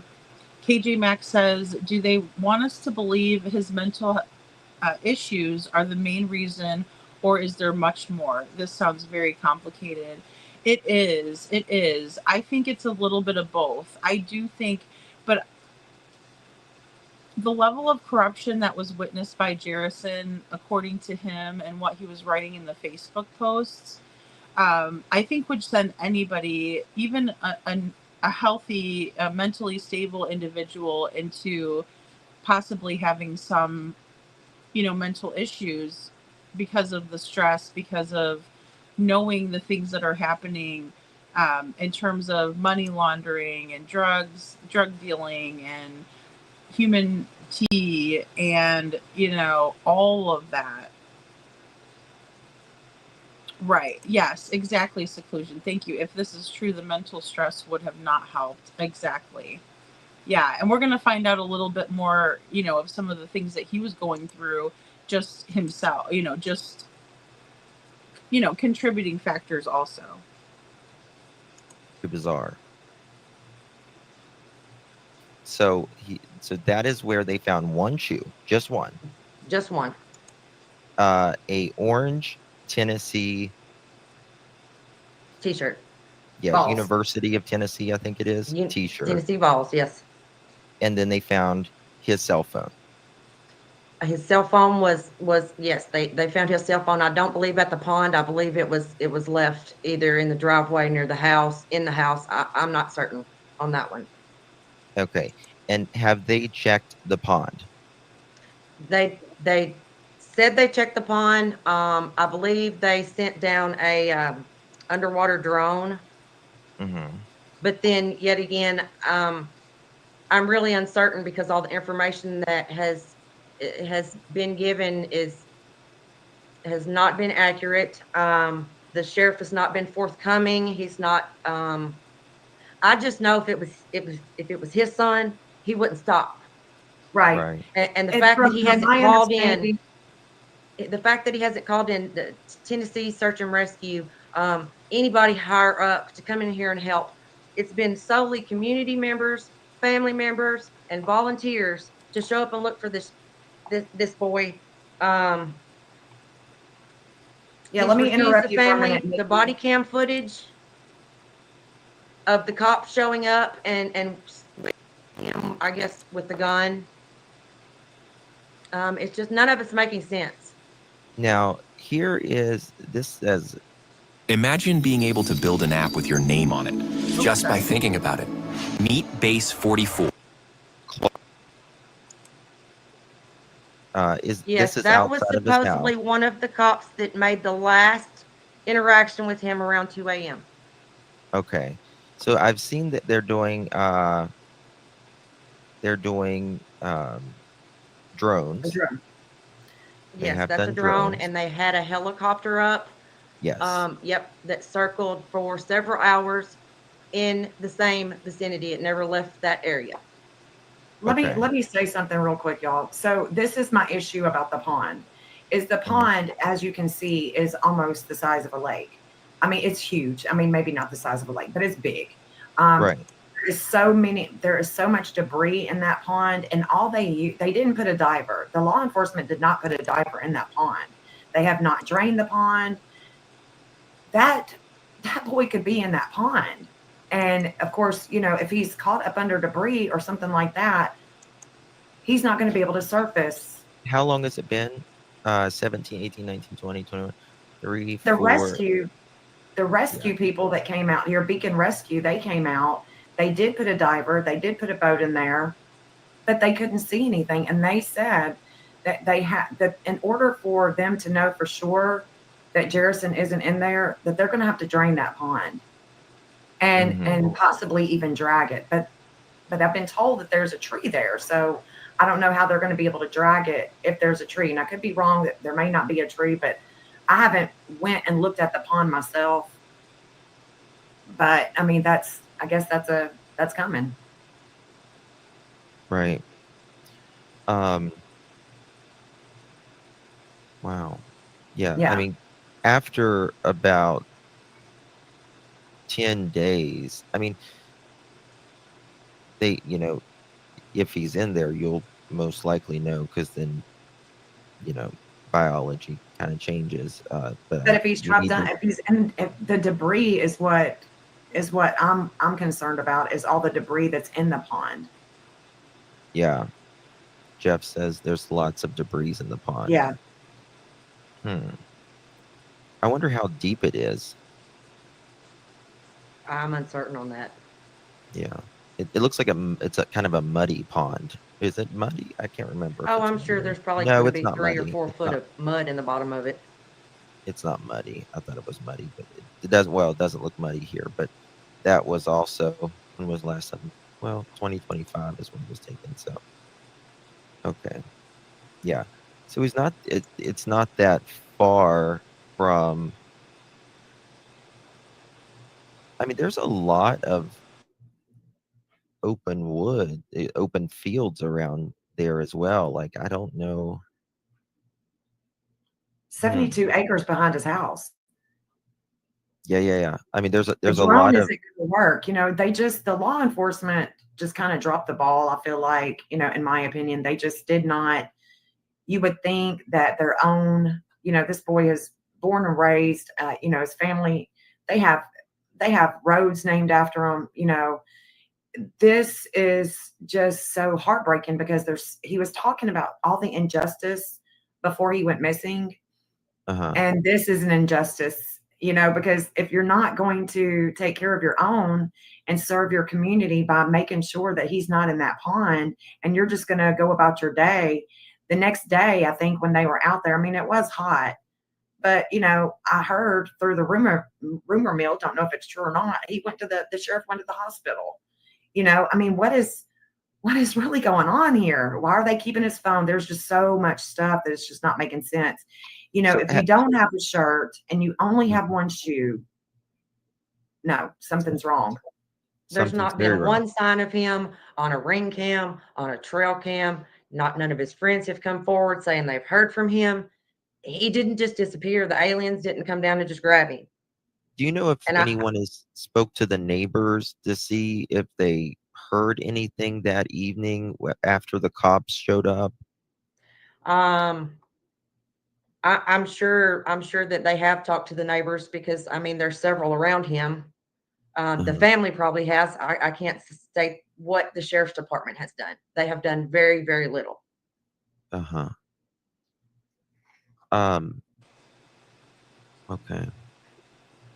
Yeah, that would be interesting to know. You guys have requested has the family requested body cameras and all of that as well? They have requested the body cam, and they were denied. And they went and filed the FOIA form to have it released. Yes. Yeah. Yeah, they should be able to get that, no problem. I also contacted Nick Barris from Channel 4 and Yeah, let he him shared. know that they refused to allow the family the body cam, and that I really needed him back in the community covering the story. How big is this? How big is this sheriff's office, or this is this a local city police Um, that we're talking about, or is it it's kind of small. There's 2 red lights in Houston County. right? Do you know how many Um, like police officers they have? I think like 8. There, Okay, there's, so it's there's some city cops and then there's some county cops. So really, suspicious. I agree. KJ Max says, and no worries, KJ Max. Ask anything you like, anytime. But yeah, I mean, if he isn't in the pond, are they waiting for more decay to take place? Did something go wrong, and they're covering their asses? Yeah, I mean, it really appears to be that way because he was calling out a lot of corruption to higher ups and then also to some people in his inner circle.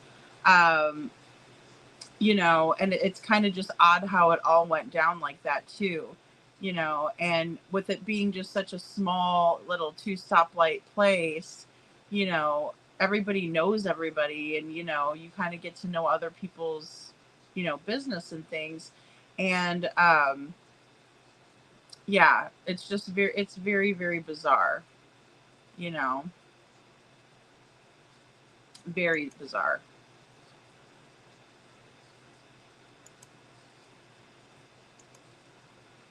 right. Yeah, So Houston County I Sheriff's don't know Department. exactly how many are on, the payroll down there. Right. Debbie, that's a good question. Was it left at the home? There's no answers on that one. There's not a whole lot of answers coming from the sheriff's department. Not a whole lot of answers. Yeah. Did the police say they made contact with him that night? Do you Yes. know? So they spoke to him. You know. At 2 a.m., I'm not certain because it was said that he was seen with the gun. They turned the blue lights on, I guess, at his driveway, and he apparently dropped the gun and run back in his house and then exited the back door. And they thought he was going to come back outside. Okay. But what's so weird about that is that where he lives on Mobley Lane right there, I don't know why there would be even one car going, because this town shuts down like by 8 o'clock. You don't see anybody on the roads. Like, it shuts down. Everything closes. Don't it, Nikki? Right. Everything closes. It does. The grocery store Houston closes. County- Everything closes. Houston County is 40 miles from the nearest Walmart. Yeah. Right. Yeah, and that's the thing too. It's so hard to tell because like KJ Max saying, perhaps the person or people who called in the last welfare check is relevant. A welfare check where the law enforcement had reason to be in contact or to intimidate. Well, I'm wondering about that too. And the first initial welfare check was done by family, around 7 o'clock at night. And the thing is that it's really unclear what happened during that check. So why they would go check, at this hour. Now, I have to tell you guys, since we're kind of getting into it a little bit earlier, like I said, this all started with the posting on Facebook and calling people out August 16th, right? And give me 1 second here. It all started with a post. I'm just scrolling down because there was multiple posts. Now, very rapid fire, right? Where you would kind of see this kind of behavior in a manic episode. I will put that out there without, again, I just go off of like the DSM-5, you know, reading that diagnostic manual that they use to diagnose. You can kind of pick up on characteristics, right? Or, you know, different patterns. But, you know, Jerrison Hankins, he actually updated his profile picture June 20th, 2025. And it was of, you know, Ball Stadium. And he was there for a game, you know. And then the next time he posted to Facebook was August 16th at 9:38 a.m. And he said, play a sucker to catch a sucker, the Batman, hashtag vengeance, hashtag grief, right? That's where it all starts, is right there. And so this had been going on for a while. Well, then family members called in the well check. And then let's see, if that was around 7 o'clock, I'll look to see what the Facebook post says around that time. Because there was a few, like I said, they're pretty rapid fire. They're coming in, you know, saying things like, guess what? I did study the most psychology, you know, human mind. Oh yeah, son. And he's calling out his friends and things like that, right?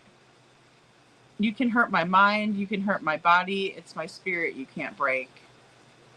And he, you know, I mean, what he's saying is not absolutely crazy. You know, the thing is that a lot of it would make sense if he knew things about these individuals and he was trying to call them out about the injustices, right? So, you know, it's really, really very cloudy, unfortunately.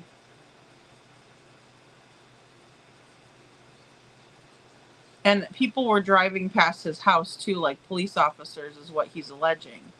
And he was like, you know, we're going to do a Walking Tall number, you know, part 2.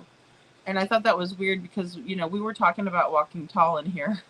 Town Chat Cafe and, you know, in chat, we were talking about it, you know, not terribly long ago. So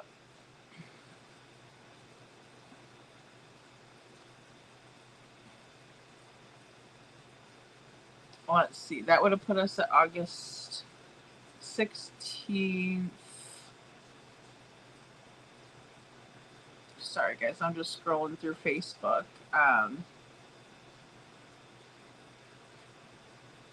Yeah, August 16th, 11:30 p.m. Hey Beasto, you don't scare me, fat boy. You know, he's calling these people out. And so there's, you know, but no foul language really. I mean, you know, very mild in my opinion compared to, you know, what you might expect from a 20-year-old lad, right? Can use some colorful language from time to time. I can too, you know. So, but then we had, you know, more posts, 105, 106, 107. 107, you know, rapid fire. August 17th, 1:17 a.m. You know, and then August 17th, 2:41 a.m. was the last one. So there, when I'm looking back now, there wasn't even any you know, calling out on the 17th, except for in the early AM, you know. And so really when that first well check was called in, it was kind of at a different time, you know, than you would expect, because there wasn't a whole lot of, you know, posting. He had kind of cooled out on it and then resumed it again. And like I said, I'll get them together and kind of show you guys. I don't want to, you know, show the whole. I just don't want to go through his whole entire Facebook, but just kind of to build out a timeline. I kind of just want to give you guys a good idea of it, you know. KJ Maxx says perhaps the one person or people who called it in the first. Oh, okay. I already got that one. Hey, Town Chat. I was just saying. Okay, I'm back. The power strip's in my living room, so I had to flip the breaker, but I'm all good, and I'm back now. I will be glad to move to the new house hopefully this year before Christmas. Oh, I'll be praying for that to happen, Town Chat. I understand. Oh gosh, I was having issues with the camper before we moved into the new one. I get it. KJ Maxx says seclusion. Oh wow, so extra, life altering stress and threat. Yeah, definitely seclusion works. Pushing you past what your mind could manage. That's a good way to put it, KJ Mack. I think that's a very eloquent way to put how it can how it can feel mentally, you know, like, because it's just overwhelming. Absolutely. Absolutely. And thank you, Seclusion, for sharing. Because those situations are very stressful. I can't imagine if I was going through that. My goodness. KJ Max says the second check is odd, and who it called does matter. Yeah, I agree with that. I agree. Yeah, because the case doesn't seem so cut and dry. I know it's odd, right? Like at first I was thinking, okay, this is a handsome young guy. Like, was he out, clubbing? Was he, you know what I mean? Like, he's a college kid, and so I'm like, what was the deal? Was he drinking heavily and maybe he's popping off and saying stuff that maybe he normally wouldn't say, and people were nervous for him or worried. But that's not the case, and he kept being very clear. In one post, he even says something to the effect of, "Stop asking me if I'm drinking. I'm sober, sober as can be, or whatever." He's like, "I don't need liquid courage." He said, "I have real courage," and I was like, "Wow," So I mean, what he was saying wasn't off the wall. I will say he was using a lot of references to Jesus, but here's the thing: he's a very religious kid, and you'll see that. I mean, he's always been involved in the church, guys, and he was raised that way. And so sometimes when we have these episodes, they might have like auditory and visual hallucinations and things of that nature. However, I don't know that I can get on board with that completely. Like you're saying, KJ Mac, it's not so cut and dry. And so that's where I'm struggling. And I'm glad you guys are in chat because, I've been bouncing this around my brain and, blowing Jen's phone up too. So, well, what about this? And okay, what about this? And who's this? And, who are they who is he interacting with? And did any of the friends let you guys know the last time they spoke to him or stop by his house? Or, did anybody else not call in a welfare check, but pop over and knock on the door and be like, "Hey guy, I made some cookies," or something, you know what I mean? Or, "Hey, I'm praying for you," whatever. But I'm just not sure at this point. Yeah, and the warning symptoms are so important to recognize, Seclusion. They are. Let me restate that. The second check could be odd. If this was clear, I wouldn't want to know. Well, sure. And I mean, well, yeah, no, I get what you're saying too. Like, that's what in. The thing for me is that he wasn't posting rapid fire at that time, but maybe they were, debating on whether they should do a well check. And since he stopped posting, they decided, hey, we'll go ahead and do that check. But then he did resume posting, and that's when the police showed up. But see, this is the thing: he was doing this on Facebook, and then there was some Snapchats that were also done. And you know how Snapchat is.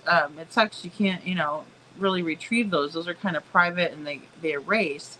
And some of the snaps erase. And so he was probably also having private conversations that he was publicly making comments about, if that makes sense, on Facebook. And when we talk about the adults being involved in inappropriate activities with children, I find it to be absolutely,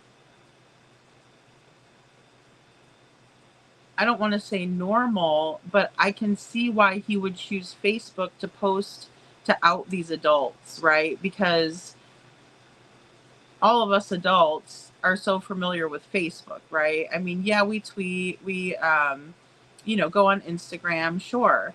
But we've been on Facebook for years and years and years. That's kind of our generation's thing, right? Where our children, like my daughter, she's a Snapchatter, uses Insta, TikTok, and so yeah, I found that to be a very pointed and sober and logical place to post if you're outing adults, and so that even logically makes sense to me.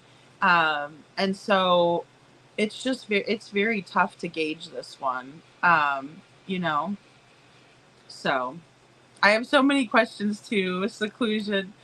Yeah. Right. All the restaurants close at 7, 8 o'clock. You know what I'm saying?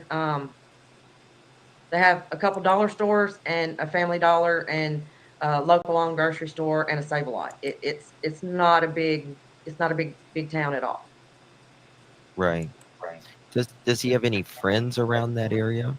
Oh, Jerison has lots of friends. Yeah. Like I said, And he no, played ball. He's athletic. He has a huge family. They won't say seclusion.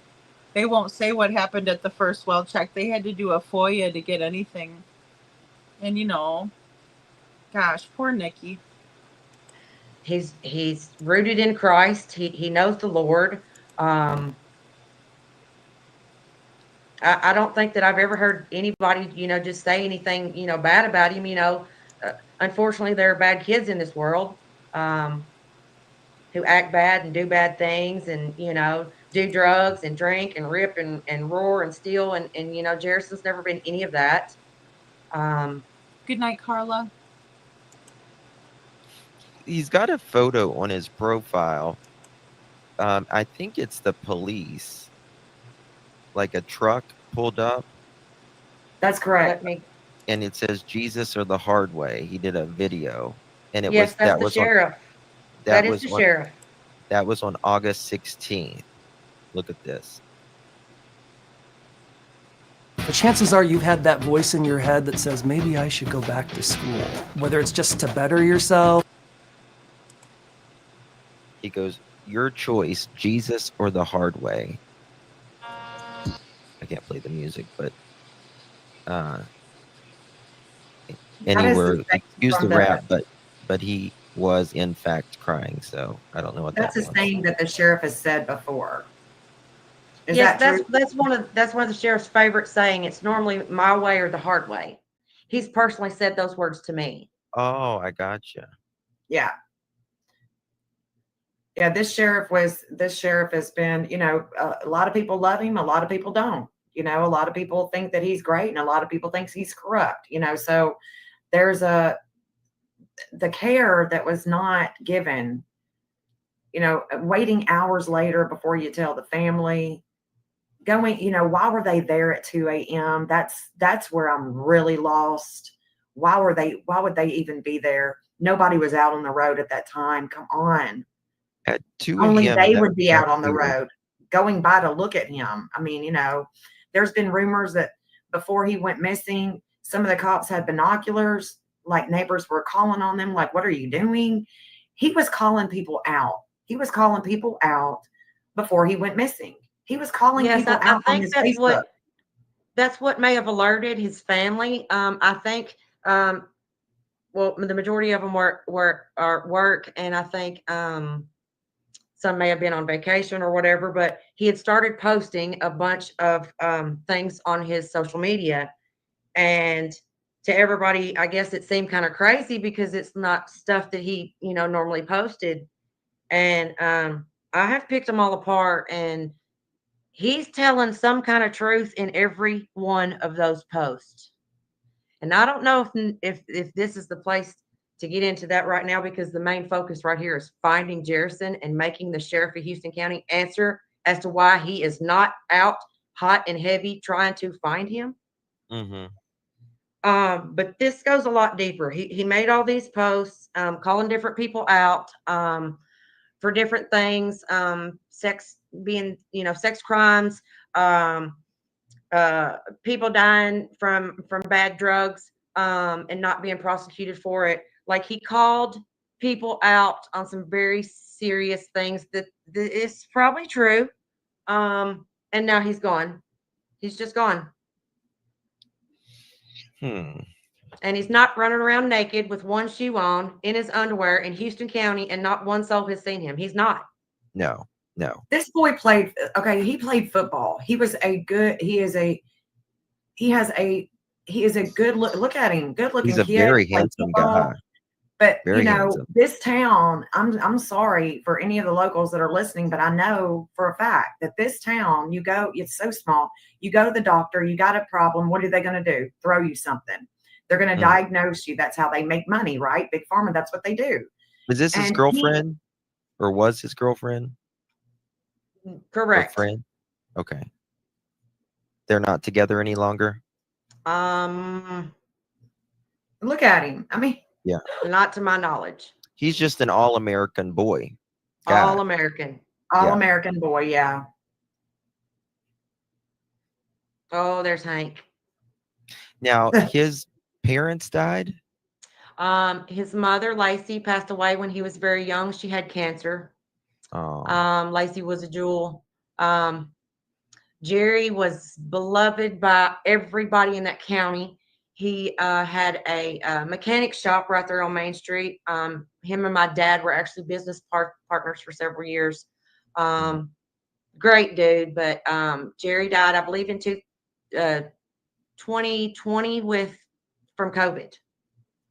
Oh, wow. So he was raised by his daddy until he passed away.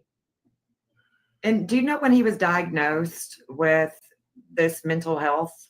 Was it after his father passed away, or? I do not know for certain, but I would probably say yes afterwards. Okay. I would have to ask Holly or some of the family to see if he had mental issues when he was, like a younger child. Mm-hmm. Yeah. Now, he's really tall. About 6'4". Yeah. Really tall guy. Very tall guy. Yeah, I think y'all need to really press that FOIA and get that body cam, and that way you guys know him better than, if how he would be acting. You know what I mean? Then, so I would really press for that FOIA video, and I would want to know how the cops got there. Like, what was it that got them there at 2:30 in the morning? It was supposedly a call come into the 911 center. Yes, but who? I do not know who made that call. But you can FOIA that. Right. Well, right. I'm for thinking some reason a call was made. Yeah, they have done that FOIA for the dispatch, for the cam, for all of that. That's. See, guys, and this is what's really upsetting to me. These family members, right? Like, when you're in this situation, when you're just in this situation, you don't know what to do. And they filed the FOIA, and I hate the thought of law enforcement taking advantage of a family that's in a situation they never thought they would be in my opinion, and making them jump through hoops to get this pertinent information on their loved one, a 20-year-old, mind you. It's very frustrating and concerning to me. And Justin says, well, you could get the FOIA, and it just breaks my heart. It does for the family, because it's like they really shouldn't have to do that. FOIA is a Freedom of Information Act that specifies that it's our rights, and that it's that we're entitled to that information. So why make them file for that? Why not just give the information readily that that you need to give out, instead of making a family who's obviously upset and looking and searching because you're not. I mean, it's ridiculous.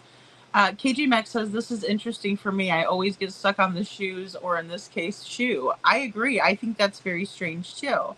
I do. And then also just this kind of like, monkey in the middle game, right? Where you're the monkey in the middle, and they're throwing the information back and forth and won't let you have it. And you're already sitting there like, where's my family member? In this case, Nikki's saying, where's my cousin? He's a good kid. He's not a troublemaker. He knows the Lord. He goes to church. I mean, he's a good kid, guys. And I mean, he spends a lot of time working out. And it shows too, because he's very athletic. And so, when you do things like that, in my opinion, you don't have time to really go out, boozing and partying all the time, because, you're in the gym. And that's a completely different lifestyle, in my opinion. Not to say that people that go to the gym don't drink alcohol or, do any kind of, drugs or stuff. But I'm just saying it's less likely, because they're spending their time, in a healthy habit rather than an unhealthy one. And I think any, type of spirituality is healthy, mind, body, spirit, right? Those are main areas to focus on. Seclusion Work says, call 911. That's a red flag. Absolutely. Absolutely.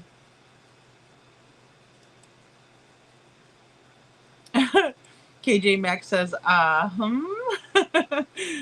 and you only have to go through the FOIA process when the agency isn't cooperating with Freedom of Information Act. Yeah, that's right. It's not a good sign. I know. And why make them do that? Why not just say, here, hon, here's the body cam. Look, this is what happened. We're doing everything we can. I mean, what happened to compassion and reassuring the family?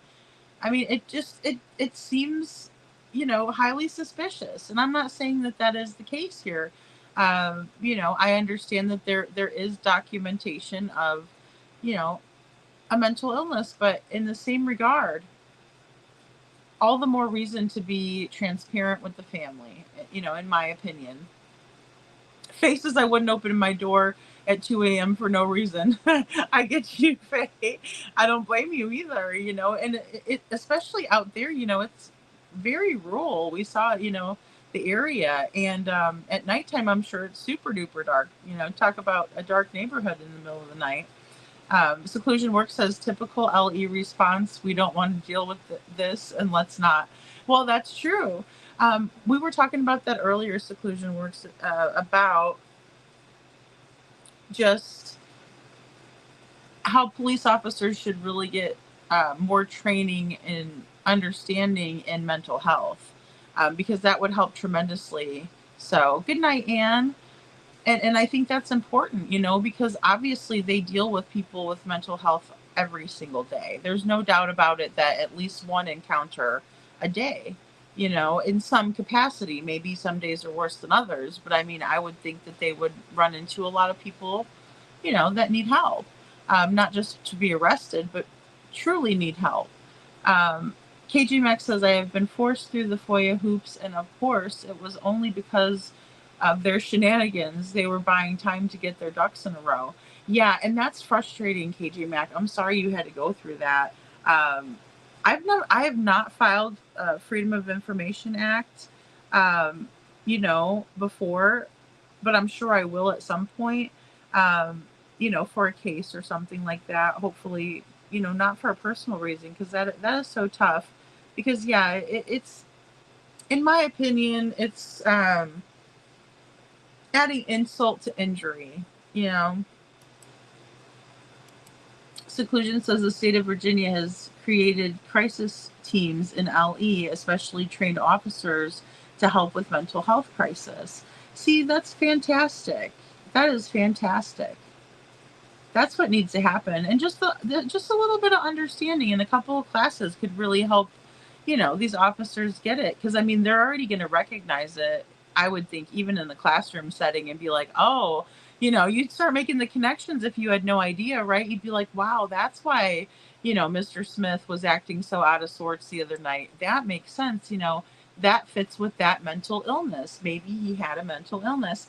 And then you learn to be, cautious but caring, and then you can get to the bottom of things. Because, I mean, some people are dangerous if they're in psychosis and things like that, and it could be so scary for the person involved, and especially if you're not equipped to handle it. And that goes for law enforcement officers. We're all human. Faye says they would be in danger from my Roddy Ivan if they were coming to my house in the middle of the night. Yes, Faye, that's so smart. Best home security, is a Rottweiler. And they're beautiful dogs, too. All right, here's a little bit more here, guys.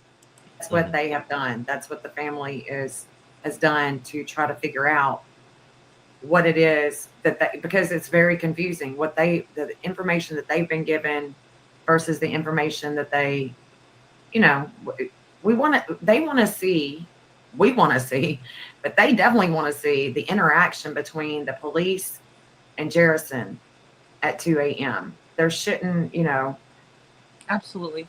Yeah, I mean, if he was, what just happened to my thing? 1 second. The one shoe, the shirt makes no sense either. There's just things that are just not adding up. And if the law enforcement would come out and talk to the community, they could clear all that up, but they haven't. And that is so odd to me that you're talking about a community that has everyone knows everybody that's grew up with this father, this cousin, and all that. And you mean to tell me that the sheriff and these people are not going to come out and, he's supposed to be serving this community. They know the family. Why would you just turn your back? It's so much injustice. It's just, it's heartbreaking. It's so heartbreaking. Mm-hmm. Yeah. Does he have a guardian? If not, police don't have to legally share anything, unfortunately. Well, I mean, you have the right to get the FOIA. The family does. Anyone really does. Yeah, it's public record, public knowledge. Yeah. Especially with the 911 call. That should be very, very easy to get. And even the transmissions going back over the radio. Have y'all checked that yet? They're not cooperating at all. Well, I mean, you can get that regardless. We can go back and get that right now, probably. Through the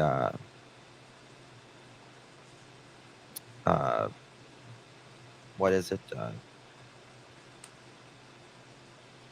Hello, Mark Barden here from Sandy Hook Promise.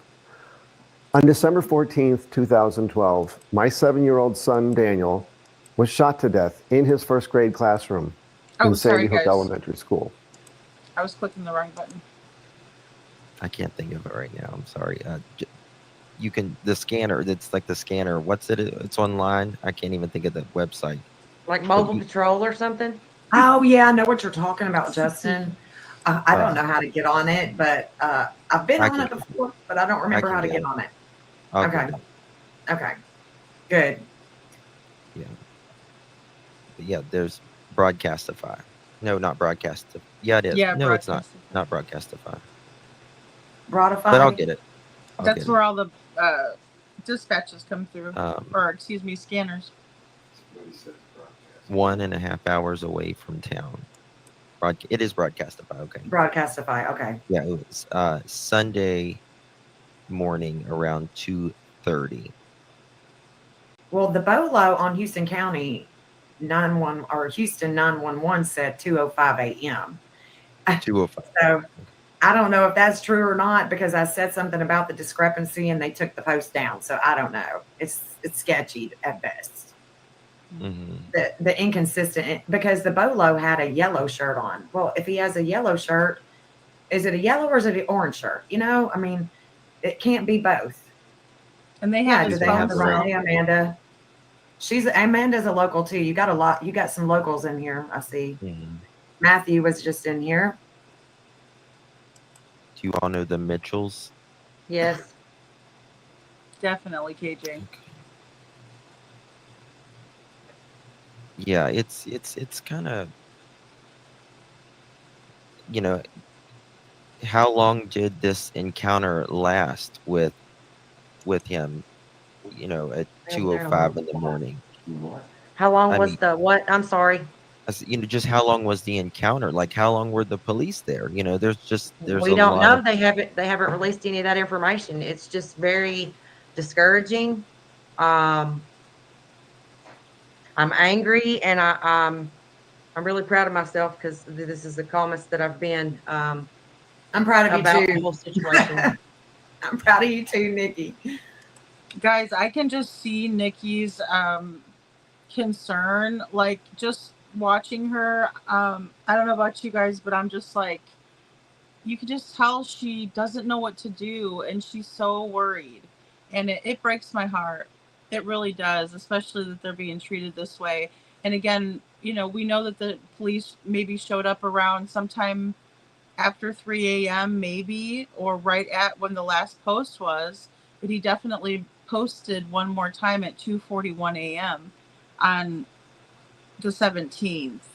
So, you know, but yeah, they didn't notify the family till much after. So they had plenty of time to cover up and plant the shoe and plant the orange t-shirt, in my opinion. So I'm proud of you too. I just don't understand. I need answers. I need to know why the sheriff is not doing nothing. I need to know why they haven't called in the Tennessee Search and Rescue. I need to know why they haven't got all of these people in here looking for Jerrison. Yeah. I would love to think that he's trying to play a big fat joke and ha ha ha and all this, and maybe he's scared now because there's Right. so much involvement and it's been posted and there's a $5,000 reward, and maybe he's out there and he's scared to come home. I don't know. I mean, he's off of his medicine, which. Correct. So I don't know if this. There's. First of all, he doesn't have his phone. What 20-year-old doesn't have their phone? He You has know what I one mean? shoe and no shirt, Right. and it's been over Y'all 100 just- degrees. Yeah, and just to be clear, there is am I correct in saying this, Nikki? That it is not an active investigation. And so if it's not an active investigation, why do Correct. they have his phone? There's I no mean- open investigation. Then why do they have his phone? I Well, don't yeah. understand why they have his phone. I mean, if it's not in an active investigation, then I mean, how can there not be an active investigation whenever they're claiming that he pointed a gun at them, dropped it, went inside and ran out the back door and hasn't been seen since? Right? I mean, people can do different things when, especially under mental duress, but is he the type that would point a pew pew at somebody? You think? I don't think so. No, I don't think Jerrison would harm anybody. Right. He seems like faith is very important to him. It is. His Yeah. uncle's a preacher. Right. He dropped with his pew pew and they took it. Yeah, they probably have the gun, right? Yeah, I'm Mandy sure if said- there is a Mandy- gun, if there was did. even any truth to that, we don't Right. know. Yeah. Now, the community, they've been searching, right? There's been a whole group of people that's been. Yes, the community has come out in full force to help. They've been great. We have an awesome community. Mm-hmm. Yeah, I'm trying to find. What's this? Okay. Yeah, people are even taping the flyers to the back of their cars. Yes. And I mean, 17. He was on the 17th. This is what we're on 4 days now. Mm-hmm. 4 days now. And when did they do this? This search, the This was 19th. the 2 days 18th. after. 18th. Okay. 18th. This was the 18th. Okay. I I mean, agree, you would Kay. think that they would ask for the TBI's assistance or someone more, right? I mean, I mean, you would think that they would. this is all community right here, right? All community, and then it's Beacon Rescue, and I'm not sure how many of their members came yesterday. Yeah. That's all community members. And they haven't family. found nothing. Just the Nothing at all. shoe and yeah, just the shoe and the shirt. Right. That's what Now, police. supposedly, The searchers didn't find anything. Supposedly, Beacon brought a dog in as well, and their dog kept going back to that same pond. Okay. That's the thing too, But guys. They nothing keep after hitting on the that pond. same pond. Nothing after. Okay. And I have heard no updates today. They have contacted the TBI, Mandy for Bama. They did contact the TBI, and the TBI is not, well, the person that Nikki talked to, I'll let her tell it. So I contacted Mr. John Etheridge with the TBI over in Waverly, Tennessee, and he informed me that the TBI and General Ray Crouch and the DA, Talmadge Woodall, did not have authority to come into Houston County and tell Kevin. They were invited. Right. Mm-hmm. Just like Sebastian. And I was like, what? What do you mean? You know, I just. They have to be invited. Yes. So I Like would, vampires. if I were you guys, I would be asking, the local police, like, why haven't you invited? Right. Somebody, if they would just drain the pond, You know, we don't even, the divers can't see because it's so murky and it's got so much debris. They need to drain that pond. And look, guys, these people are local. The people are, saying, hey, check my property. The woman the people that own that pond, they are fine with it. They're fine with it. Why have they not drained the pond? Why? Did they just, until we get more leads? No, until you drain that pond, you can't clear it. Exactly. That pond is not cleared until it's drained, period. No. And KJ, I mean, I can't agree more. It's kind of a moot point because there are a lot of medications that you could just kind of not take anymore, and it's not going to really affect you adversely. It's important to know exactly what meds were being taken, and I do agree. Not knowing what meds, it really does seem deflective, especially with the posts and how he was, putting everybody out there and calling people out, and that would be stressful knowing that information about, SCX crimes and all of that. Hey, Lisa B, always good to see you. Thank you for watching, guys. And I love all the Bush people. Okay, so this is where Justin's going to show us, the property and kind of how it's laid out. Oh, And even then, it could be drag. They could drag it. Absolutely. I mean, absolutely. Let's see here.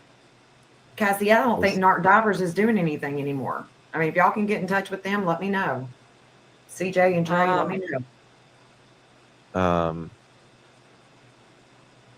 Let's see here. This is a big pond. Yes. Let's see here. Yeah, that's 308 feet long. And at the widest,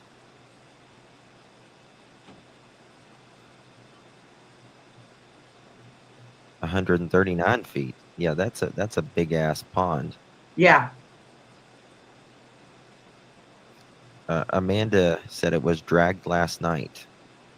Amanda is saying that it was dragged last night, Nikki. Hey, Matthew. Let me ask Holly right quick, and she will verify that for me. Do you know who was dragged by, Amanda? That's like 3 football fields. Yeah, it's big. Yeah, it is more like a lake. Yeah, it is. It's more like a lake. Yeah, that's a big ass pond for sure. But it's not Amanda like saying that it was drug and they finished about 12 p.m. so they found nothing. HCFD had a crew out of Tennessee City come down. Amanda Self is saying this, Nikki. Okay, Holly's typing right now. Holly said, "No, ma'am. The pond has not been dragged yet." Let us know where you're getting that information from, Amanda. That's a great question, Faye. Yes, I'm not sure. this is why I switched to injection-free weight loss. I was eating healthy, working out every day. Yeah, What that's about a great Equisurge? question. Yeah. I'm not sure about that at all, Faye. What did George say?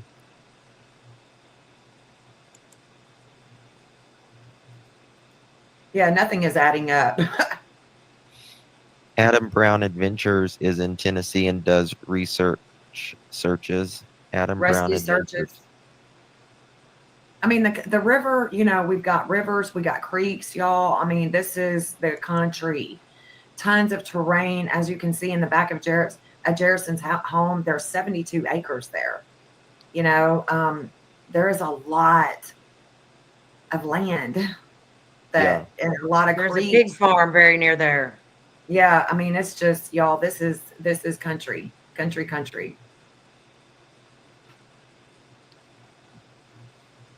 Oh, that's Amanda. Emily. Okay. She loves you Hey, both Emily, so love you, girl. I mean, this is a Um, close-knit community, as you can see. You got a lot of locals in here. Well, they Right. did fly drones. They did fly drones, but see Yeah, they that the terrain is so thick. Yeah, It's the like at heat this sensor- point, it's like the at this heat point, sensor drones right. It won't do any he's- good up under there. You know what I'm saying? Like, it's so thick, you need a machete or something to get back through that stuff. Like a heat sensor drone is not going to help. Right. Mm-hmm. Right. It's just not. I mean, it'll get open fields, but up under them trees.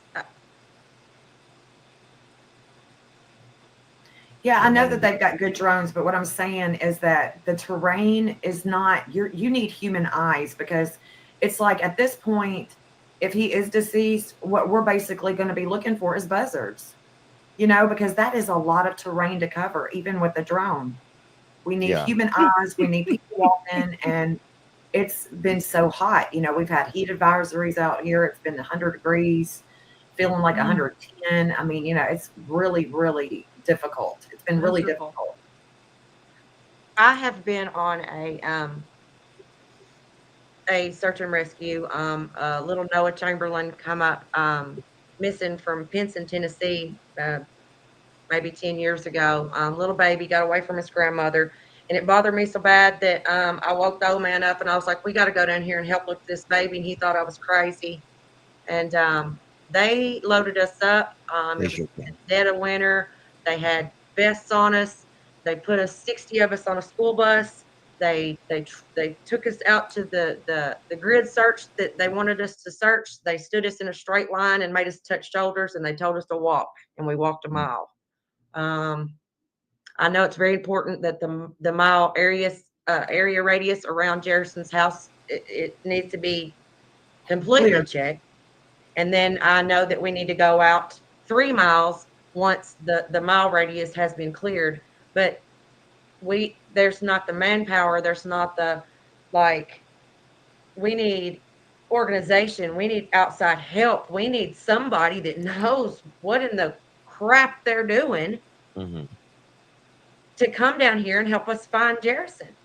Because it's quite obvious that the sheriff, he's not cooperating. Why is he not cooperating? Does he have something to hide? Like what's really going on? This is the thing. I mean, at 2:30 in the morning, where can you go out there if you don't? I mean, you don't even have a flashlight. There's nowhere to go at 2:30 in the morning in Houston County. Right. Nowhere. And he didn't have his phone. He dropped his phone.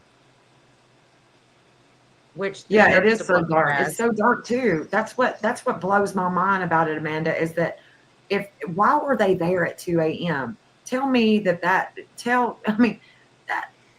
there was no cars going up and down that except for maybe the cop car. I mean, nobody else is nobody is driving the roads at that night. It shuts down, y'all. I'm telling you, it's the weirdest thing for me. Yeah, or they took the phone. Yeah. I'm just if you know where you live, you may have cars go up and down, and down. So not to interrupt, this is a prime example, okay? This is a prime example of what's going on down there. As I'm on this podcast with you all, I have had Holly in my inbox, and because I was like, baby, I'm nervous. I love y'all, and just stay here with me so you can answer some questions if I don't know them. Okay, this is the miscommunication. I just got this message from Miss Angie Hughes, and she said, the pond was dragged last night. My daughter is a firefighter with Houston County, and she was there. Okay, why has the family not been told that they dragged the pond? Why would Holly or none of the family not know that they dragged that pond? It's right here. Wow. Didn't we see that? I mean, weren't we told that they couldn't drag it because of the tree? I mean, why didn't they do in the that center is what they told us. Why didn't they do that in the very beginning? They told her that a tree was in the center and they couldn't drag the pond. It's just absolutely nuts to me. Yes, SI officer, I decided to talk more about Jerrison. Yeah, I mean, he's really his story, and it's just because it doesn't add up, and here we are in another small county in Tennessee, and so but I'm glad to see you awake. Yeah, well, and that's it too. If someone was say made not to breathe in the pond, the dogs would hit there, right? Yeah, absolutely. And that's the problem. And it's a big pond. And then it's like sludge at the bottom, and like almost Jen and I were talking earlier about the quicksand, how it would just like you would sink in it. And my goodness, I like to know if Ellie had muddy shoes or had to get uniforms clean. I'm always suspicious. That's a good, oh boy, isn't that a good point? And like smart thinking. Yeah. Wow. KJ Maxx says, yeah, I'd like to know if LE had muddy shoes or had to get uniforms cleaned. I'm always suspicious of the last people to see the person. Always, right? No matter who it is. I'm like that too. And I'm very indiscriminate because it's just like, it's the most obvious, conclusion to come to. And it's not unreasonable. I think it's, it's logical, logically thinking. So yeah, absolutely. KJ Mac, that's a great point. That's a great point. And I would like to know more about how people know about him not taking the medications, or, how did that come about? Because that's a very great question too, Faye. I'm going to remember to ask that too, or get that figured out as well. SI officer says, girl, I can't. All these precious children. It's too much for my soul. My heart. I know. I know. Well, and like with Jerrison, when I read his Facebook posts, I just really, well, and two, whenever Jen was up with Nikki earlier today, which prompted me to go look at Facebook, um, Jen was talking about justice and how he's just really about, you know, doing the right thing and wanted to expose this really horrible injustices that were going on that he saw to be that way. Um, that really got my heart, because I think we all feel like that here in the community. It's like we don't want these bad things happening. We don't want to see people getting violated and taken advantage of and their lives ruined, and gosh, and then you just look at him and he's just such a handsome kid, but then also like very smart. Like there was a lot of really smart posts.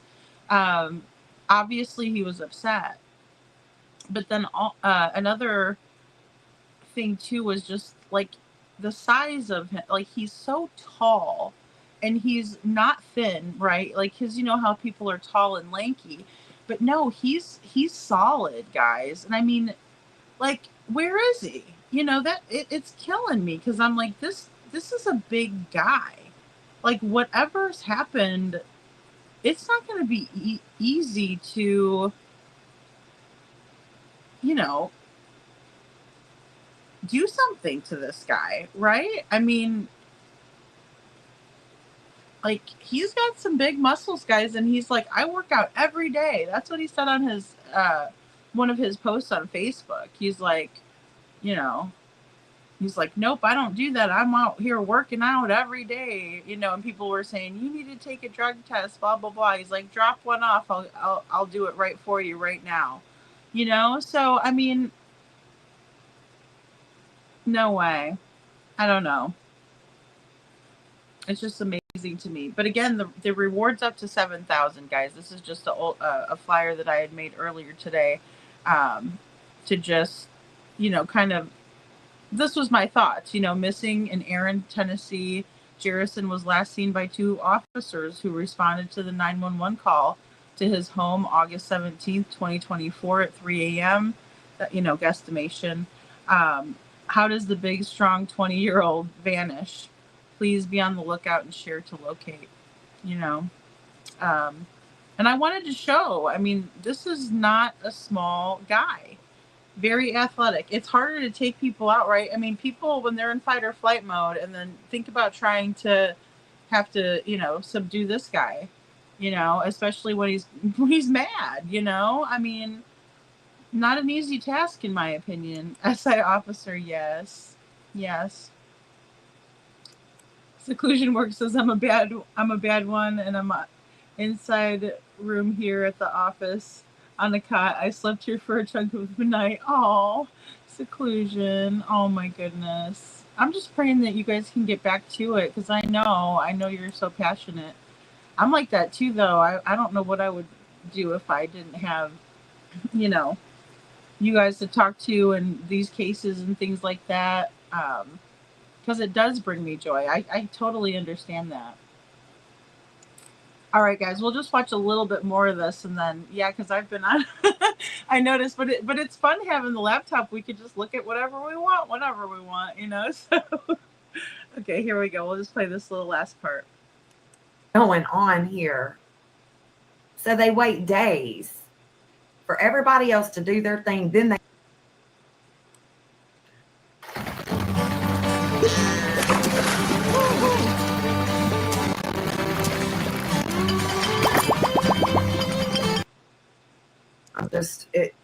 if you where you live, you may have cars go up and down, and down. So not to interrupt, this is a prime example. Okay, this is a prime example of what's going on down there.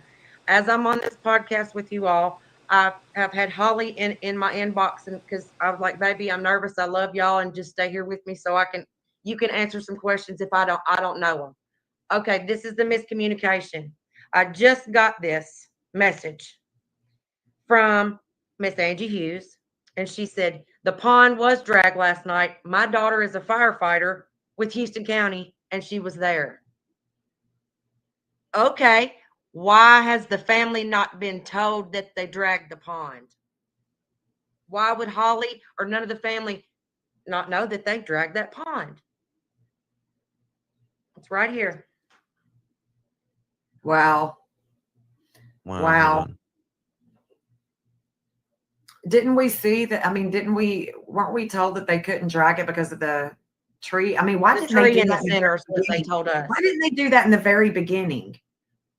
What is going on here? So they wait days for everybody else to do their thing. Then I'm not,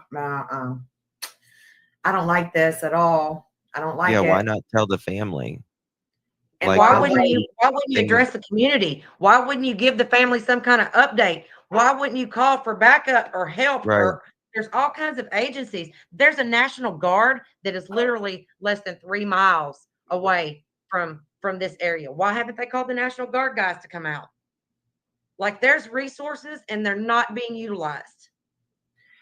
Here's where I'm sketched not with it. communicating. He's not. Yeah, this is sketchy for me, and this is why, because the law enforcement says, okay, we're out until we get leads, we can't do anything else. So then they let the Beacon people come in. Everybody else is searching different places. The property, nobody is paying any attention to this property. Then all of a sudden they're going to drag it. 5 days later or 4 days later. Makes no sense to me. But I mean, I'm glad that they did drag it. Evidently they didn't find him, but it's very sketchy. It's sketchy at best. It's not cool Who that they drug didn't it? have time Who did it? to let the Right. family know. Tell fire us again department? who drug the pond. Supposedly the fire department. That's what she said. Her daughter is on the fire department. Yeah. It was dragged last night. My daughter is a firefighter with Houston County, and she was there. I don't know why. I just know that is where she was at. Well, let me ask her this. How did they drag it with all the debris in the tree there? This isn't adding. You see, this is the things that don't add up. These are the things that don't add up. And, we've got to question the narrative if it's not making sense. If it's just, this is illogical here. I'm not leaving y'all. How is the fire department, how are they qualified? Well, I these mean, are how are that need they to be dragging answered. it with what? With what? Yeah, what are they dragging it with? A fire department's going to drag it? Called bell drags. Okay, thank you, firefighter 705-619. Okay, thank you. We need to know that stuff. Thank you so much. Glad you're here. So he's saying, the firefighter is saying you can drag areas like that called bell drags. So you can use a bell drag even with all the debris there in the tree. Bell drags. A bell drag. Excuses. Yeah, contact the Hey, fire little Miss chief. Sharon. Yeah, that's what I would do. I would contact the fire department. I would call the fire department to confirm and just say, hey, why wasn't I notified? Right. Yeah, Amanda Self, but the sonar is not going to work. What I'm trying to say, the sonar is not going to work to find a missing person in a pond full of debris. Well, I mean, I don't know. I mean, there's a lot of debris. It depends.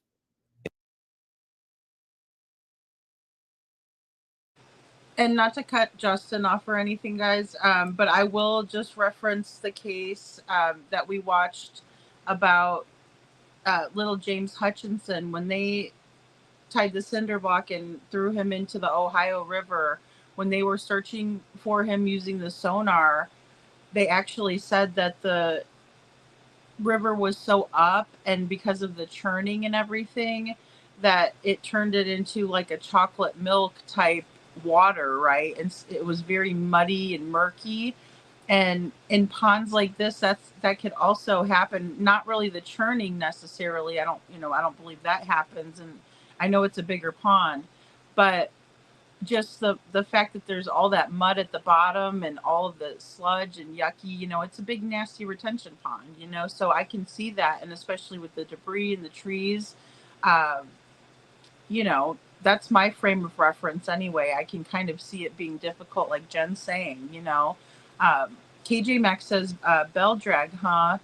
Is there any risk that pushing what you are looking for further into the mud below? What is a bell drag? You know, that's a really good point, KJ Mac. I mean, and especially if there's like huge big trees in there, you could lodge, you know, a person just saying underneath of that, not knowing. Let me look and see.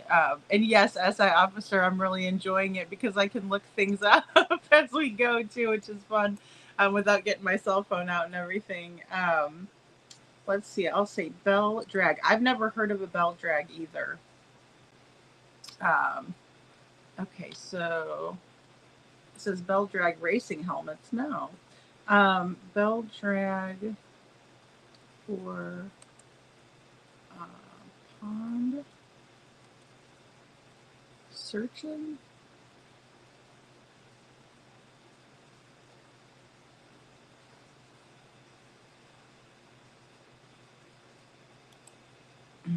Let's see.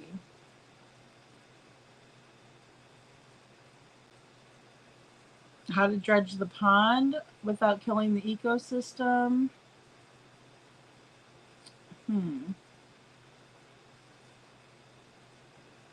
I'm wondering if that's not a term that like the guys use, you know what I mean? Like those,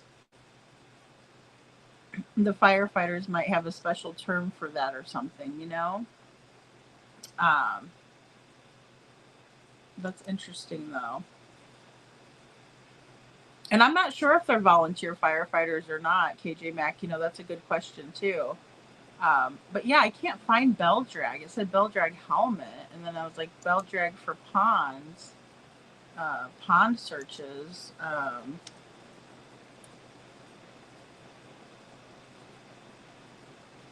How to dredge a pond yourself, 5 easy ways. Let's see. Because, yeah, they were talking about dragging it. But see, no, that's like dredging. I think it's more... I mean, this is like a little tiny pond that I just pulled up. So, yeah, it's hard to tell. Good morning, Mama. Let's see. Yeah. So.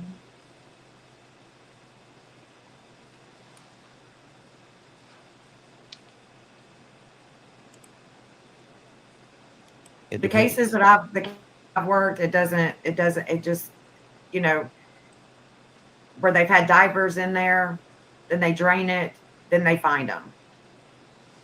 Yeah, draining will definitely do it. Yeah. Yeah. So I guess that they would have had to drain it before they drug it. Is that The correct? property owner said they would be fine with it draining it. Oh, yeah. Yeah, The sonar property owner wants won't it work found. with the debris. Is there like a lot of Often, trees in yeah. it or something? Yeah, I mean, like, you know, we've got a pond in our backyard. It's a retention pond. And it's, Right. you talk about all the debris, it's so murky. And even that, if I were to step in that pond, I could probably sink and you wouldn't even see me. Don't you think, Jeff? We would sink in that thing. Yeah, We would absolutely. sink underneath That's how it. the ponds are around here. We would sink underneath it because it's we live around a lot of springs here in Houston County. There's springs, there's aquifers, you know, so the pond that we have in the back, this retention pond, it is receiving, you know, we've got aquifers. So I'm just saying it's very much, yeah, it's very, very mud. And if I stand in it, I'm going to sink. It's like kind of like sinking quicksand. Just get the document from the fire department. The family should have been notified. You know, that's ridiculous. Well, It's so it was sad that they're not it was communicating with the how family like many they should. how long was it before you Okay, were so notified?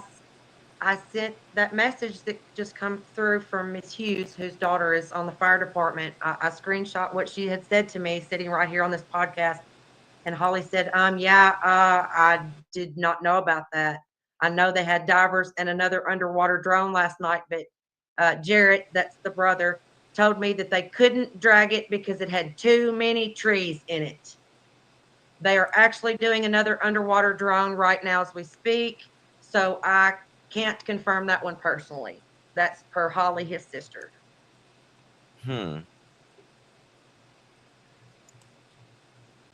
Very bizarre.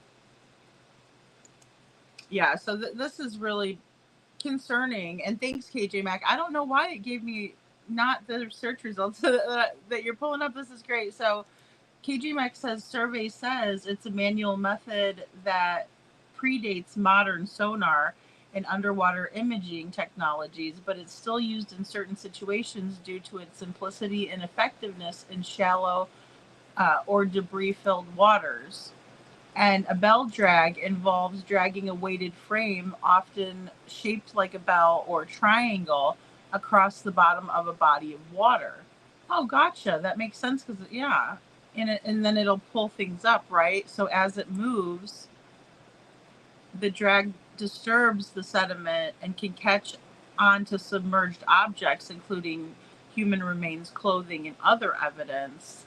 Wow, that is really interesting. So it's basically like, the archaic way of doing it, but why reinvent the wheel when this works just fine too, so it is designed to pull things, up out of those waters, that are murky and, hard to kind of deal with, right? Because, they can be like sludge and quicksand. That's fantastic.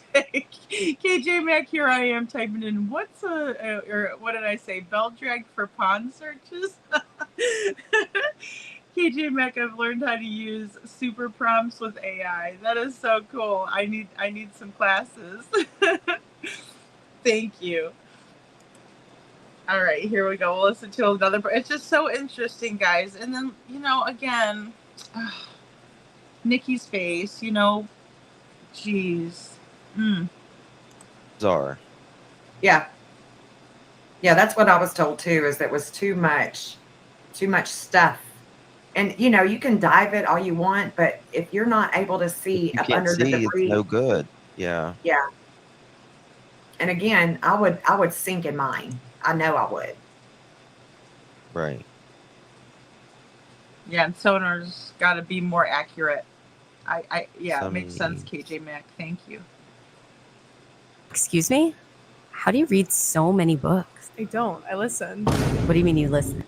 I use this.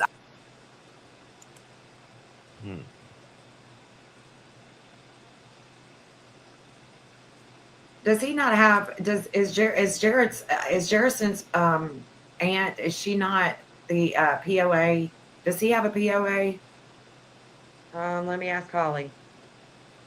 I was thinking that he did, but because I know that he's got a lot of family. Why he wouldn't? Why he that is have been trying to protect him. I don't know why he wouldn't have a POA to make decisions for him medically. If he has these diagnoses. Right. But everybody is busy with their own life. So, and he is just 20. So maybe they didn't How many think that siblings does he got? Let's see. Jamie's the oldest. Then there's Jeremy. Then there's Holly and Jarrett and Jerrison.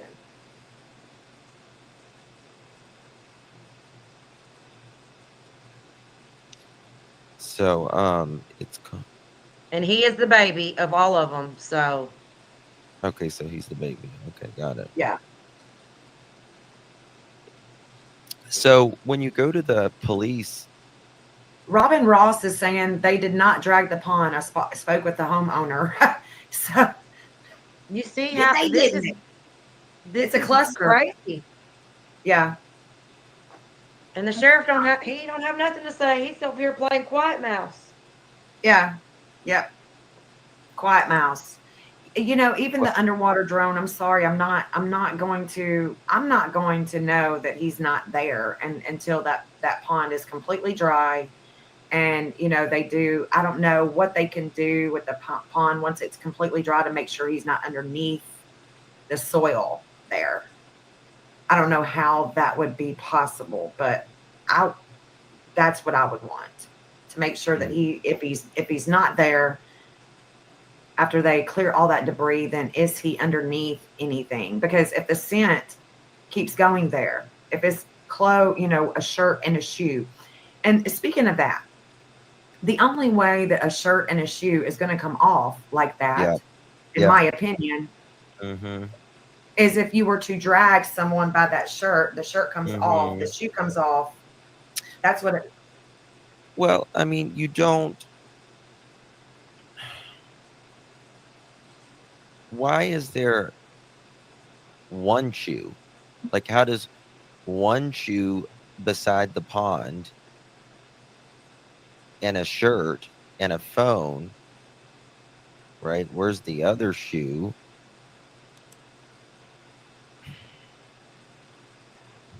I don't know. So that leaves him in a pair of shorts to run around with one shoe and a pair of shorts for how many days now?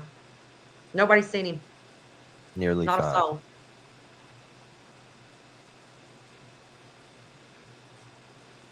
A shirt and a shoe. It sounds planted to me, someone said.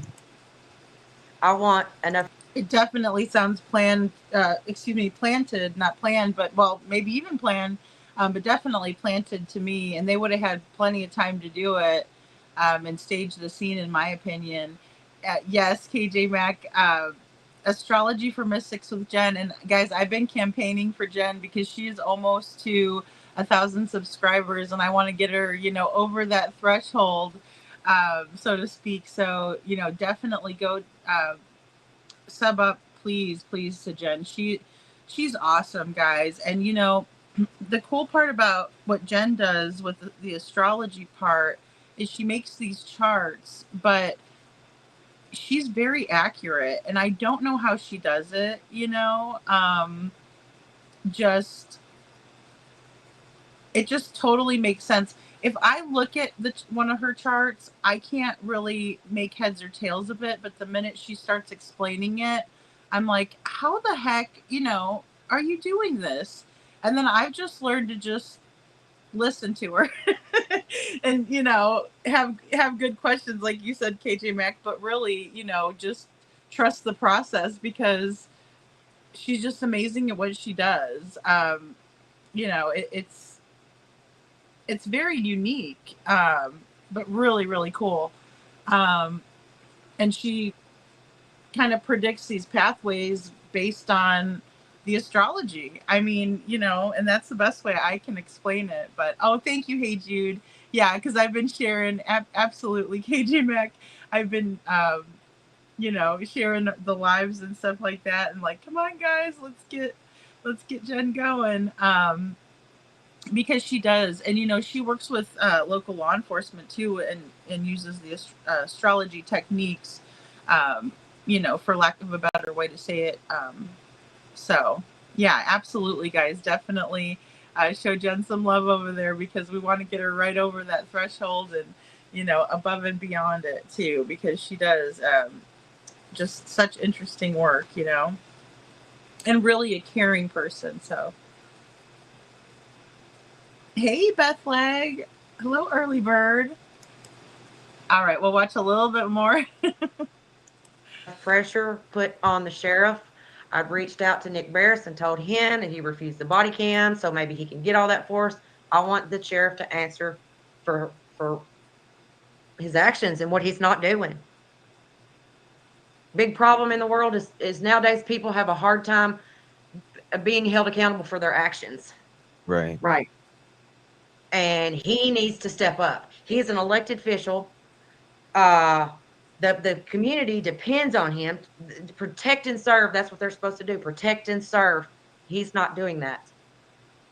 How was He has not done that. He how long has has he been failed sheriff? this family. He has failed my family. He has failed Jerrison. How long has he been sheriff? Oh, pretty good bit. He was a state trooper prior to that, so I'm gonna say at least 3-4 terms. I'm not sure on that. I probably should have researched a little bit, but he's not one of my favorite people, so I'm gonna figured remain nice. someone that's been there that's, 40 years. Missing. Now, this is Jerrison Hankins. He was last seen Saturday at his home in the Tennessee Ridge area in Houston County. Emergency personnel gathered Sunday to look for Hankins with drones. They also used a helicopter, they say, with no success. The operation was suspended due to the extreme heat. Jenkins is about 6'4". He was last wearing a Tennessee orange shirt and dark shorts. If you have seen him, you're asked to contact the Houston County Sheriff's Office. I think this certificate really prepared me for this ever-changing comeback moment because it gave me a tool in my toolkit. Okay. I can say that News Channel 5 come down today around noon and interviewed with the family. So I don't know if it'll be on later this evening or when that will air. Let me see if I can find something here. If anything else has came out in the last little bit. And while I'm here, I want to say a huge thank you to everybody in Houston County, all the volunteers, all the people out there sweating, everybody that's helping, everybody that's putting information out. From the bottom of my heart, I want to thank y'all because regardless of how any of us feel about the sheriff, there's some good people down there, and I love y'all. I love you too, Nikki. We love you, honey. And my family. We love you. My family, Yeah. I'm sorry I'm the crazy one. I'm sorry I'm the vocal one. No, I'm not. I'll never apologize for being who I am. I'm going to stand up. I'm going to be loud, and I'm going to come hard every single time for one of mine. That's right. I want That's why we Jerrison love down, you. and I want him to come home. I respect her tremendously and anybody that is this way because it's not easy to tell the truth. It's not easy to stand up for what you believe in, and especially when it's your family. The utmost respect and love for Nikki. Yeah. And I'm not going to stop. I'm not going to stop until somebody gives me some answers or the sheriff pulls him out of a magic hat.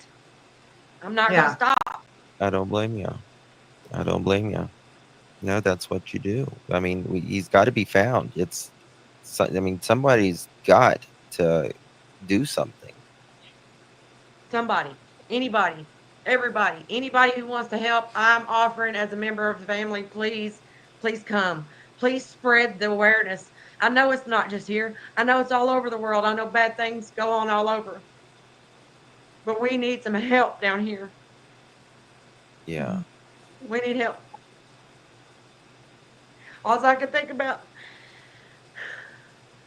is if his daddy was here and the roles was reversed and it was one of mine that was gone missing, Yeah.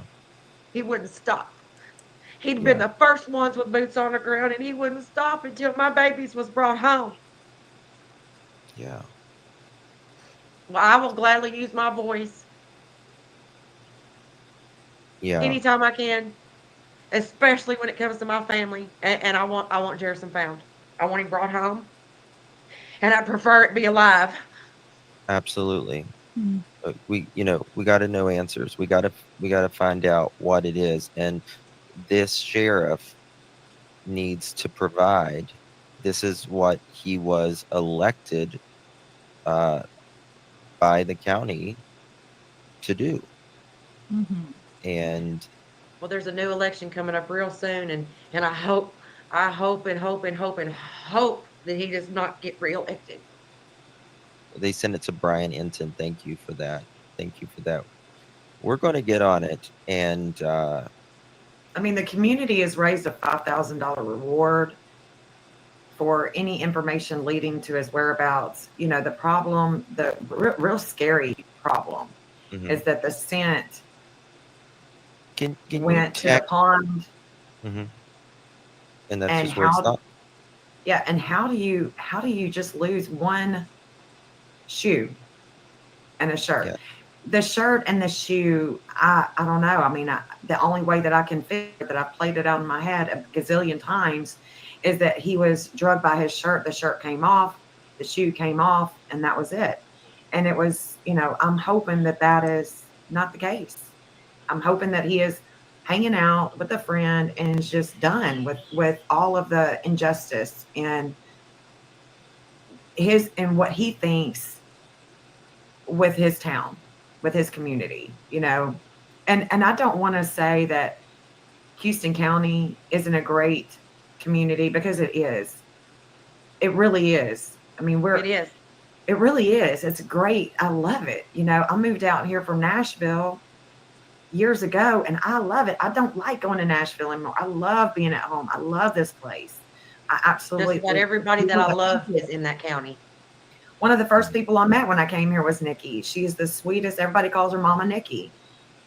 She gets things done, and Jerrison being a family member and her knowing the things that he has been through, it hurts. And a lot of people know what Jerrison has been through.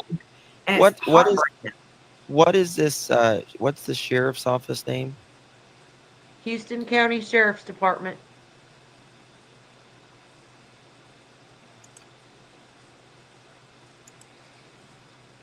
All right, guys. So we're going to end it here, but I just want to say I'm going to do, a live on Sunday, and we're going to go over this again. Just some more details in a timeline, not this specifically. But, I can just say that I feel Nikki's pain when she says that, these are all people that she knows and loves, right, tight, close-knit community. And as I was reading through Jerrison's Facebook page, when he was posting these, kind of saying he's going to call, when he was actually calling people out, I witnessed, the sorrow and the pain in his posts. These are people that are his friends that he, grew up with, that he went to church with. These are people in a position of trust. If that's not enough to really upset your mental well-being, I don't know what is. And just like when we're looking at what his aunt is saying and, all of that, it's really concerning that he was willing to call these people out, and then all of a sudden they can't find him, and only a shirt was found and one shoe, and the dogs keep hitting on the retention pond, right? And those the third party that was brought in, Beacon, that is not part of the community or the sheriff's department or anyone. That is a third party search effort to find Jerrison, and I think there's just so much more to this, and I really want to dive into it with you guys. So I really hope to see you on Sunday. Now, if something breaks tomorrow, since it's really easy for me to kind of hop on, I might give an update or come on and do a quick live. But I really enjoyed, sitting here talking with you guys, and I hope you guys enjoyed a different type of a presentation. I really hope that you guys have enjoyed the time here. And, again, I just want to say to these ones over here, here, I'll make myself really tiny. Arrested for, red rum of this beautiful Emmanuel Haro. These parents, in my opinion, got exactly what they deserved. Check mark for justice today. They were arrested, and hopefully we will find little Emmanuel. Now, 7-month-old, itty bitty baby. Now, as for this fool over here, Steve Fisher paid 15 G's to talk about Harmony and not Sebastian. Just want to throw that out there again. And we're going to keep an eye on him, folks, because he's inserted himself into the Emmanuel Haro case. And, you know, I'm interested to see what others might say or think about that. So I might even do a video and put that out. So, but otherwise, I will see you guys on Sunday night. I'll be off tomorrow unless something comes out breaking. And thank you all so much for being here. And I will see you next time.